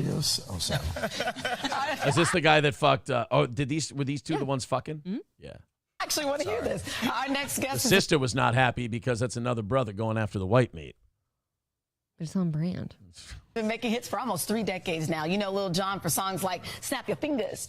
There was also God. Turn Down for What? And of course, Get Low, which reached #2 on the Billboard chart. Get Low is like evergreen. Yes, you did. Get Low only reached #2 on the Billboard charts. That's kind of fucked up. I will. What the fuck was going on at that I time? do not care if you like the song or not. It is evergreen. It gets played every single place you go to, every party. It's everywhere It's a still. great song. And how old is that? At least 15, 20 years old? Yeah, 15. It's fucking 15. old, man. It's probably And 15 it years still old. Gets around. By the way, folks, in case you hadn't heard, John has added home renovator to his resume now with his hit HGTV. Hey, how much are we going to remodel? To the window, to the wall. Why did I miss that? Till the downstairs spaces crawl. Crawl space. Easy. Oh. There's In your a- backyard, we'll play basketball. There's a wrinkle. Yeah, there's a lot of fucked houses up in here tonight. TV show. It's called Tear down for what? Tear down for what? Very good. Ugh. Let's go. If you want it, we can add a second floor. God, I forget that's him. We about to fuck your basement up. Let's go. Didn't he do shots with LMFAO Yeah. too? Yes, he did. How do we do a remodel one? I'm trying to Cocks, but like cocking. Cocks. Cock. You can't have me shouting cock over and over again. Nobody clipped that at all. My realtor always over enunciates the L in caulk. Ew. Because he doesn't want to be saying Caulk? caulk. He'll go caulk. We could use some caulk here. It's fucked up. Because he doesn't want to be saying cock. But you call it cock. It's a Can we caulking just be adults? Just say cock for once. Yeah. What's wrong with cock? Lil Jon I say nothing. I say nothing either. Cock's wants to do what? pretty great. Useful. Back with season 2, and this season, the renovations promise to be bigger and better than ever. Ooh. I think that was the only decision I said I wanted to make was the chandelier, and that's the glitz and the glam. Feels like you're in a fancy hotel lobby. That's what we wanted this This looks experience to be great. right here. And look at the Like fireplace. Lil Jon doesn't sound like Lil Jon. He's just talking. He's like, we wanted to have a nice, expansive place here so we could have a wonderful social setting for you. I love this. Right. I'm a little extra sometimes. I can go between like country barn living to like this. This was bougie 7 shit. months ago, so he's doing this now. This is new. I love this. I love the blue. I love the fireplace. It's great. The fireplace is huge. It's massive. That's beautiful. This Well, is the black a man beautiful designed it. space. Like Let and the John talk couch about is it. So soft. You've got texture and funk everywhere. Love it. Listen, full disclosure. Yeah. Full disclosure. Yeah. I watched, I was flipping through and I saw, voice. and I stopped and I watched. I thought it was a prank at first. And I thought it was like a sketch. I watched the show. I'm like, oh oh my God, Lil Jon's real a deal. legit designer. Yeah. How did this come to be? Well, I was kind of forced into it. Me and my family were living bi-coastal. We were in L.A. at the time for like... What the fuck is going on? I told you, dude, he's a pretty sharp dude. Lil You're Jon's like- actually a sharp guy. I feel like I can go back to like listening to his songs now and think that he still has like a few brain cells rattling around. Oh. Like, you know when you usually listen to the songs, you're like, oh, this is just animalistic and dirty. You understand, Now like, there's a smart man behind it. Chappelle's impression of him now makes a lot of sense, where he would do the what? Okay, yeah. But then he would go, excuse me, madam. There was a problem with my flight seat, and I would like it rectified as soon as possible. We can upgrade your frequent flyer miles. Okay! I've never heard him talk. Yeah. But imagine, like, the benefit of the doubt you get. Like, Lil Jon could just put together sentences, and we go, oh, my God, he's brilliant, because we only hear him go, okay. Yeah, but then you listen to fucking Patron on the Rocks, and I'm ready for some shot. Yeah. That was our main place of living, but we still had our home in Atlanta. So we had a pipe burst in our home in Atlanta, and we were in L.A. Lucky and pipe. The water was running for a week. Oh. So we basically had... Sounds like a home remodeler you'd hire here in, like, St. Cloud now. This is so weird. I'd hire him. To gut the house and kind of just start from scratch, and went through the bad contractors. And you found your gift somehow. Yeah. So one day I was just watching home renovation shows trying to get... Lil Jon, by the way, still the one guy wearing Von Dutch. I see that. I noticed that. Yeah. He's the last guy. He's the last holdout with Von Dutch. Some inspiration, and I saw my Next, he's going to be wearing an Ed Hardy t-shirt. His outfit is troubling somehow. Like, I love his glasses. Those are great. But it's kind of a bowling shirt? No, not, well, kind of. I was thinking more like a chef, like with the, Okay. or it's like a chef shirt mixed with pajamas. Then he's got these fucking sweet, like, bowling fucking loafery leather shoes on. I don't know. co-host now, my co-designer now, Anitra, she had a show on, and I reached out and was like, yo, would you be down to, like, work with me on my home? Because I got nothing in here right now. I had to gut it. So we got together, and, like, we compliment each other really well, and we did my I'm just house watching over, Lil and Jon her talk husband, about home Adam, was remodeling. like, Can I get in them you guys guts, work though? really, really good together, and your designs are amazing. We should do a show. So that's how we kind of got into it. And Where came can I up with watch this? Lil this? Jon one? HGTV. I've never heard Just of go on this. Hulu and watch Lil Jon remodel houses. I used to watch a ton of this. I don't know how old this show is, but wow. Yeah. He's just, Holy shit. Lil Jon's just a normal dude. Where did you hear that he, like, remodels homes? Like, I've never heard of this. I think I read it in I was going through, like, prepping the show and stuff. I think there was a TMZ thing about, like, he had a new show and he was remodeling houses like a year ago. Can you imagine going from the get low video lifestyle to remodeling homes? It does make sense, though, that, like, he could make the music he makes and the shit he makes. I don't think you can be a dumb guy because it's like he knows what people want to hear. He knows what gets people amped and excited. And there's a level of calculation in that, and a level of, like, it's more of a scientific thing than it is artistic. Yes. Like, it's like a dash of this. It's like he's putting recipes together. So it does make sense that he's a smart guy because he knows how to take the stupid people at the club and get them to go crazy. You have to be more intelligent than the people you're entertaining to get them true. going. Yeah, you have to make them do a certain thing, Right. like a reaction. But So all the dumb people think, oh, Lil Jon's one of us. But Lil Jon's really like, I know exactly how to get all of these people standing in this club to go and do the same dance at exactly the same time. And I think we will put it together today, and we will pick the perfect right artist to perform it. And then, periodically, I will yell, yeah! well, like 2 Chainz, like he has a degree from Harvard too, which makes no sense at all to me. And he at least strings together a few words in his bars, but none of it's all that smart. Does he have a real degree, or did they give him one? I don't know. I've always thought that he actually went and got one. Okay. But it would make sense also, I guess, for him to be gifted one. No, I somehow. think you're right. I think he did go 2 Chainz degree. 2 Chainz attended Alabama State University on a basketball scholarship and played on their team from 95 to 97. He went on to transfer to Virginia State, where he graduated and went on to pursue music full time. Why does everybody talk about him in Harvard then? He might have an honorary degree. Maybe. But he still went to college, apparently. Did 2 Chainz graduate college? Yeah, Virginia State University. Smart and athletic. Okay. Graduated second in his class. Graduated Alabama State with a 4.0 GPA. So he's no slouch. He's smart. Wait, I thought, but he He's graduated. no Harvard, but Played one school basketball team, transferred, but finished at Alabama State. Okay, so he did go back and get his degree from Alabama State, 4.0 GPA. Holy shit. something says something about Rick Ross there, too. Yeah, Rick Ross went to, he's a smart dude, too. He's a very smart businessman. Yeah. He was a prison guard. 2 Chainz, Harvard. What is all that shit? Played on its basketball team. Does he have a master's degree? Which rapper went to Harvard?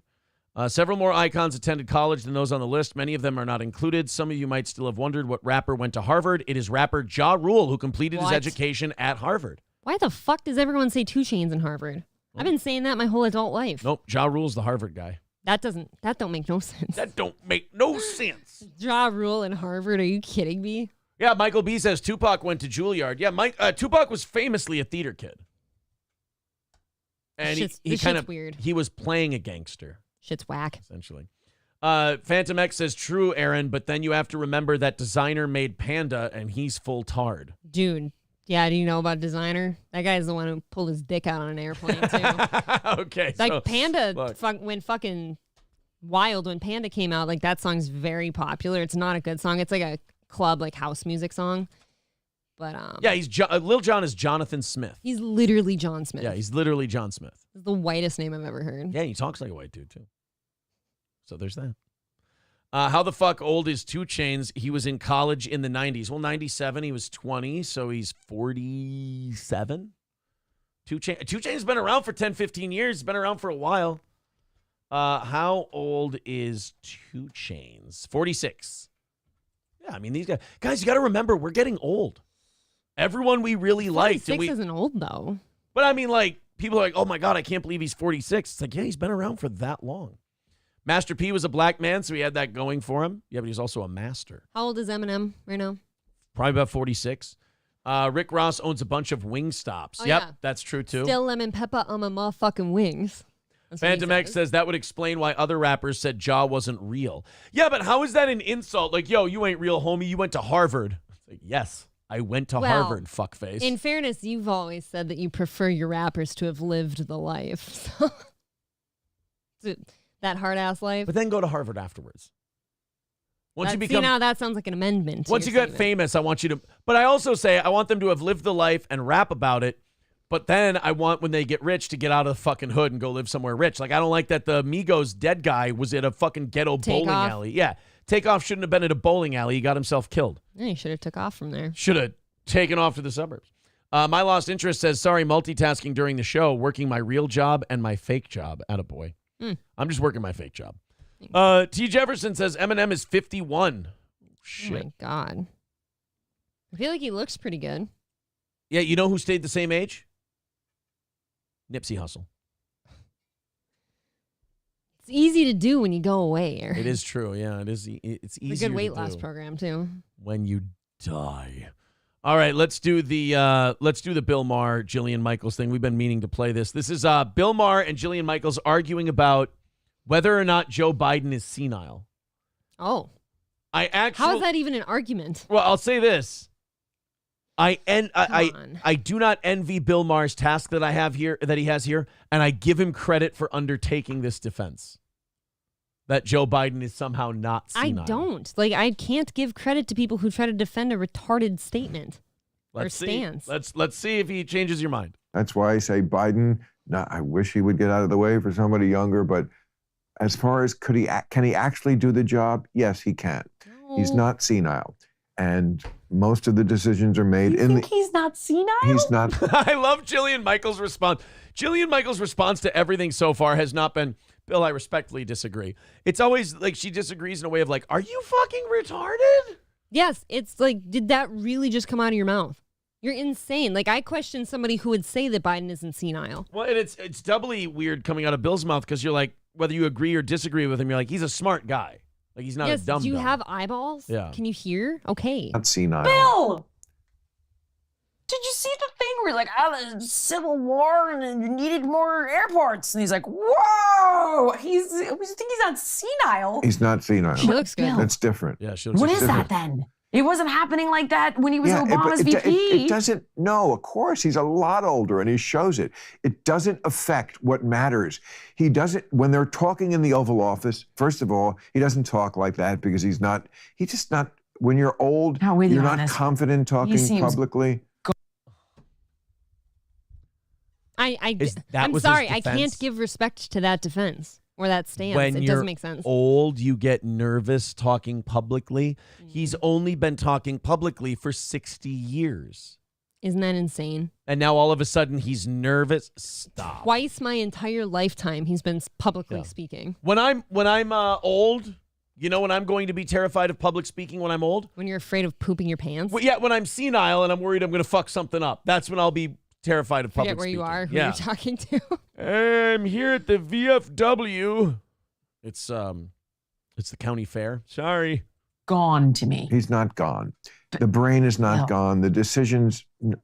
Okay. The special prosecutor literally came out and said, we cannot prosecute him because we cannot prove he purposely mishandled these documents because he's showing too many signs of aging, like an aging brain. But that's not okay then. We got to get that person out of the office. Yes, Come on, if you can't prosecute somebody because they're literally too old. You don't know if they're too dumb and senile. You have to get them out. They can't be president. I'm sorry. Please. All right. He's making. I don't like that I have to beg for something like that. Like, please. They shouldn't be allowed to have any classified documents either. No because they've classified shown documents. that they have no ability to control them. You're not in charge of anything anymore, including probably like your estate. Like your kids run that now. Yeah. Please stop. I agree with you. I don't think he's making them. Oh, that's a conspiracy theory. Of course he's making them. How? How? He literally just called Trump the sitting president the other day. And Trump just called, he did a whole rant. Did I just tell you Trump was mentally sound? I'm just, no, but he did this. That is, you know what? That's a really smart thing she said, because when you get in arguments with people like this, they want to make it about Trump. And you're like, no, let's assume Trump's a retard too. I don't care. But let's talk about Joe Biden. Yeah, I'm not, in the other hand, saying like Trump's brilliant. I also think Trump is getting to be way too old to be in the presidency, but he seems at least sound of mind. Right. He seems sharp. Yeah, he's still I know sharp. that can go at any time, though. That's the thing about electing him again. Year 2, year 3. I know. You confident it's not going to hit him? It's nerve-wracking. And you. Oh, by the way, do you think the Democrats will give Trump the same grace they gave Biden with his senility? Not at all. Probably not. Same thing. People get up in the upper years, and then, especially when you're like talking in public a lot, you know, it's going to happen. It doesn't affect. Bill. Okay. Don't give me Bill like in this area. I'm the one who doesn't know shit. Maybe you don't. I'm not saying you don't know shit. No, I'm not claiming to know anything about. Bill's starting to get the stay in your fucking lane, bitch. This is just silly. I will say this, Jillian Michaels, he's right about one thing. She's not the person to make this argument against Bill Maher, but she's not doing a bad job. She's fine. She doesn't sound any more retarded than he does right now. That's true. We're watching two retarded crabs try to pincer each other to death. Politics, but watch the friggin' videos of the guy. I've seen the videos. He can't get off the stage. That's not true either. I mean, Bill's right. Eventually, Joe does get off the stage because he's off the stage now. He falls off it. He never got stuck there. That's accurate. Yeah, he's going to have to start just stage diving into the arms of Secret Service guys. All right, I got to get off the stage. And like, all right, he like Mr. Magoo. He's just going to walk off the edge of the stage not knowing. And the other guys, they'll just catch him and he'll be like, all right, I'm good. He's going to shatter his hips, though. We've seen the videos. We've seen the same thing. The bicycle store. He doesn't know where he's at. You think the guy knows? Okay. I mean, because okay. Point area explored. We have a difference of opinion. Bill's just trying to move on. He's like, look, we've discussed it. It's fine. Whatever. I can respect that exit strategy, I guess, right? Because neither of you are sounding like neither of you are super getting credible and smart. But neither of you are getting deep into the topic. I do definitely have an opinion. Like I side with one of these people and not the other one, for sure. Fair. You can school me on it. Tell me nobody knows. I'm just telling you. when he's sitting alone, not alone, when he's sitting with advisors in the Oval Office, where the job is actually done, not in this arena, which has you so interested in, this shiny object. When Shiny object? He's being a dick. That was catty. He's being really condescending and shitty, Bill. That the was shiny object Oh, go on. I was just- that is distracting you because you're not in the Oval Office. He looks demented. And I don't mean demented looks, crazy. exactly, I mean like dementia. Looks. In your opinion. Okay. I mean, to me, those are signs of dementia. Yeah. She fucking looks like somebody I know. It's creepy. They both have Really? some. Yeah. Probably everybody does at that age. Probably everybody does. And then maybe. Do you ever walk into a room and you forget why you walked into the room? I think Not there really. are degrees. I will say this, no. No. People always ask that to like excuse dementia. Like, well, haven't you ever walked into a room and you don't know why? I'm like, no, I have a general idea of why I went in there. Like at worst, like if maybe I'll be up in our room, like upstairs. And I'll come back down in the basement to like intentionally like grab something. And I get down here, I'm like, no, what was that again? I was grabbing. About 30 seconds tops later, I'm like, oh yeah. Yeah. There it is. That's what I needed. You ever walk into a room and not know why? It'd be fun to fuck with Bill at that point and be like, no, does that happen to you a lot, Bill? Because that's an early sign of dementia. What does she look like? She looks. Oh, never mind.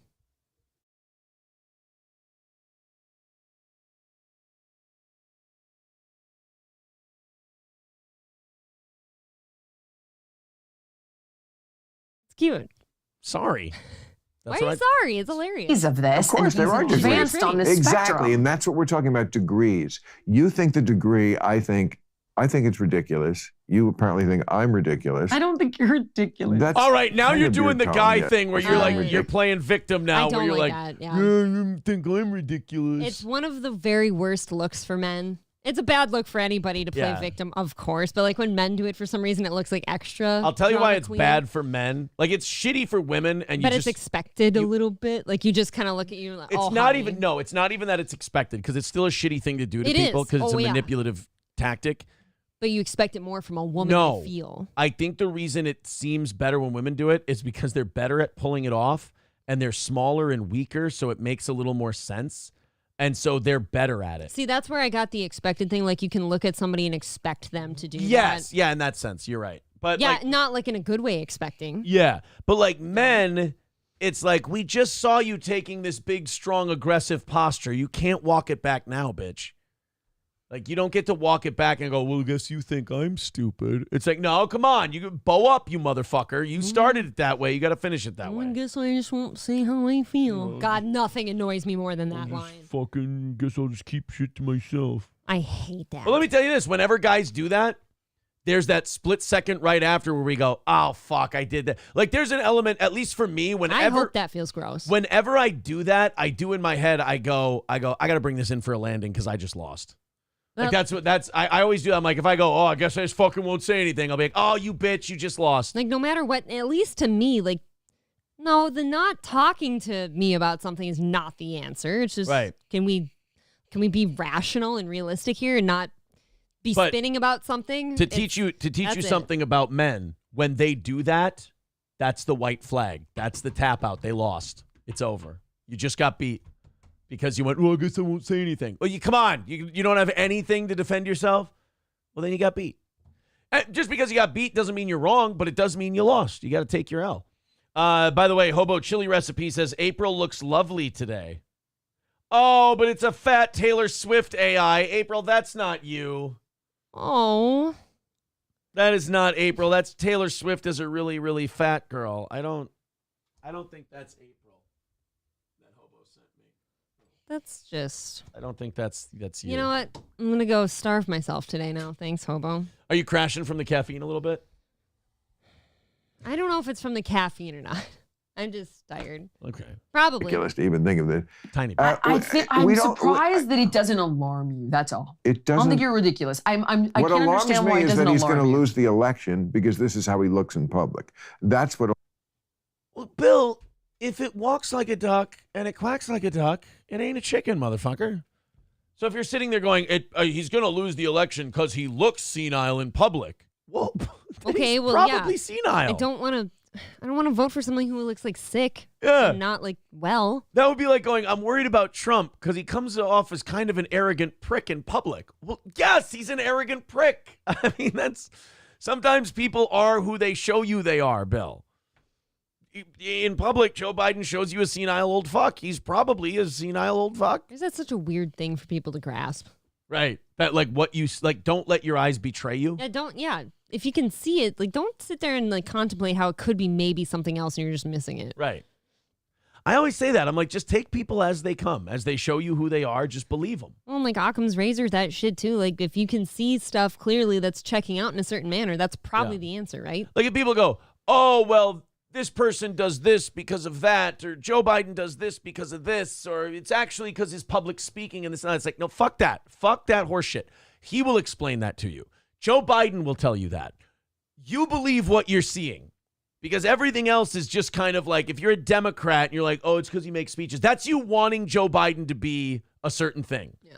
And you're not seeing it, so you have to make an excuse. That's what that Bill Maher's doing right now. If Joe Biden shows you a senile man in public, assume he's a senile man until something is explained to you differently. Yes. It alarms me. It doesn't alarm me like what is he going to do when they come to him tomorrow when he's in the Oval Office at 9:30 a.m. He's probably good like a lot of people, especially at that age, in the morning.